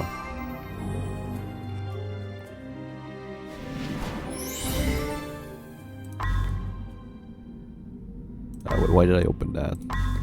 Is there anything here? No. Okay. No. Here.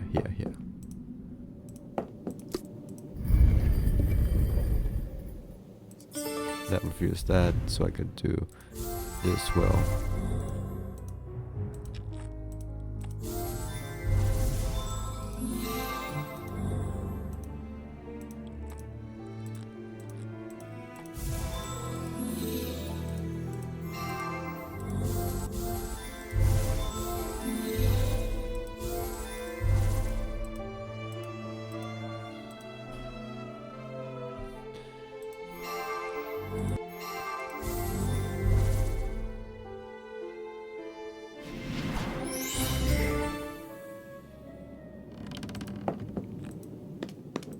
No, this is shrines.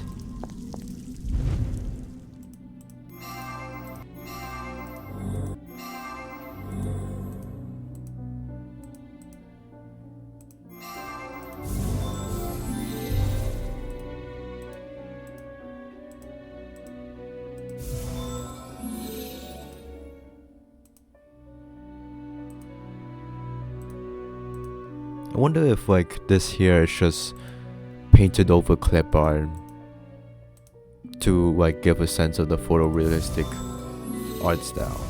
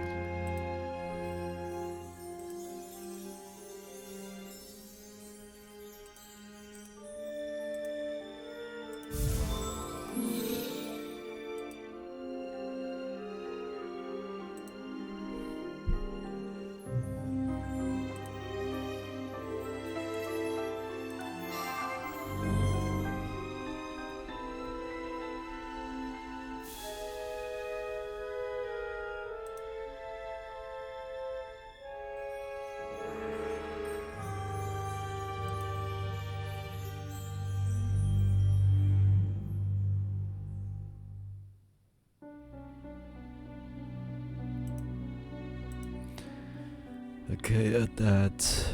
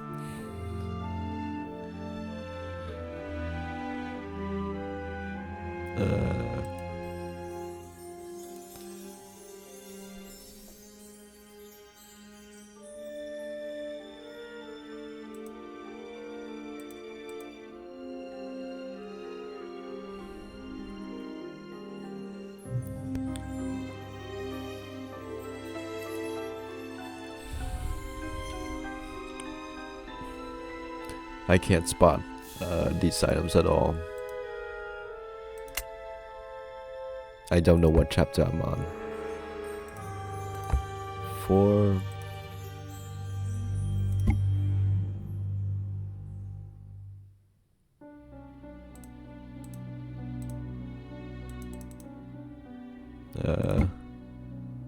No, plant emblem.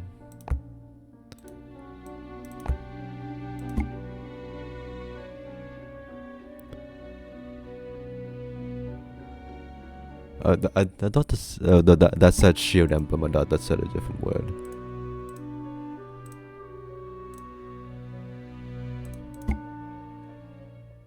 Okay, this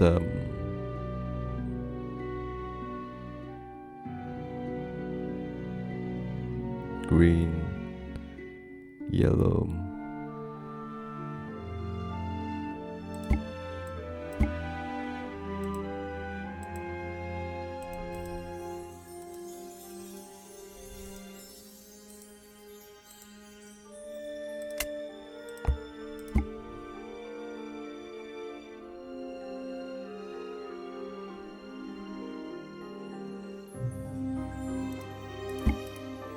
Right here, right there. Yeah, these are probably too covered in, but it's fine. Plant emblem. Let's go to the greenhouse.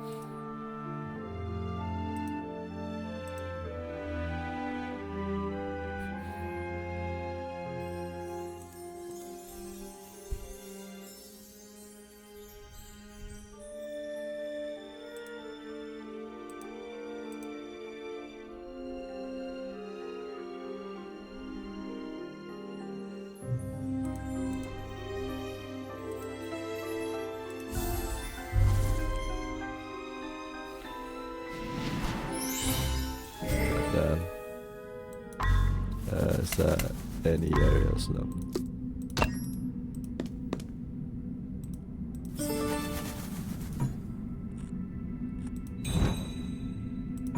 And no, this has become important too later. Okay,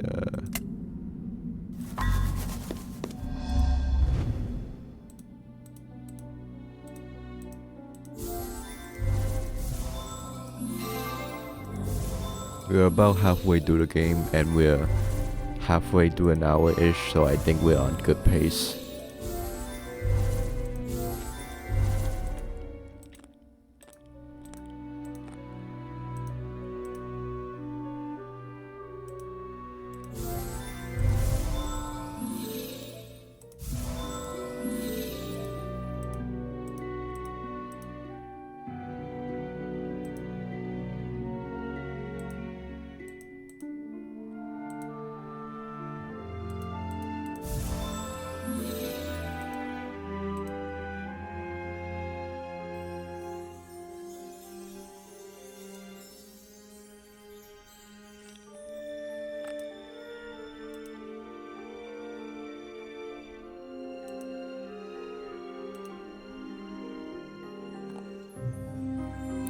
Shit.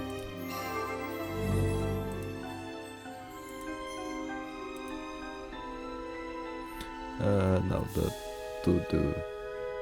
this stripe thingy.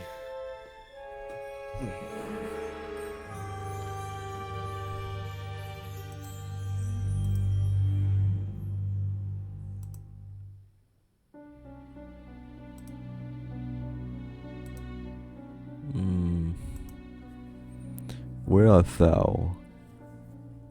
Is thou here?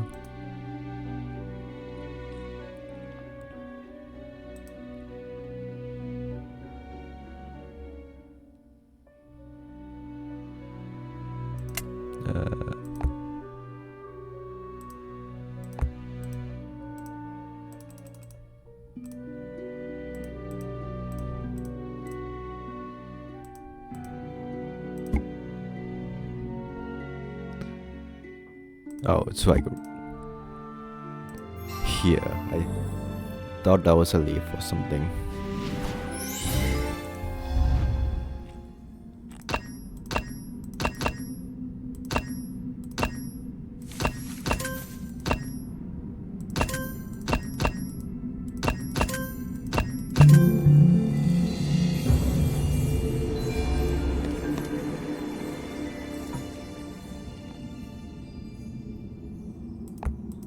I think I forgot to pick up an ore. I got an ore a long time ago.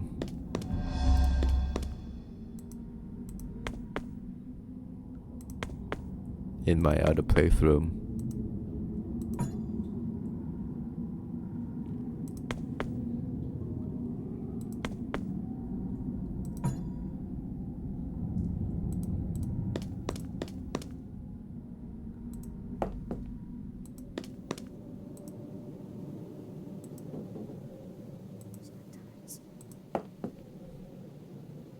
Oh, here.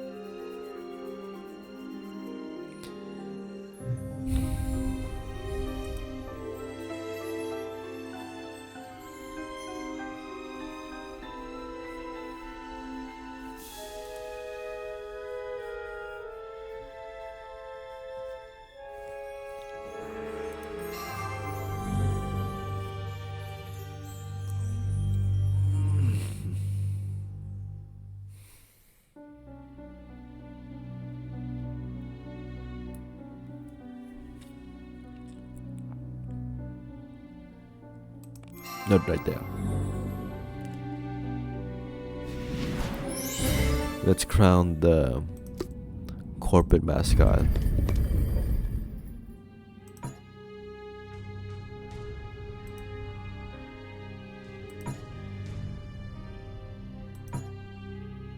Judging by its inaccurate geographical details, the globe must be an antique. Okay, this puzzle.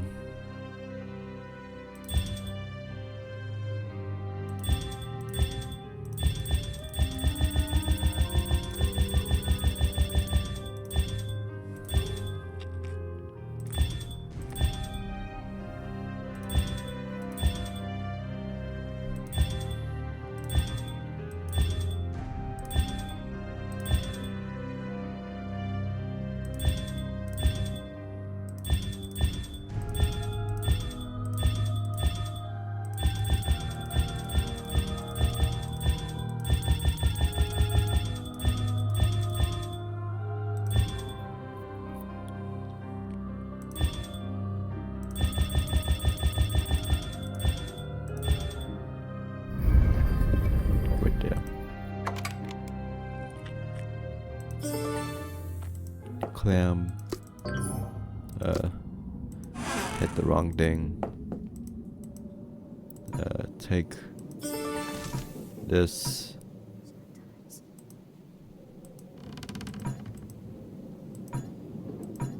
Yeah, it's kind of weird how you do one thing in this location and immediately leave. Sorry, I beat. But I do need to beat the game.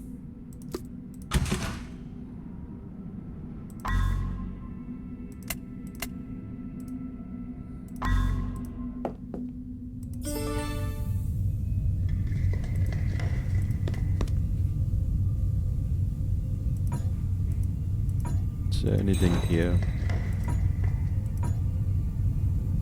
No.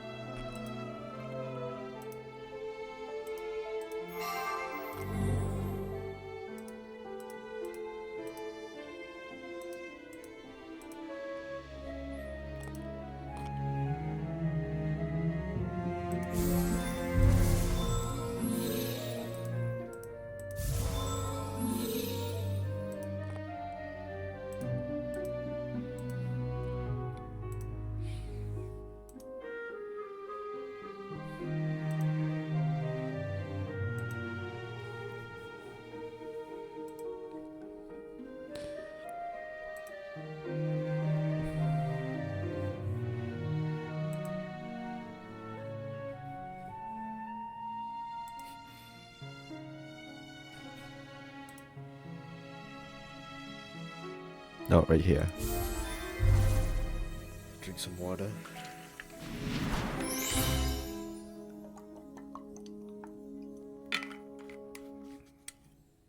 I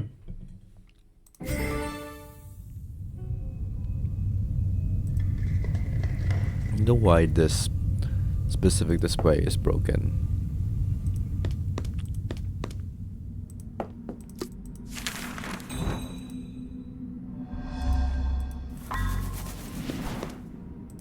Could have saved some time,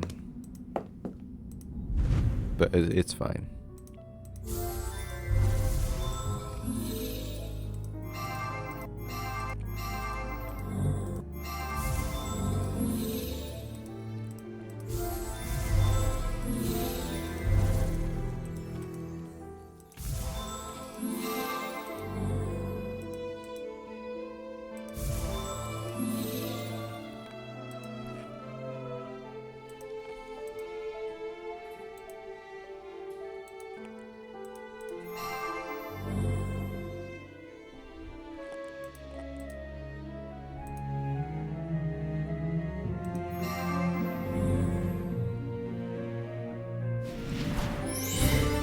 frog and a toad.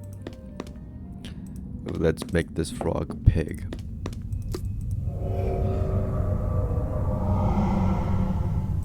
Oink.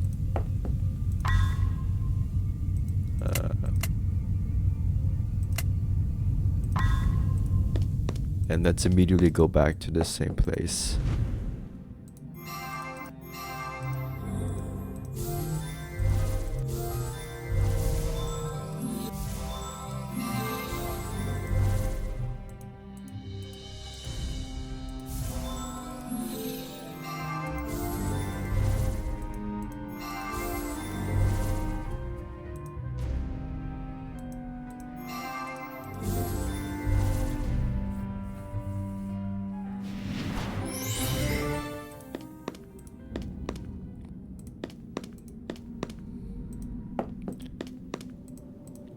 Here.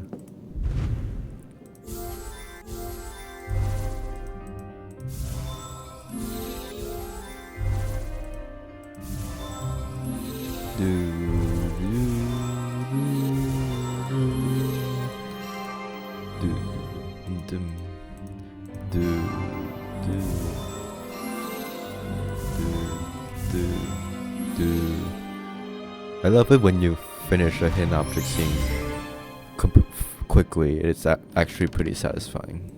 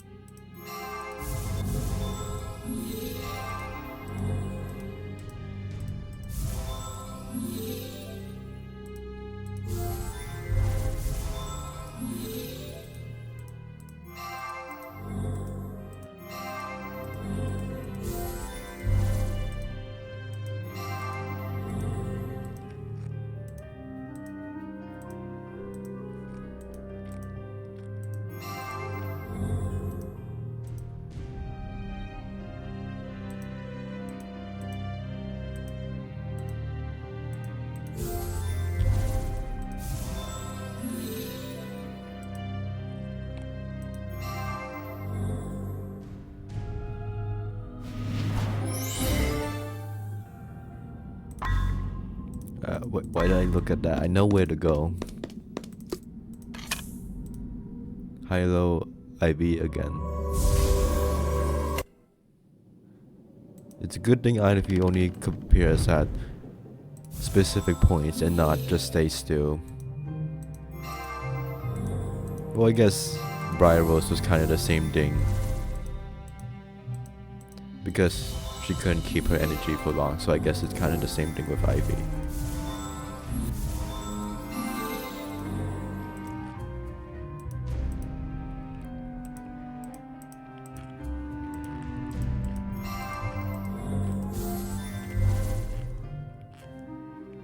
The frog is important.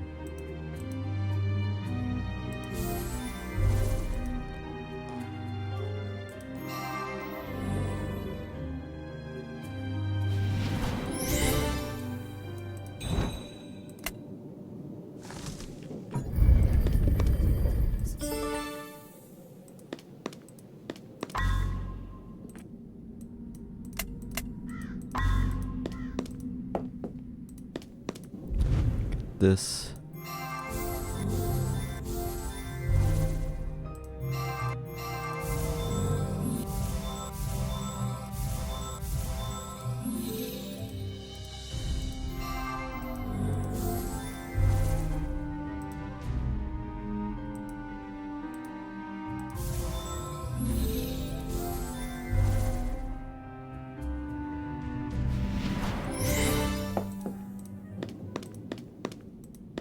I know, yeah, that was the way I wanted to go.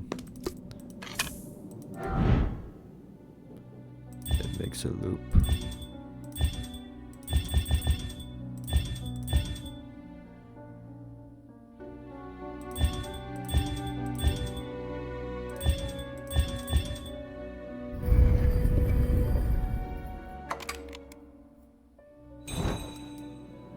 Why is there ketchup? Oh, okay, so that's how we know to look in the kitchen, because of the ketchup. That's a nice detail. I'll give him that. I feel like this is the only time you look at the kitchen, or one of two times we look at this kitchen hidden object scene.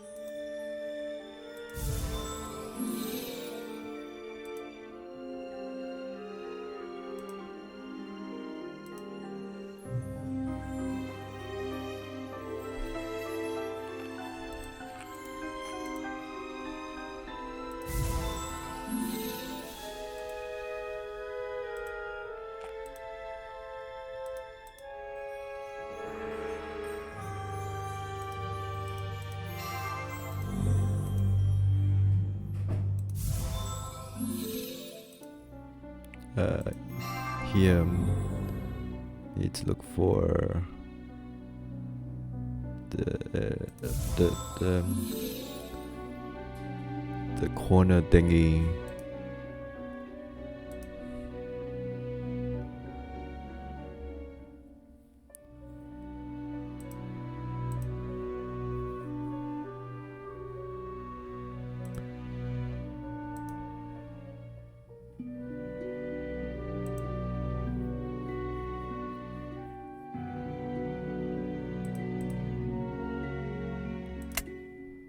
This is like, this has to be 7. Not yet, no, okay.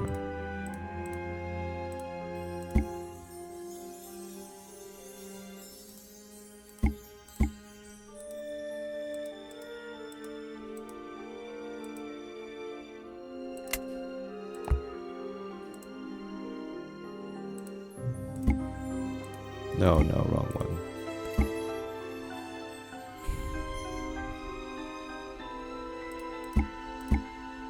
Right here.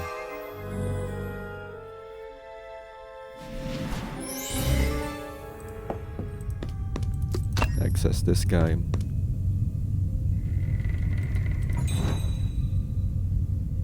I missed the bracelet.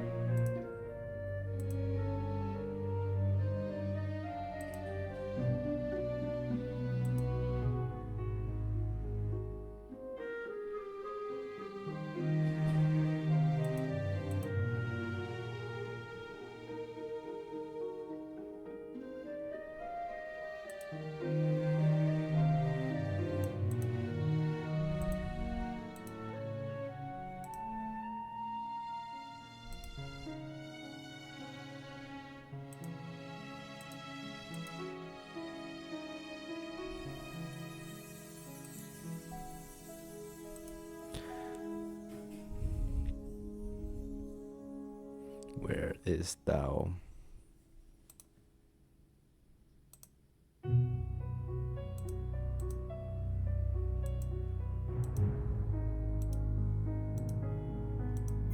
Oh, right there. Oh yeah, it makes sense. It's a chalice, not a But this is not a it's a not a mug, it's a chalice. Okay. I missed the bracelet somewhere because I got the bracelet the first time.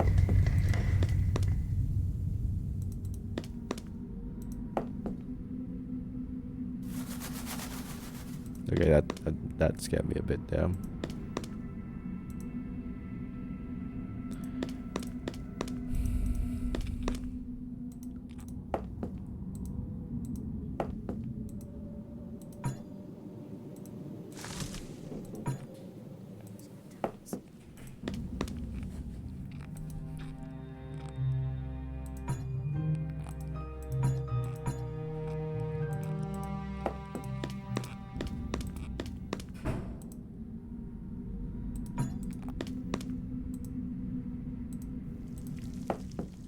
There was a bracelet around here somewhere that I missed.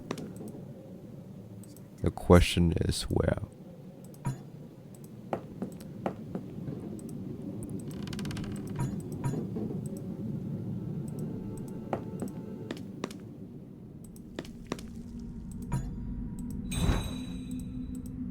Is that a... no. That doesn't help. No. But this does.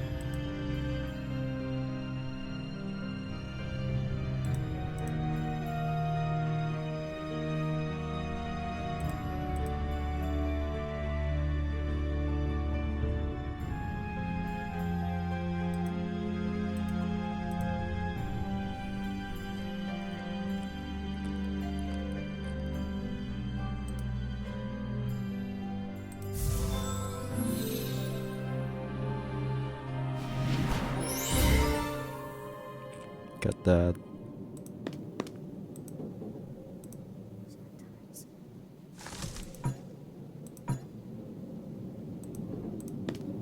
Bracelets right there, right there.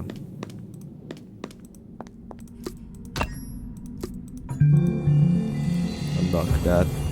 Oh, I like that sword animation. I didn't realize there was an animation for the sword being released.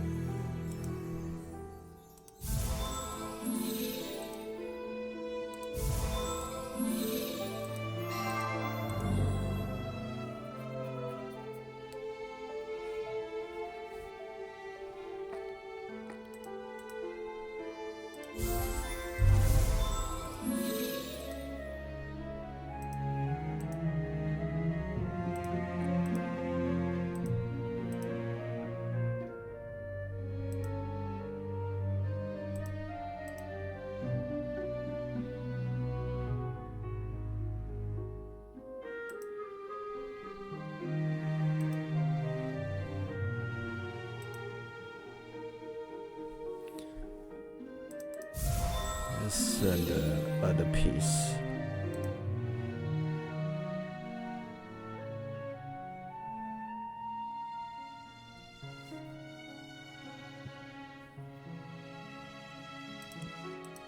Yeah.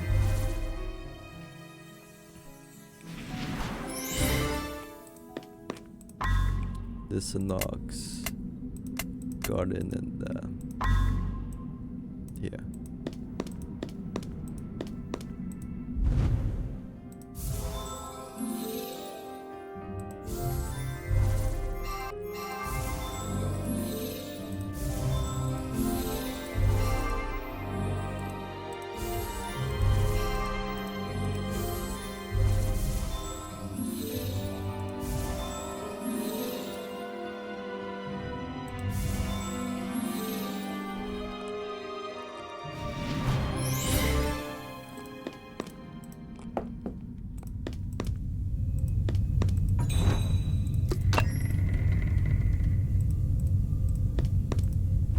this?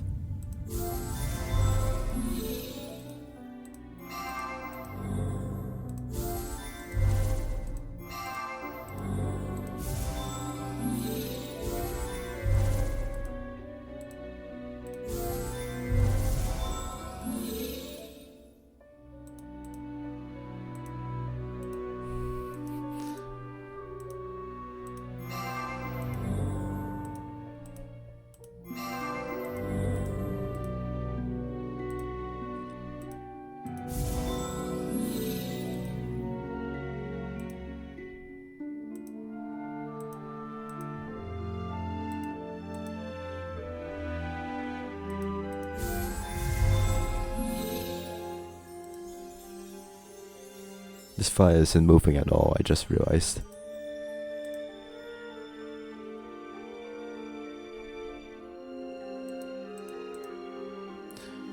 Drink some water.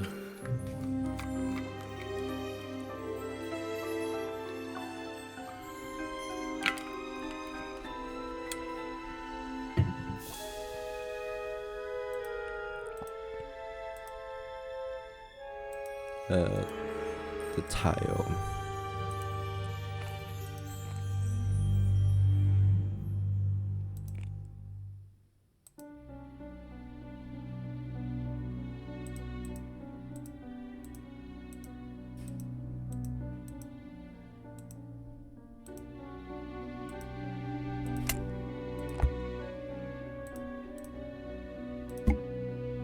Yeah, no, that's not it.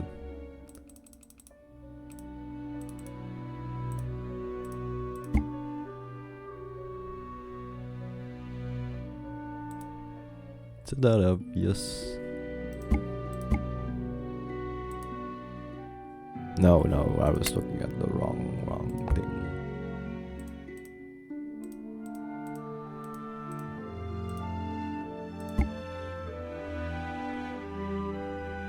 Red.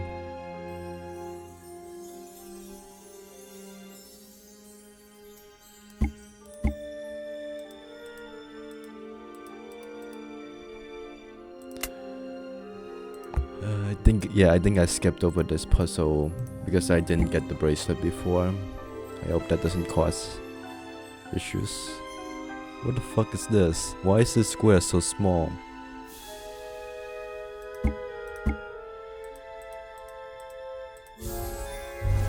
Okay, well, I got that now.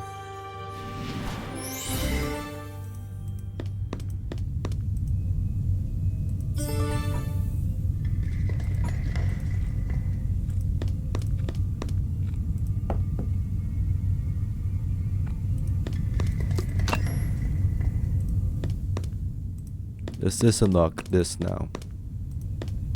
I hope I didn't soft lock myself.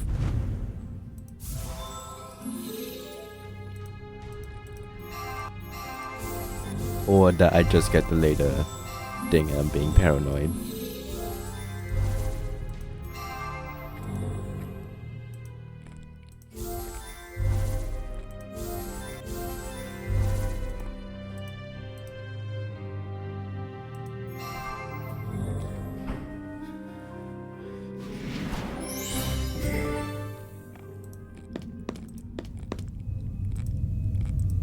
Okay, so putting this book here spawns in that.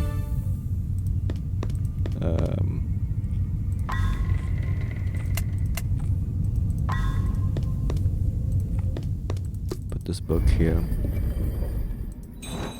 Put the dagger here.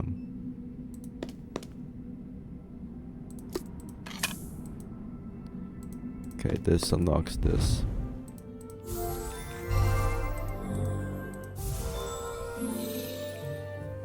We are more than an hour into the game now, so this definitely, I think it's possible to get this game done in less than an hour with more optimization. I'm just not, my brain is not the best right now to do that.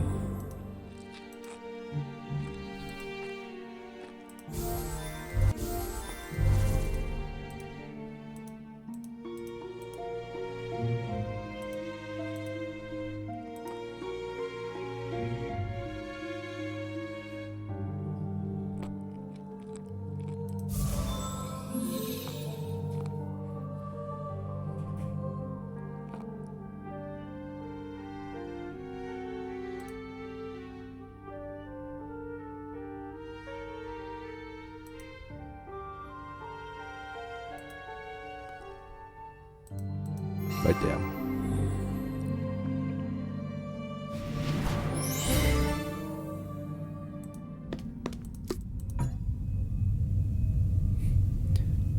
Let's see. Not yet, not yet.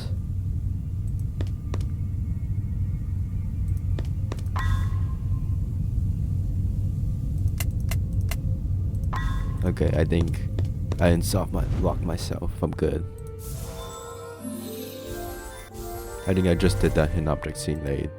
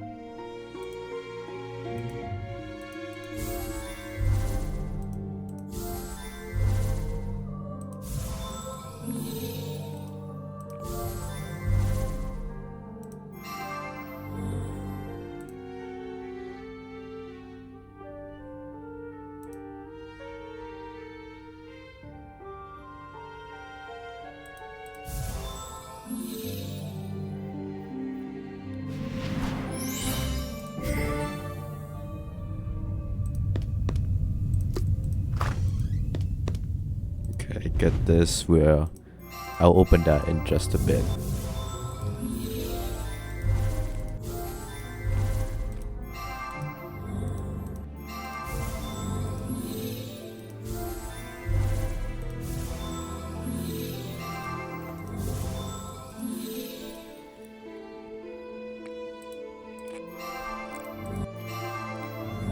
We got the marble boss. Cinderella, the carriage. Now it's fine, we open this. Wait, no, wrong door. I don't get to that door until much later. I was thinking of a completely different door. I don't have the thing to open that yet. Glass slipper must belong to Cinderella. Where can I find the other one? Right, oh yeah, over here. Okay, that's what that's referring to.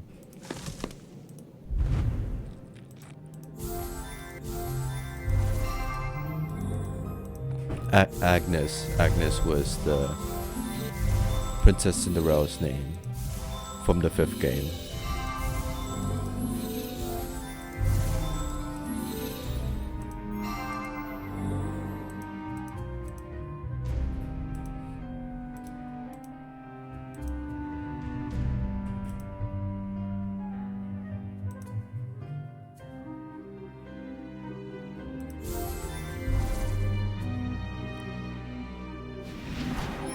Okay, got the tiara.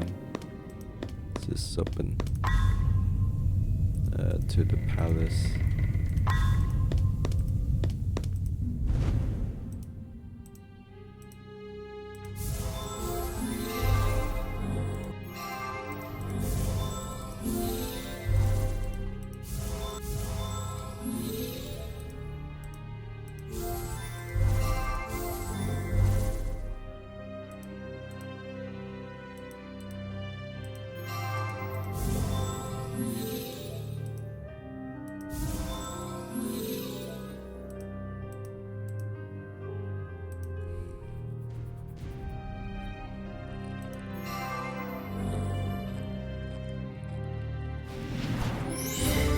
Okay, got that.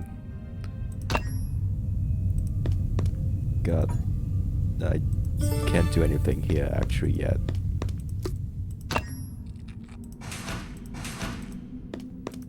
I think it automatically turns off the fines.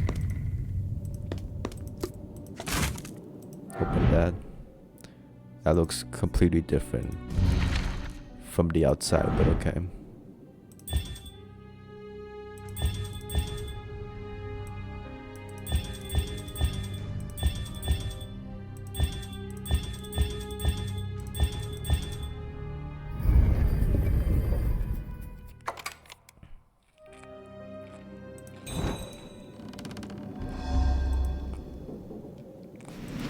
I'm guessing the military theme leads the detective to the armory to do this hidden object scene.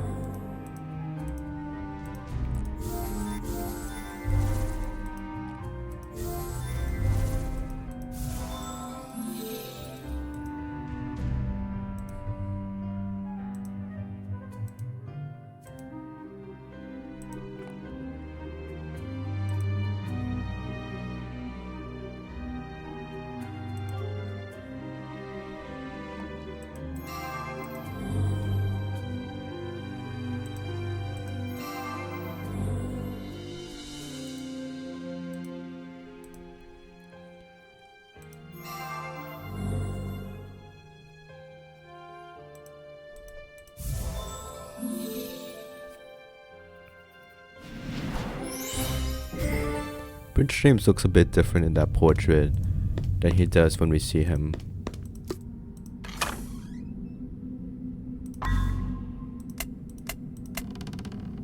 Okay, so this unlocks the hidden object scenes out there.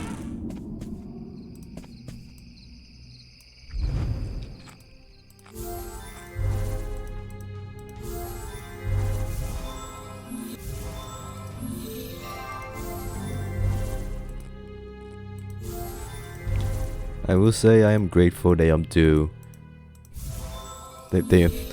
grateful that they added the separate difficulty options right from the start, so that you don't have to replay the entire game on hard mode just to see secret content. That being said, when they do introduce different difficulties, it stops mattering, so it's not. So, yeah.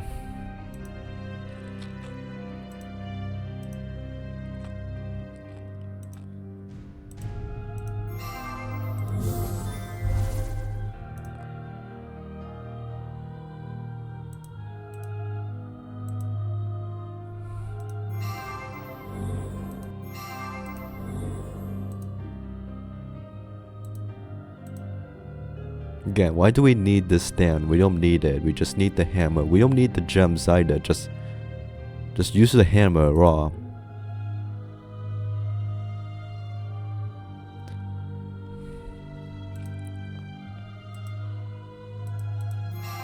Got that.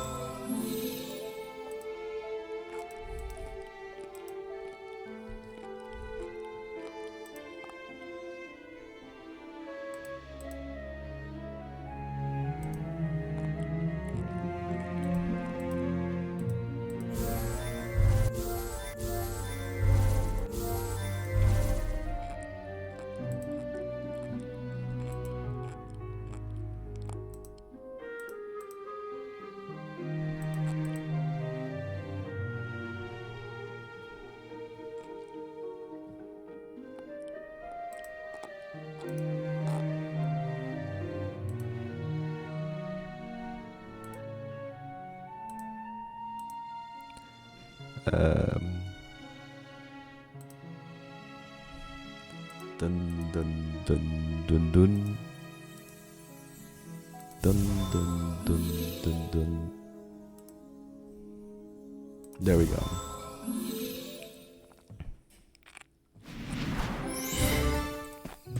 Let's go back out here.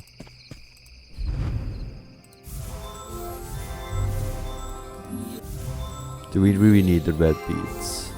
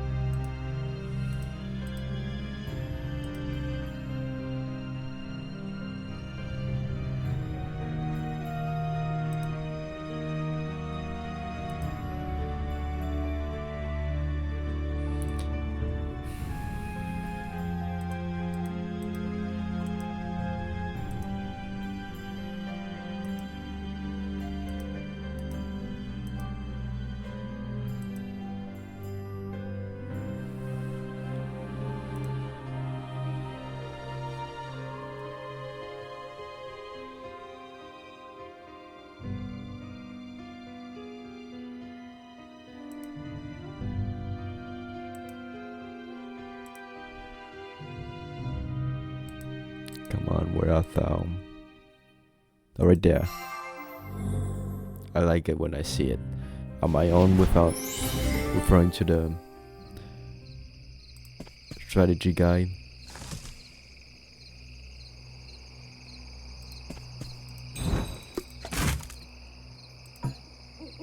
I don't have the hook.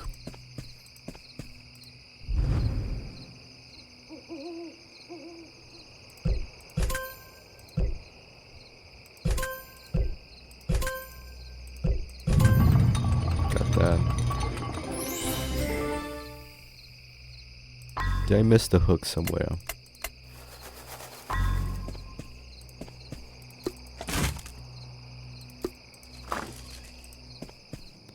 Never mind, we got the tongs.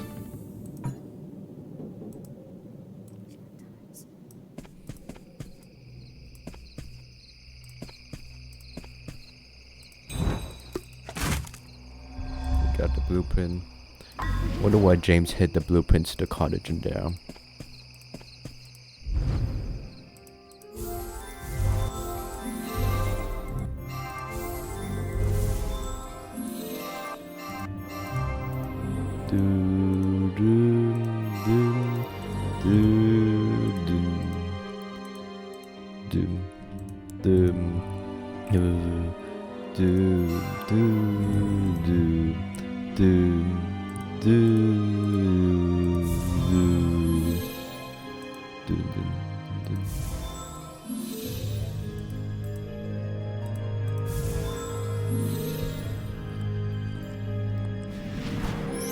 Jonker. Magician.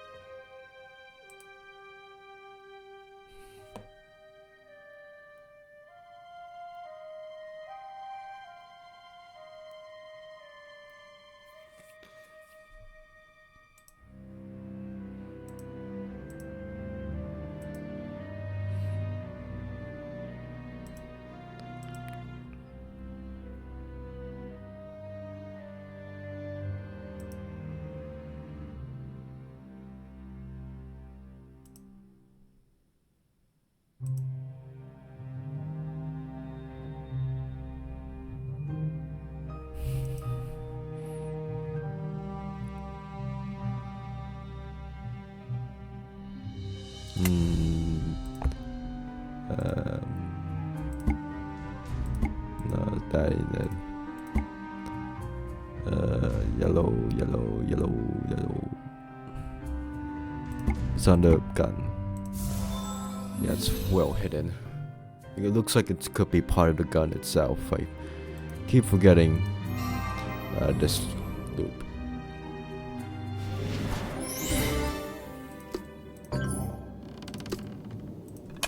The Trickster and the Conjuring.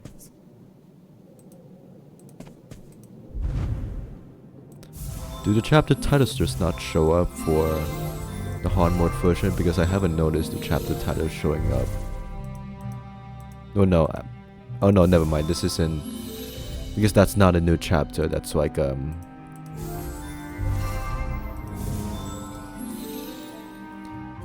like the strategy guide shows that's still chapter 9, I think.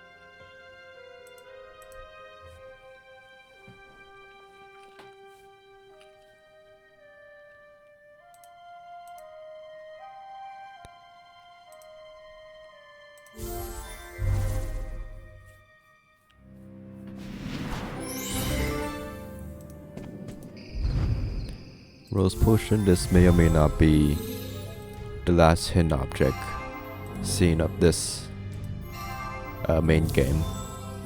There's obviously more in the bonus game.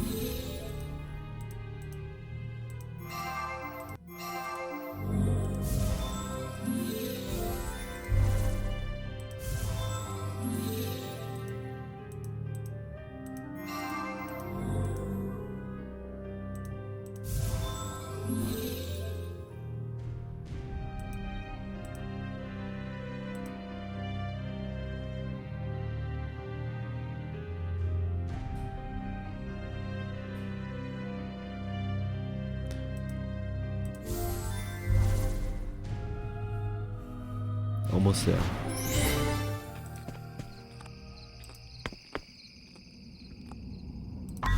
Where am I?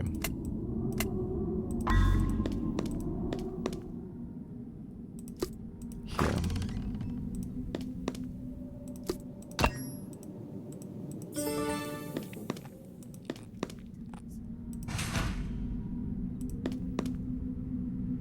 Not yet.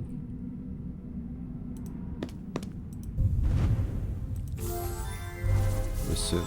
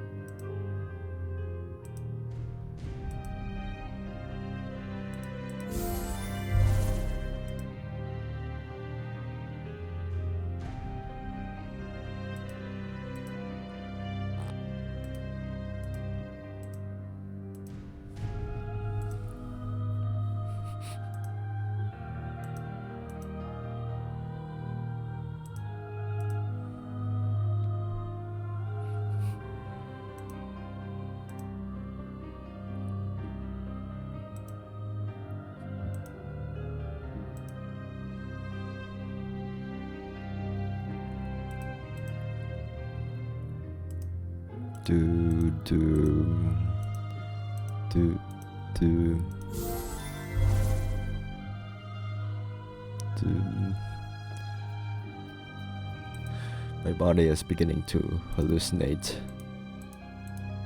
I can feel its strength waning over time.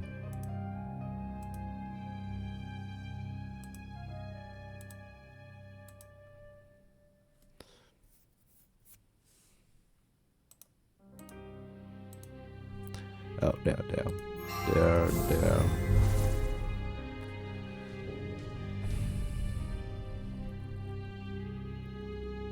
Where's the remaining one?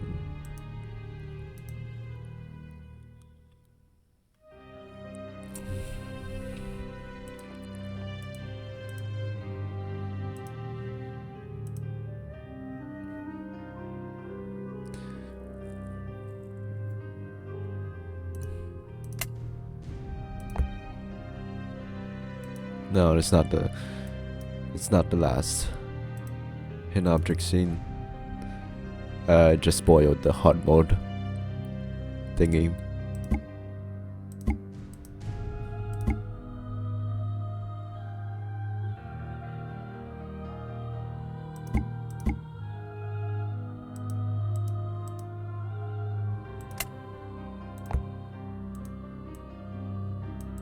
Which one is? Yeah, it's that one.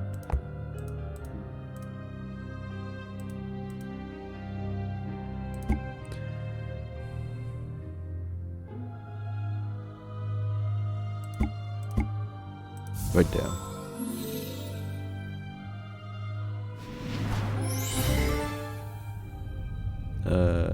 Up here.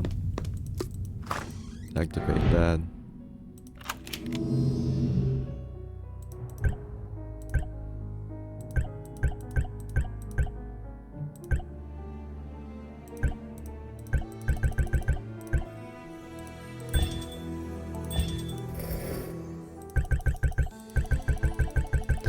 I feel like this puzzle, I don't know why there's already one feather in here. This could have been a more harder puzzle by doing 3 challenges instead of just 2 stars.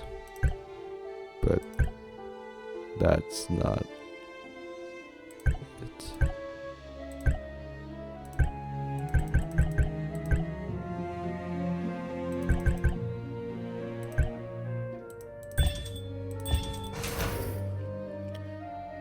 Like, it feels like this puzzle feels too short, and they changed it to 2 stars. Okay, get that. We saw rise to the challenge. Only the worthy shall venture beyond this door. Guess I'm worthy.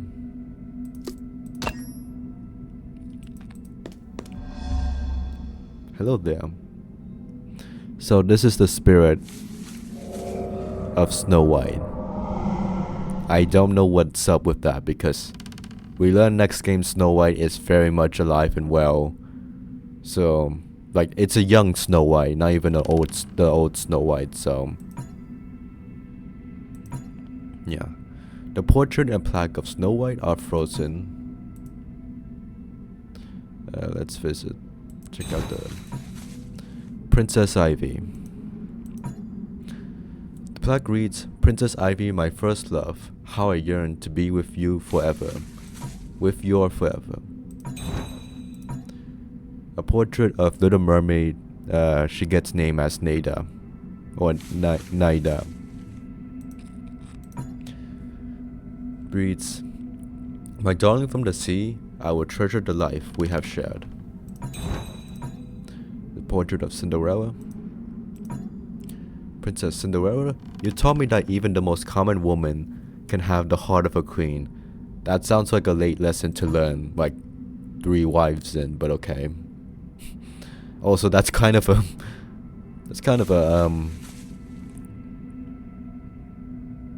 little harsh lesson to learn, coming from a several hundred years old prince, but okay. This is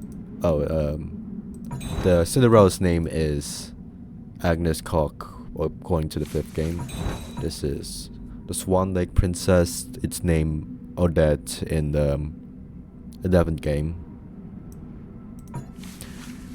Your elegance and grace have forever captured my heart, but apparently not captured enough to join the other wives in the afterlife. There's a window here. I wonder what that's about. This is frozen. I'm guessing like Snow White came in here and went out of her way to froze it or something. Maybe like the young Snow White spirit is like because like, well, in the next game she's being possessed by someone else, or like it's being like very heavily influenced by someone else.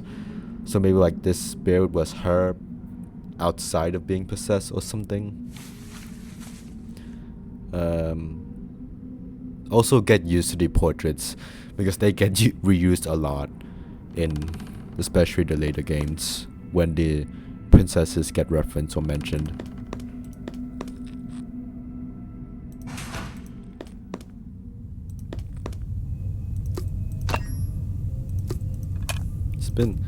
We got that square mirror like a long time ago, I feel. Let's get out, go back in, do this.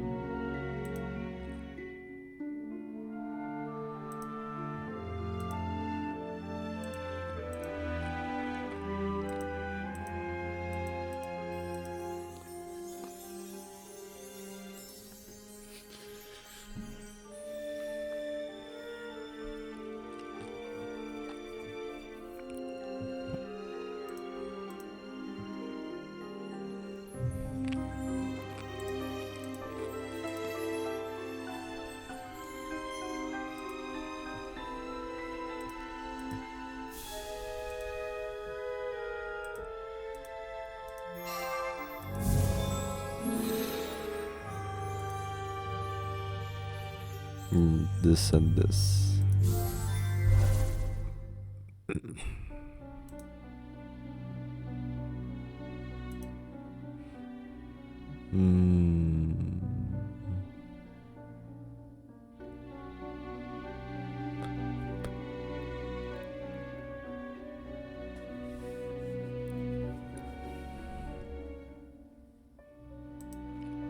Oh, damn. I was thrown off by the different coloring again. What else? Any other? That place and this place. Okay.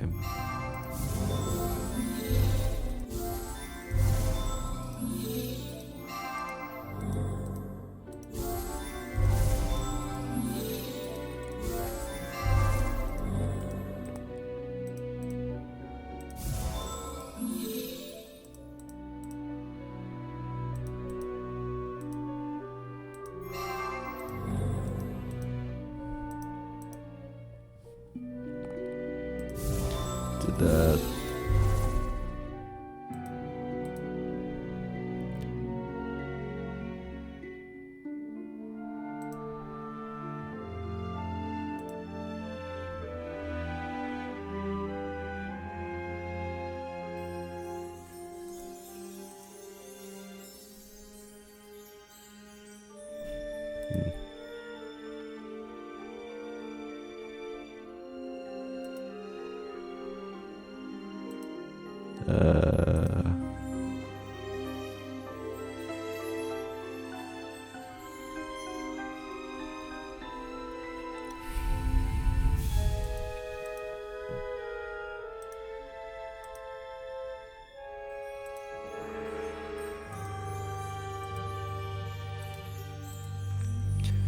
we're pulling out the strategy guide.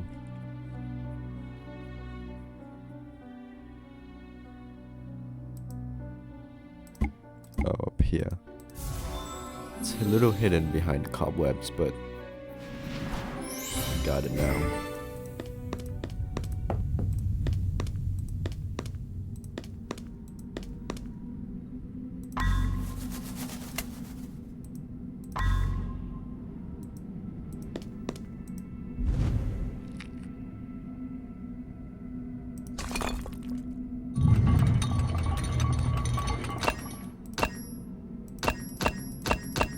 I forgot the solution to this, so I'm just gonna do the same thing I did before, random clicking.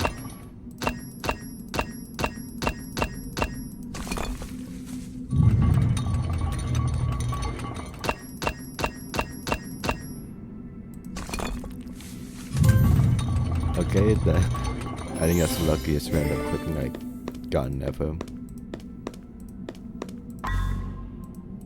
Where is it? Here. I need, the key. Would certainly help.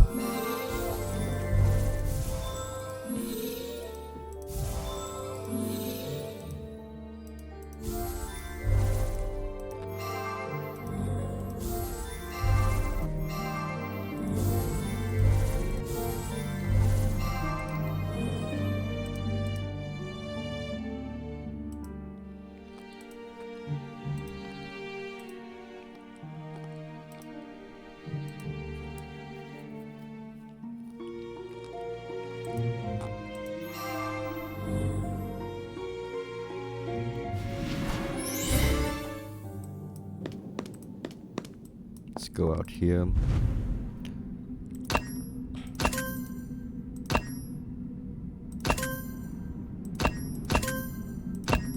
There we go.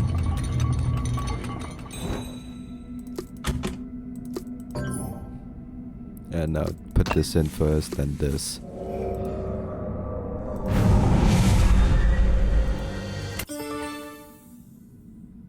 Okay, let's kill you.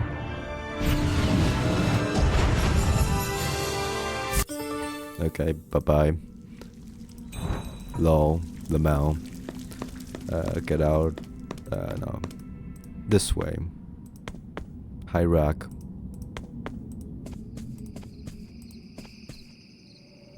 You got the snow. Oh. I forgot to look outwards, but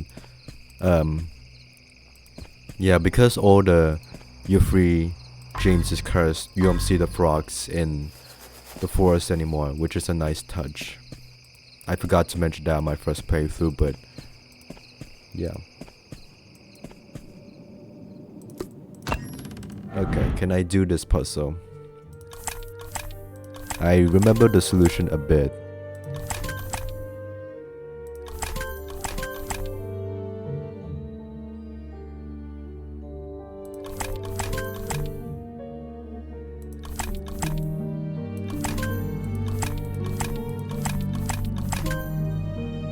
No, clearly not.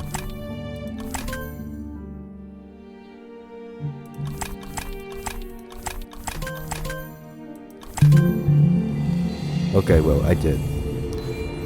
Okay. And I'm warm now.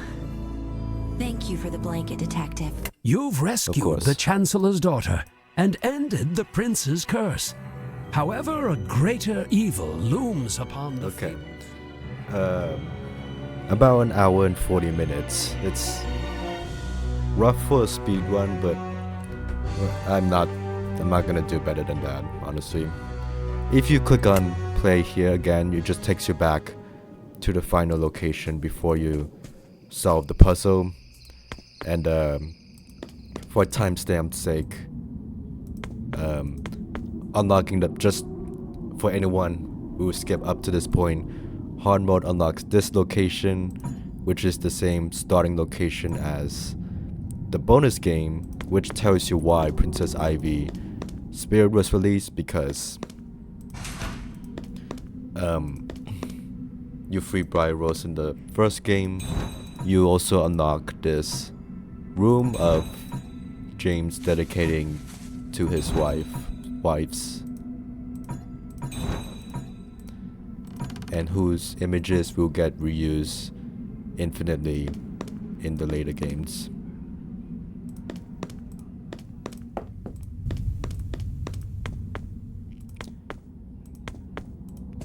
I'll just leave it off here. Okay. Don't worry, they'll be fine. Okay. So that was the that was worth it to see those 2 extra rooms, but it is better than the rewards we've gotten in the previous games, Dark Parables 1 and in Linus 2 especially. I'm gonna take one more break and then we'll do all of the extras content. I will admit that took a bit longer than I wanted, but it's fine. So, I'll see you all then. Okay, everyone, I am back. Let's finally do the bonus game. They unlocked. All the extras unlocked until we finish the bonus game. And this was the starting location I showed off in the hard mode version of the game. The plaque reads same thing as read before. Sister Ivy and Sister Briar Rose release the spirit of one and you shall free the other. And yeah, same comments. Objective: the frog pits most likely built the secret lair for his fifth wife Snow White. The area is freezing cold, yet I sense a warm spirit watching over me. My objective is to find a map in this lair and access the Snowfall Kingdom. I'm guessing this is after we bring the chancellor's daughter and her bodyguard back to safety. I've used my power to break down this barrier. Beyond that passage, you'll find clues to your next investigation. Poor choice that he knows that's his next investigation.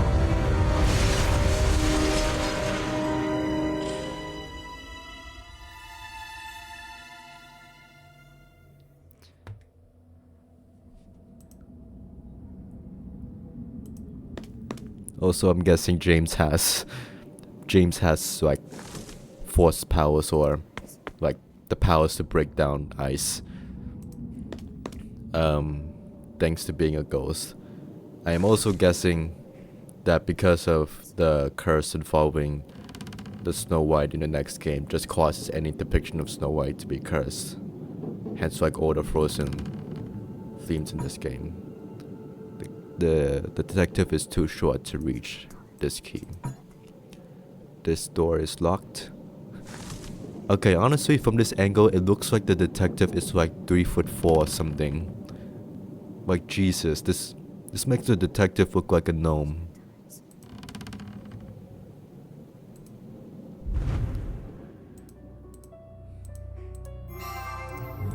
This is also probably the best bonus game Big Blue Tea Games has done up to this point. That they've obviously made better ones down the road, but like here I think it feels the most complete and not the least half-assed. Like it feels like this makes sense in the story as a whole, and it feels like stuff actually happens in this bonus game. This is also the last time you play as the fairy tale detective in the bonus chapter of a Dark Parables game until the 10th game, the Goldilocks game. The rest and some, I think, the bonus chapter of the 13th game. Every other game, you play as a different character for the bonus chapter.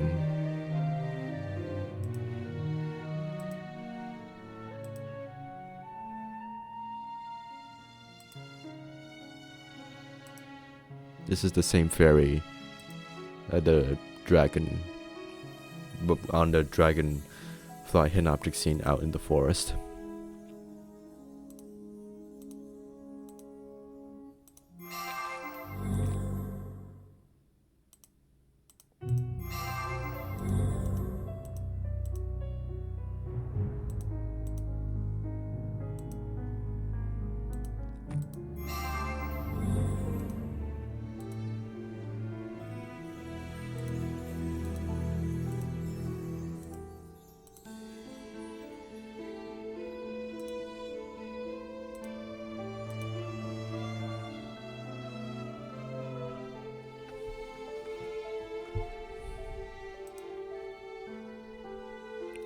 That's this and this.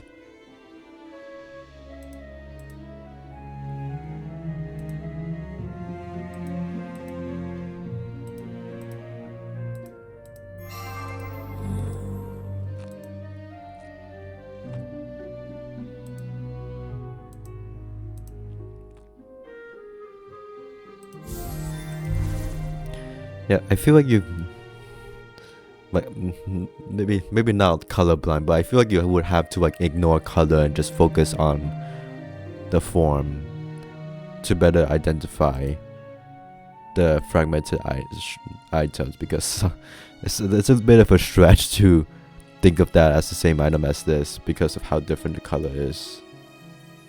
Like, it's fair, but it's also doesn't always feel like that. Oh, I can use the hint, I forgot. Yeah, the bonus game is treated separately as the main game, so there's no hard mode for the bonus game. Beautifully carved statue of the prince and Snow White stands here. The gate shutter is frozen in the block of ice. Match each creature to the center display. Okay, yeah, if you misclick one, you start over again.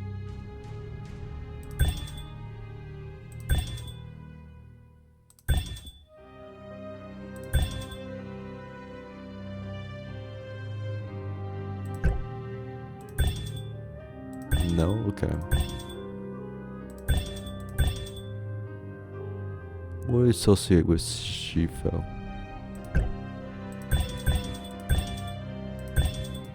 The monkey?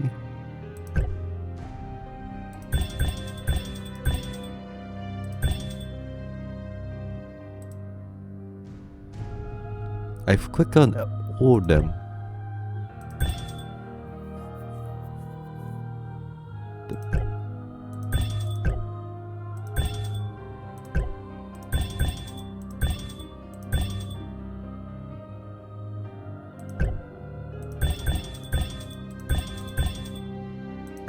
Okay, it's not the spider. It's not the monkey. And it's not the otter.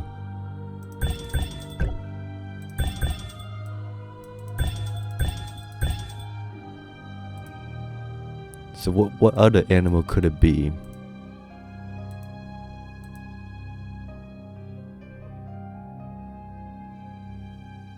Because I've clicked on all three remaining animals and they all say no.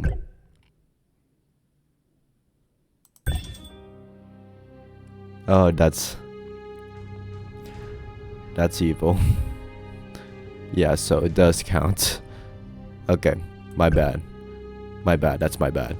So there multiple animals can count for the same center display. That's a bit evil, but that is also clever. I will give them that.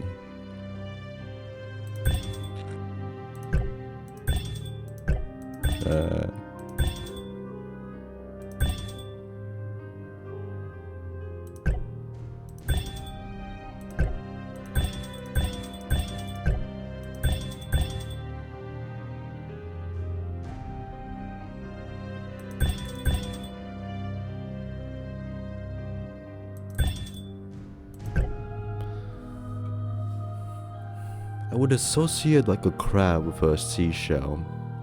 That seems to be the best option.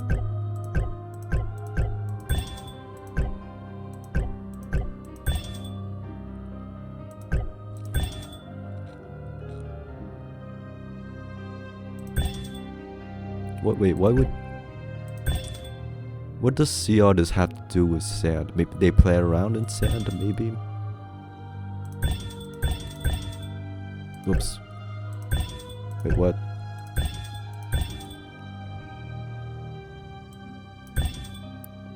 Oh, because crabs can be in the ocean. Okay. There we go. That took me a bit. Rusky. It's getting quite frosty in here. A regenerating sheet of ice blocks this path. I can't remove the ice using conventional means. A nameplate is missing from the slot. The room is so cold, it feels as if time itself has frozen still. The doors are very well ingrained, but you cannot open them without a key. It looks like it says Napoleon or something over there. The nameplate. The painting of the parrot is still well preserved after all these years.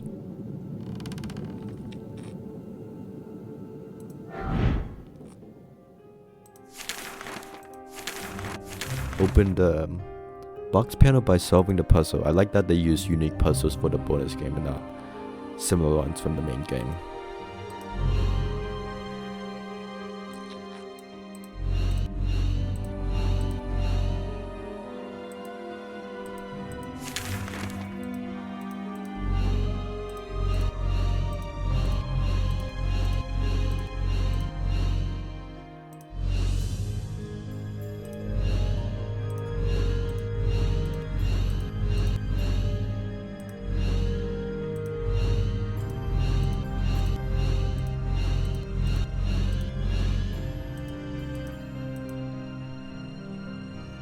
Oh, knight.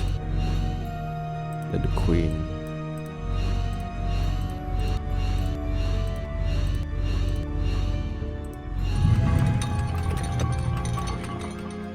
I'm guessing you're just a little random order for the king and queen.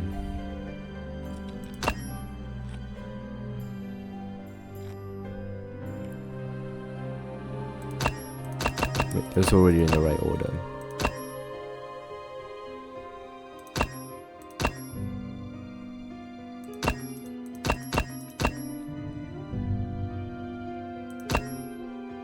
No, that's always in the right order too. Okay, that opens. I can flip that.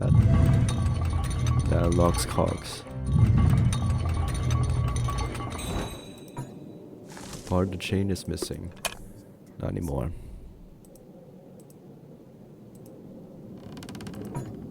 But I still need a gear.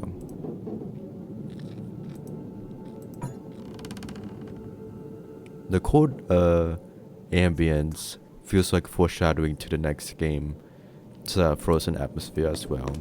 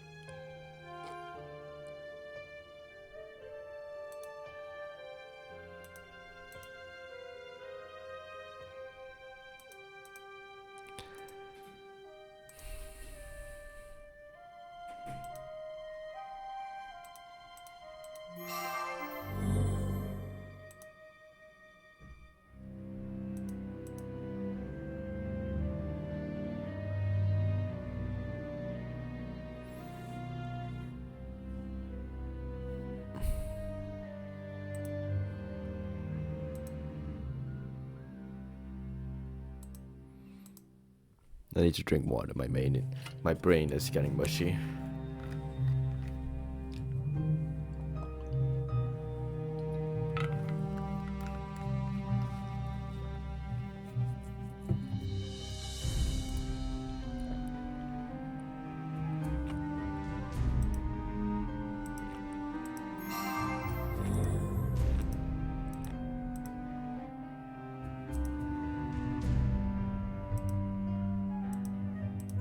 Yeah.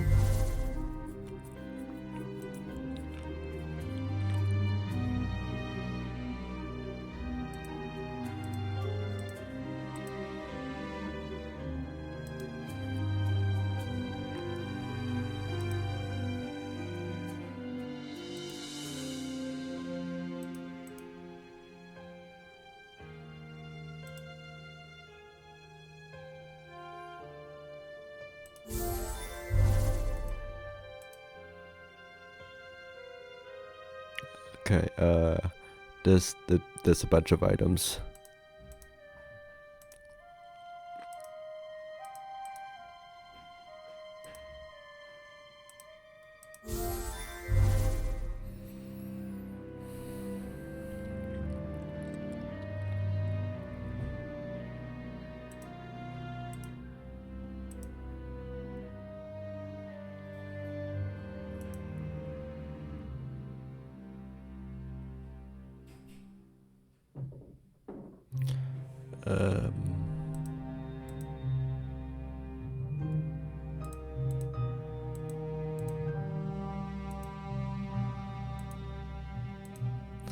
I feel like I should find these items years ago.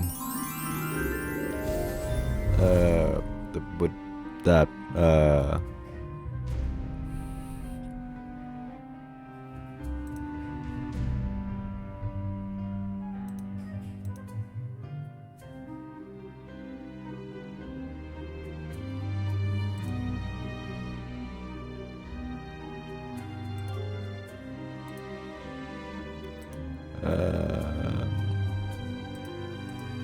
I know what I'm doing. Where's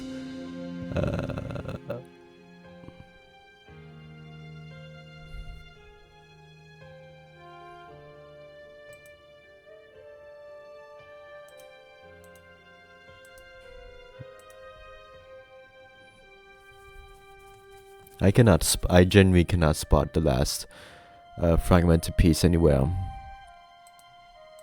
I'm not throwing for content. I do mean it. I genuinely could not find my mind. My mind is a bit boggled right now, but I should be okay. Let me see what happens if I cook on this. No, yeah, it wouldn't work, of course. Okay, and that would work. Tombstone reads Queen. Given the location, this resting area could belong to Snow White's mother. Does this yeah, that does say Queen, like vaguely. I wonder if this implies that Prince James literally stole Snow White's mother's remainings and put them here, because her mother is mentioned in no, that's Rapunzel's mother. The Snow White's mother. That's the. I don't think she's mentioned. She may or may not have been mentioned later, but I'm guessing the Prince James literally just took her mother's remainings, which is kind of a dick move, but okay. I'm presuming this urn contains her mother's ashes. This appears to be a portal. This looks like 2 stones to me, but okay. I wonder how I can activate it. The door is missing an emblem. Another hidden object scene.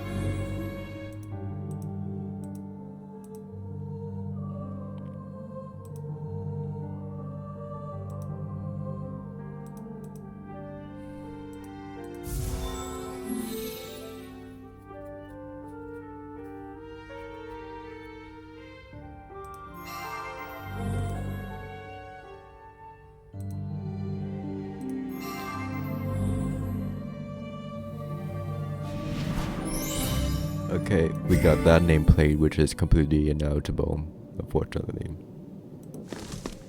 Let's put that here. That opens that. Portrait is torn up, a strip of fabric is missing. I think this was the evil stepmother. I wonder what these statues are. the rest of the statues.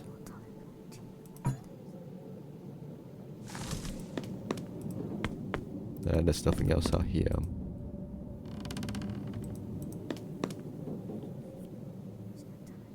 Oh, do I sew this up? No, I need to fix that. No.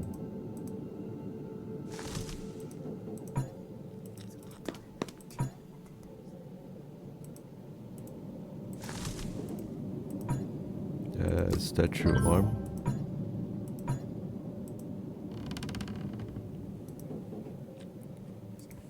What can I do here?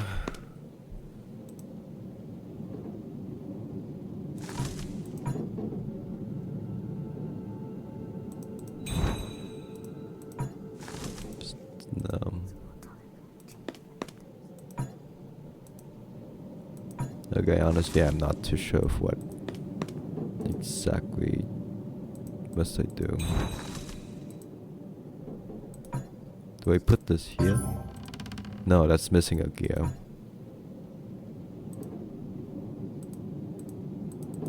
You can't press that.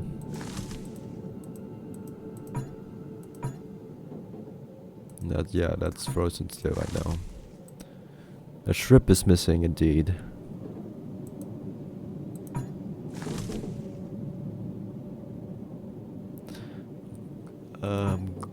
Avoiding the strategy guide for now.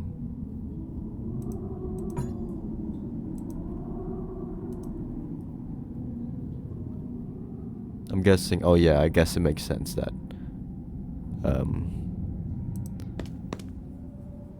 Prince James also took Ivy's remains and brought them here.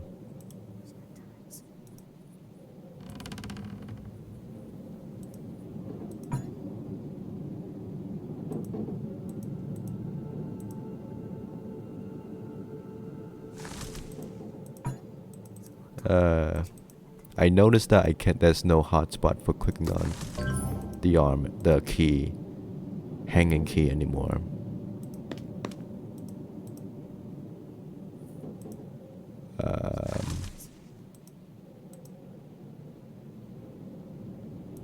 I hope I didn't do did I just miss an item or something? I generally don't see a way.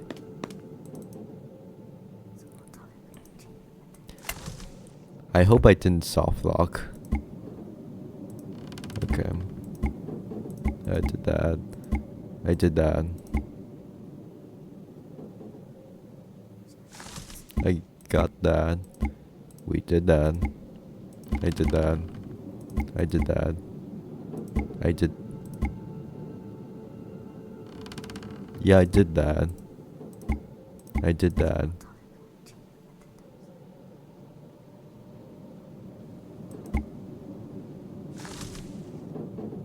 The remains. Use the arm. I'm going to be honest, I did not think of breaking open the urn. I thought this was going... I thought that was just a description of, hey, her ashes are inside. I didn't think you would actually break them. I thought the metallic statue arm was something you put on something. I didn't think you would actually use it to like smash into a burial urn. I think that's partially my fault. And yeah, that's a bit my fault. I got a bit impatient there. The portrait is in disrepair. Luckily, my sewing skills are still proficient after all these years. This is a painting of an elder woman. She is holding a red apple and is joined by a ghostly skeletal figure. I can only make out the title of this paper. Details pertinent to the death of the godmother. By the Snow Queen. Okay. This is an unsolved mystery in the Dark Parables saga. The god, like, I'm presuming this is a reference to the evil stepmother, who we do see a portrait of in the third game. next game. I'm presuming like that portrait shows a significantly younger version, and then this one shows a significantly older version. So I'm gonna guess that you like how it was in the original Snow White fairy tale, like the younger stepmother disguised herself as an older looking witch. So we're seeing both of her. We do see both of her forms. The godmother is what throws people off because she's never referred to as a godmother in the third game. So it's, and we do meet an evil godmother, but that's a separate thing in the fifth game. It's not related at all. So I'm guessing at the time they intended for her to be a godmother before they changed it to a stepmother.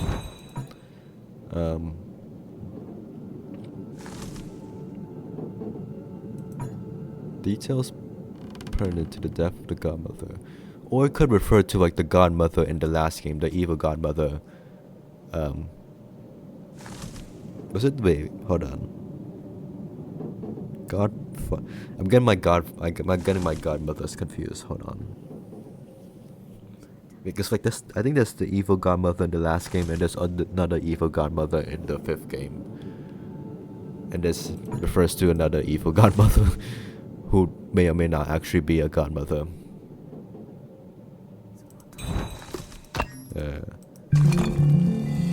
Let's open that. That lifts down that, which smashes this and unlocks this.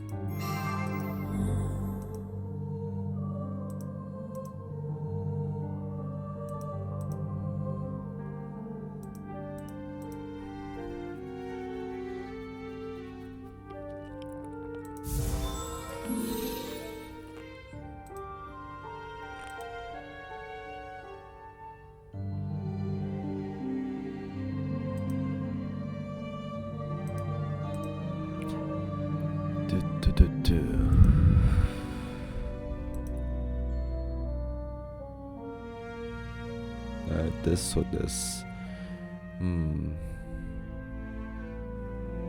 I keep forgetting I can just use the hint. Also, while I was stuck out there, this seems to be back before the hint button could only help in the hint object scenes. Because like in later hint object games, the hint button can help in like telling you what location to go next or what item to click on in the adventure part. So I kind of assumed that I kind of panic a bit with the hint button because I have gotten soft lock in other hint object games before where the hint button doesn't work in the adventure aspect, and then that indicated I got soft lock in the game itself. Thankfully this is not one of these games. Open the bedroom. Hi there.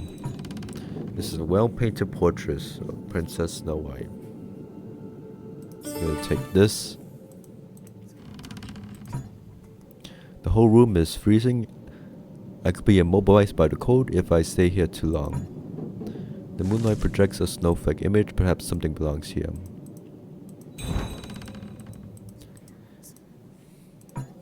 The jewelry box is missing a heart-shaped gem.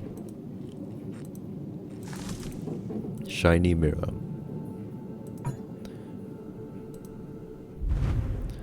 I like what was about to happen in this room, but I like the attention to detail for what's about to happen to this room.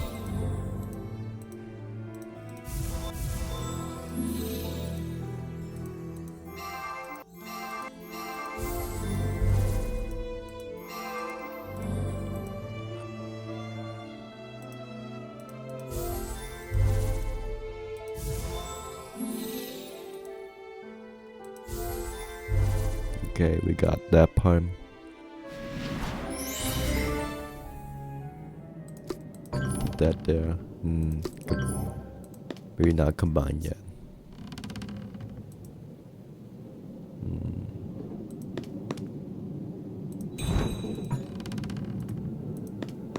Is there anything out here? Yeah.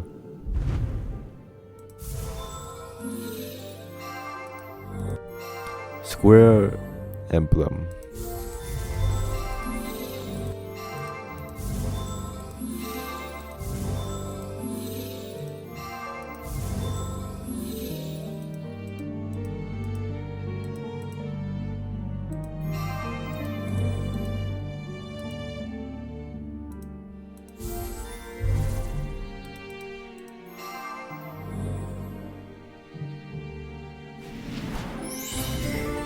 Okay, got that. I'll put this here and here. That opens that. And we get this thingy. And we immediately do this again. I think there's only 2 3 hidden objects here. That's a decent. That's okay for a bonus game at this time.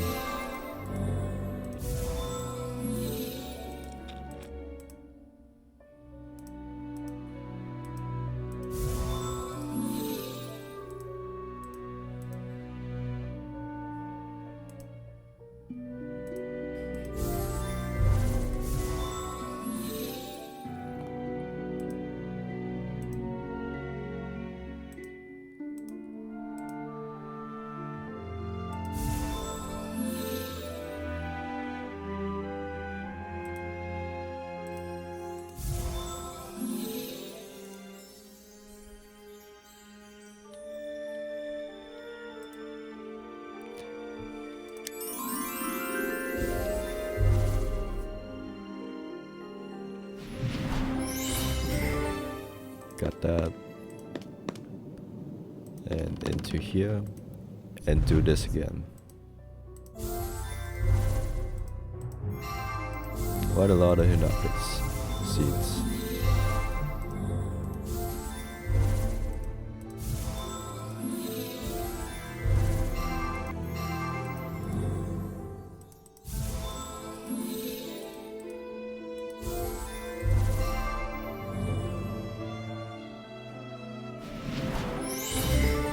Okay, got that. Put this heart here. Notice the separated wedding rings here. Small key can open this diary. That's not the right thing. Open this. The letter is written by Snow White for the prince. It looks like she is leaving him, but the reason is not revealed. Ouch. A slight touch and my glove is instantly frozen. I'm guessing this is a shot from the mirror in the next game or something. Yeah, we could see the separated rings because Snow White left the prince over a reason that gets found out in the next game. Okay, crucible tongues. Apparently it doesn't freeze the tongues. Yeah, cursed mirror shot, yeah. Something is missing. This.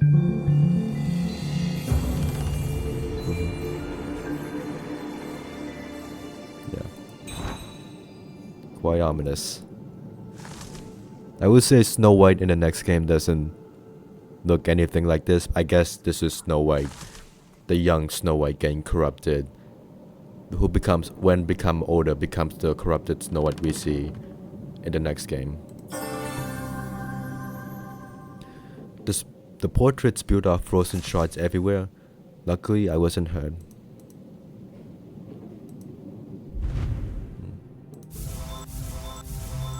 Yeah, I like that this hidden object scene becomes frozen too. That's a nice attention to detail, as I mentioned before.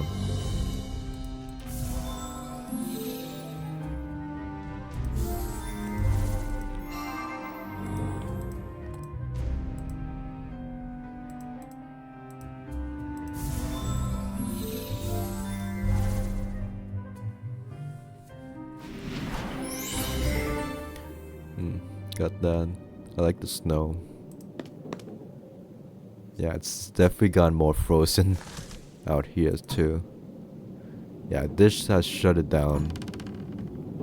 I see something frozen inside this block of ice.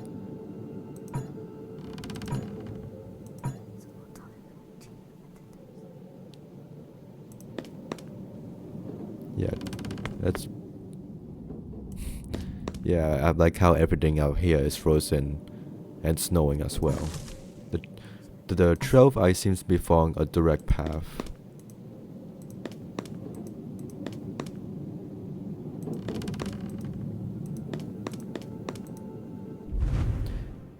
Oh, I forgot, this gets frozen too as well. Again, a nice attention to detail.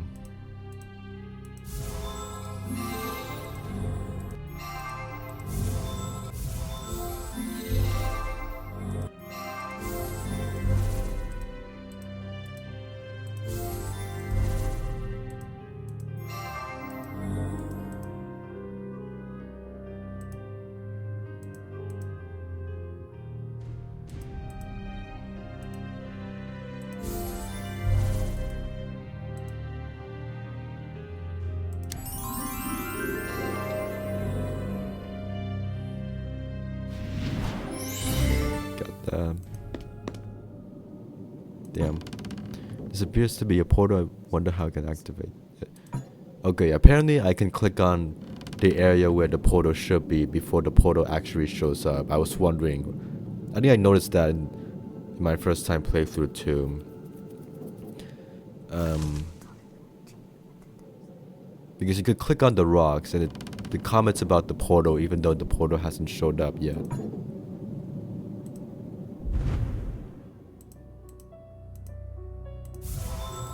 I don't think a torch needs a gem on it, but okay.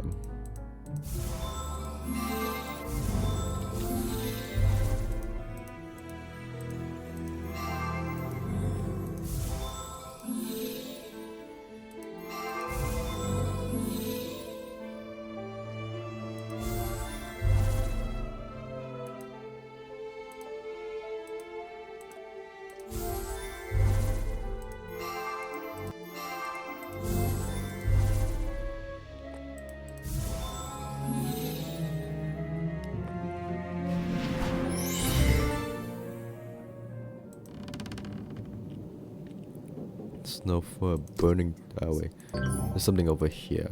No, okay.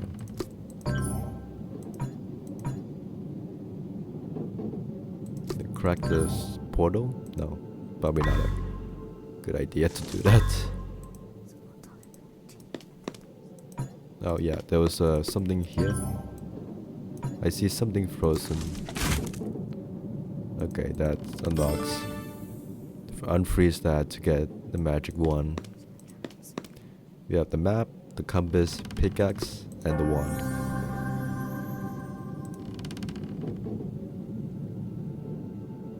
Okay, that activates. That makes it less glitchy. And now we can look at this podium. The shard of ice here is as thick as a large boulder. Not anymore. The pedestal seems to be missing something on top of it. The compass. The Snowfall Kingdom looks quite different here than it does in the next game, but you stepped into the portal and arrived near the Snowfall Kingdom. With the map in your hands, your next investigation awaits in Dark Parables 3. Bonus contents are now unlocked, and unlike Innerliners, Dark Parables 3 and the next like 13 games do come out, unlike Innerliners 3, which never came out. Here we go. And bonus game end. We can't replay it. But we can replay the main game. Here's the wallpapers. Only 4 wallpapers is... I feel like they could have done a bit more than 4 wallpapers, but okay. Here's the soundtrack already posted. Here's the concept art. C, I guess, for interactable area or something. Yeah. H, scene 2 or something. It's a little hard to tell with this button anyway. E for evidencing. So the rack was moved from here to here.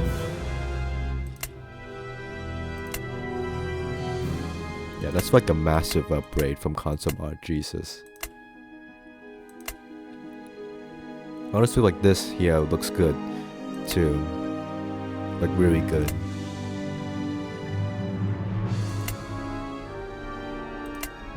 I think like here it looks too symmetrical, but I think this is a good balance of like things being cluttered around. Movie gallery. This is a showcase of all the cutscenes that are in the game. Like, that's the intro cutscene. That's the next intro cutscene. That's showing Marie being kidnapped. Here's Prince James. Here's Ivy showing up. Here's Ivy showing up again. Here's Prince James showing up again. Here's us assassinating Prince James. Here's us saving Marie. Here's Prince James showing up again. Here's this is the. I'll let this play out.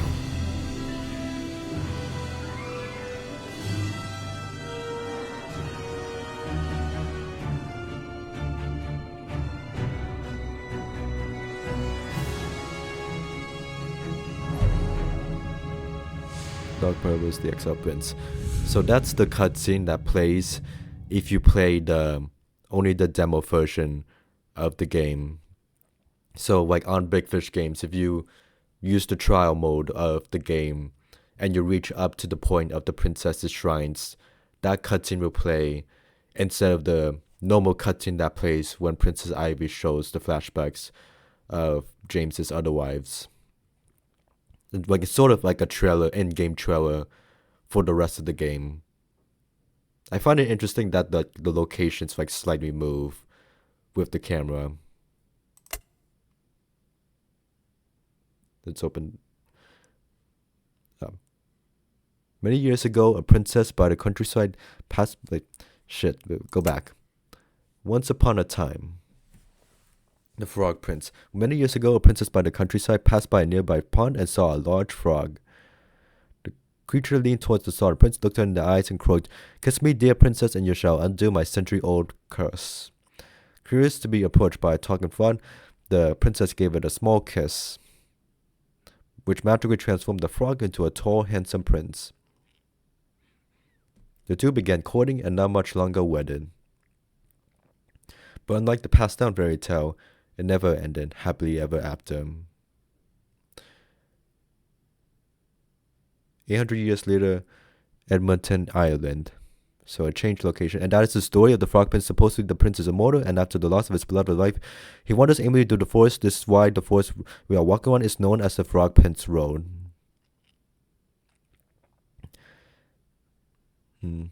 There's the bodyguard and Marie. "Maddie, you're the daughter of the Prime Minister. We'll get into deep trouble if we sneak out another night like this. I think we are lost. Did we not go past this same bridge an hour ago? Don't worry, I see someone in the distance. Perhaps he can help us." Okay, that appears to be a concept art version of the intro cutscene. So, let's play this again.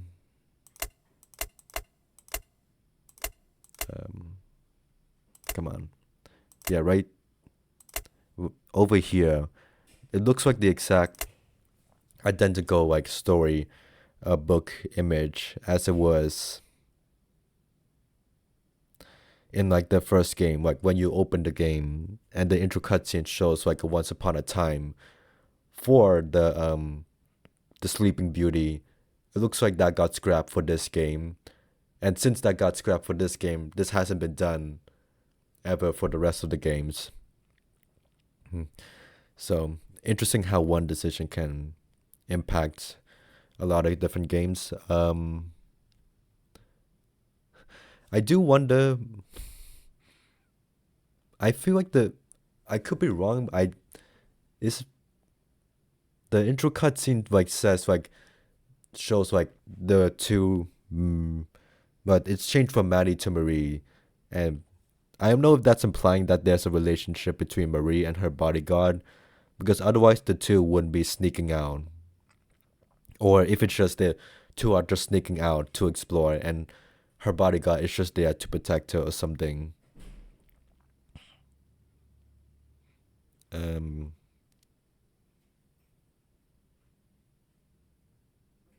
I guess in this version, maybe it just hides that fact, but it seems like there's only one wife in this version. Okay, 13. I forgot what this one was about. Dark Parables. Okay, this looks like an upgraded concept art version of the intro cutscene. Within the forest, this is known as the Strong Frog Road. Legend says that during a clear night like this, the Frog Prince is said to wander down this path, but no one who ever saw him has ever come out to tell the tale.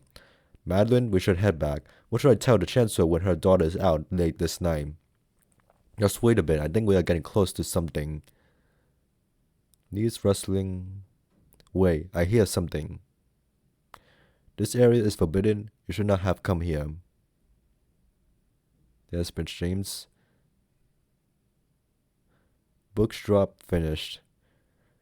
According to this version, the Frog Prince can outpower a gun. I generally don't remember this version.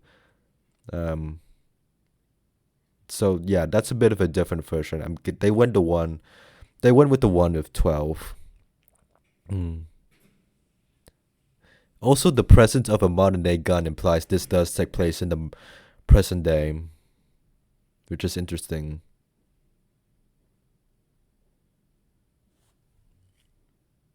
Yeah, pretty interesting. What else could I say? Okay. This is the bonus puzzles.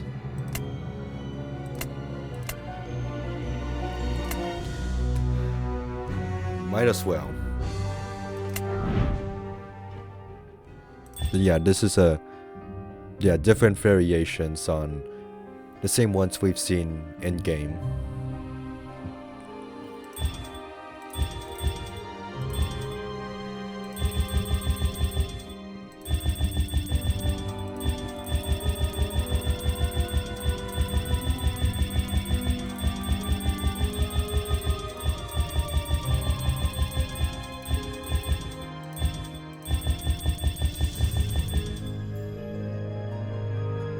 Hey, that's not a good strategy.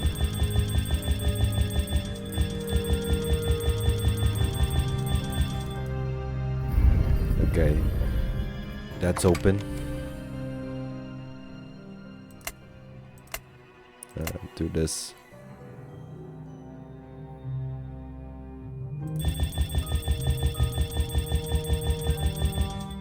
Let's change this.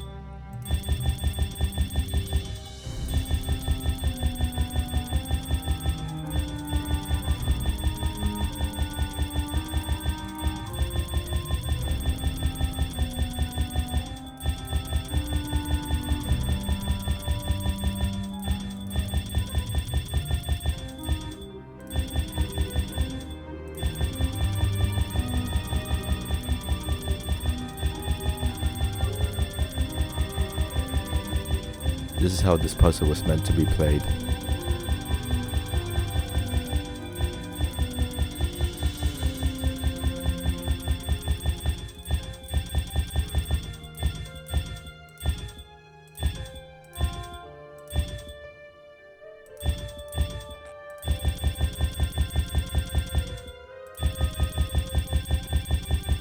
No, that's just can't be that.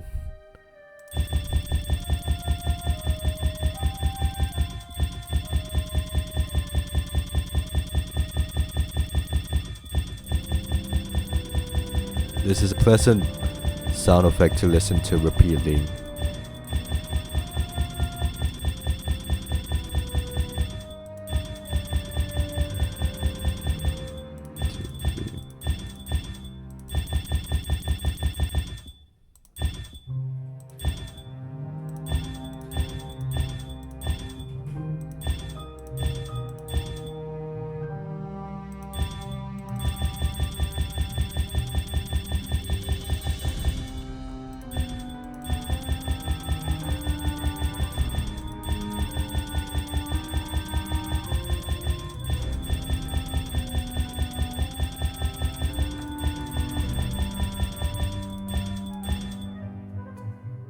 Did I get it right the first time?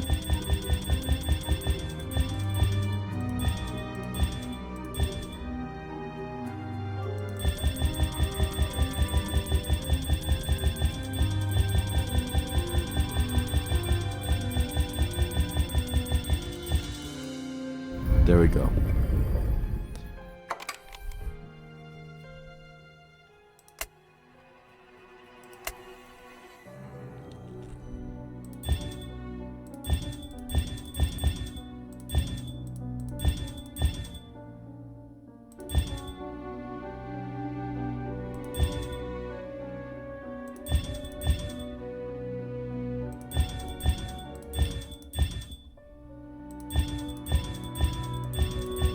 No, that wouldn't work.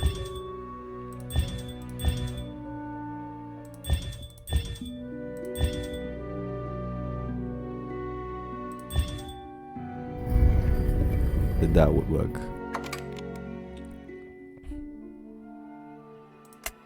Resets you back to the first page.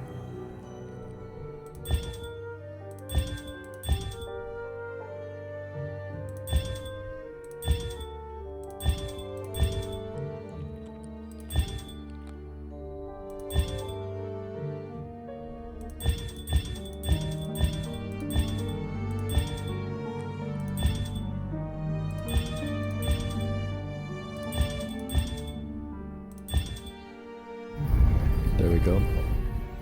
I think that was easier, but okay. I like how this increases like by 2 stars, damn. Yeah, but oh boy, this puzzle.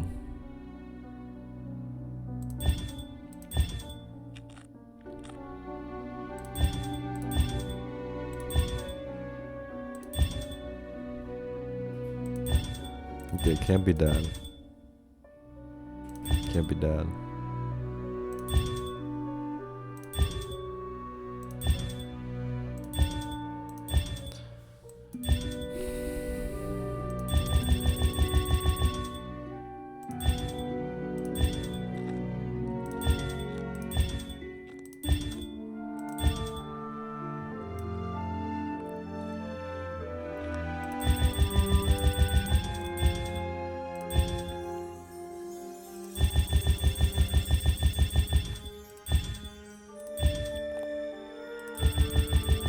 No, I already tried that. Nope, okay. There we go.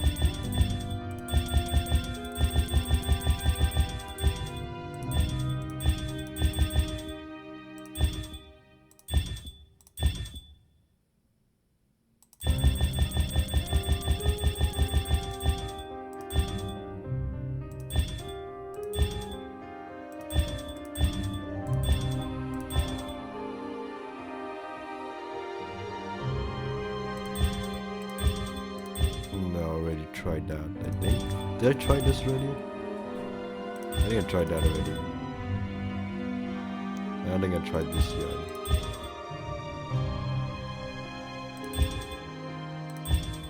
This won't work, this won't work, this won't work, this might work. This won't work.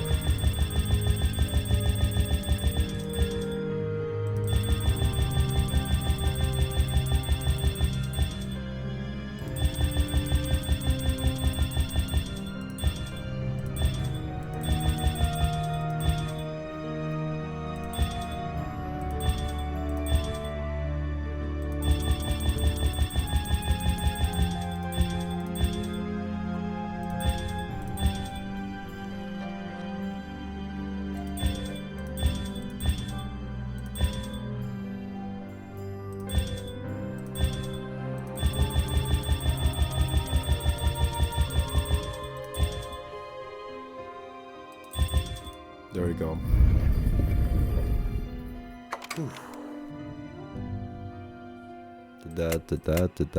Da. Not haven't done this yet. Okay.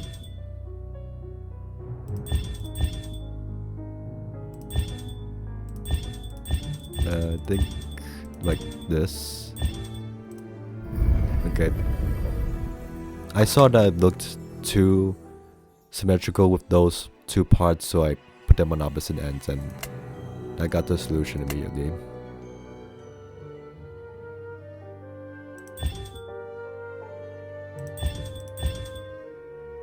Let's do the same strategy here.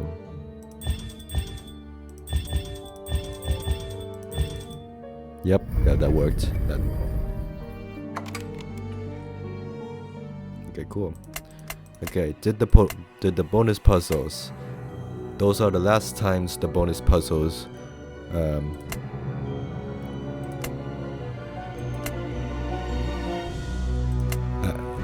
apparently if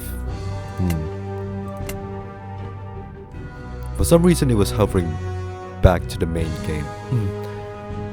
Anyways, developed by Booty Games. I like this cute frog sketch. Hi guys. Okay.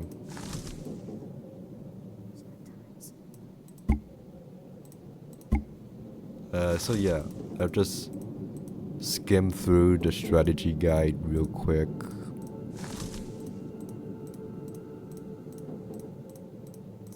Because it does spoil the hard mode in the middle of it. I don't think it's gonna be like much interesting, but just wanted to show.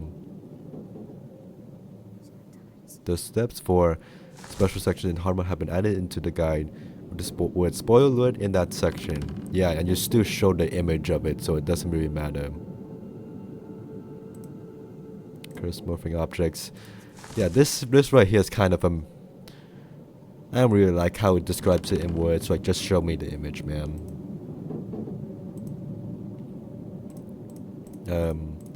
Frozen Lair, the bonus puzzle solutions, yeah, okay.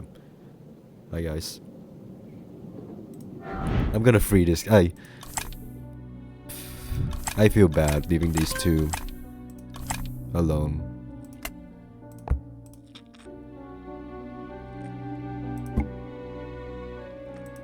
Wrong. I just feel bad.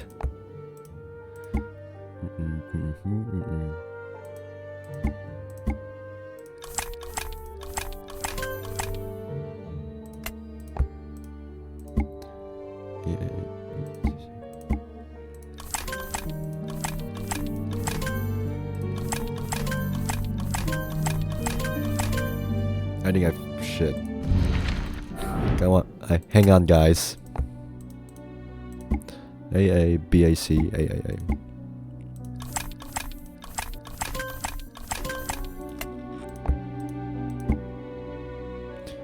BCC, AA.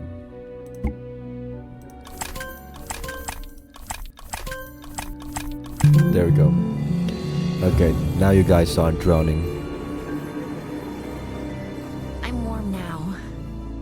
Thank you for the blanket, Detective. You've Okay. rescued the Chancellor's daughter and ended the Yep. prince's curse. However, a greater...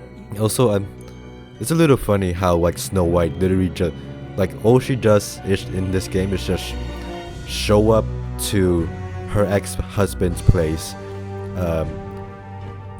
look at his hostage, talk about the world ending, refuses to elaborate, and then just leaves. She doesn't help the hostages. She just shows up and talks about the world ending, then she immediately goes back to the Snowfall Kingdom.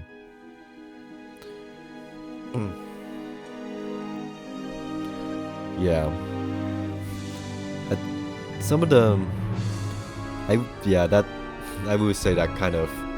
Like, if we're being fair, that the Snow White showing up at the end doesn't really make sense. Other than the fact to tease the next game.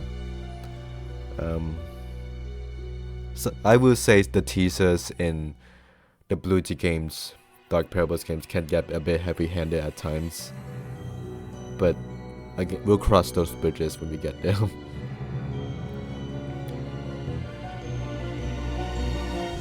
Like it is a bit bold to immediately tease the next sequel when there's always the risk of that sequel not coming out. Because the same thing happened with Inner Light 3.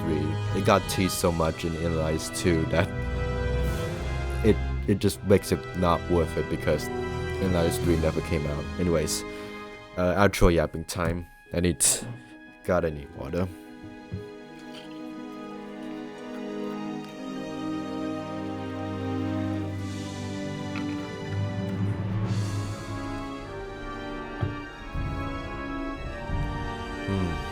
This is definitely an improvement from the last game. I think a lot of people are going to agree with that on about every level. Graphics and animation look good as always. I think it's a slightly step up from the last game. There is more of a story to this game, not as much as the later games, but more happens.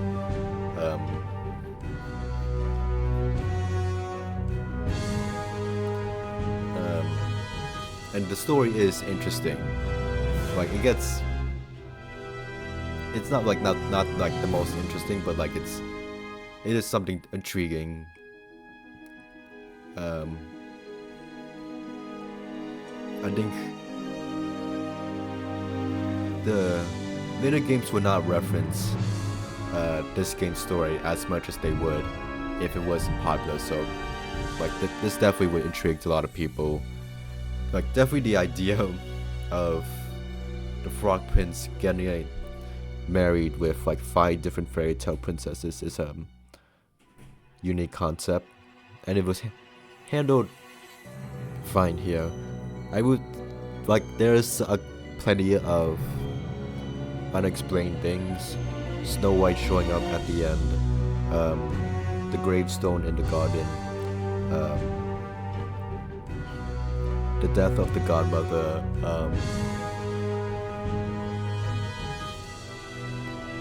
why did the Frog Prince kidnap Marie, and why did the Frog Prince kidnap the people in the forest in the first place?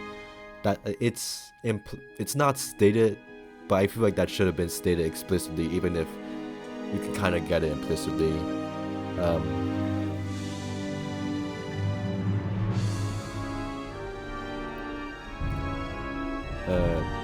Hidden object scenes solid as always. Puzzles also solid as always. Like this Dark Parable series has like a recurring puzzle theme of like repeating the same puzzles but with different variants or harder variants over the course of the games, which is somewhat continued in the Apex games. And I've seen people being harsh on the repeating puzzles in those later games, but like if we're being fair here, like it's the same thing in these earlier games. I feel like we shouldn't discredit the later games for repeating the same puzzles when like these games did as well. Like maybe to a higher quality, but still.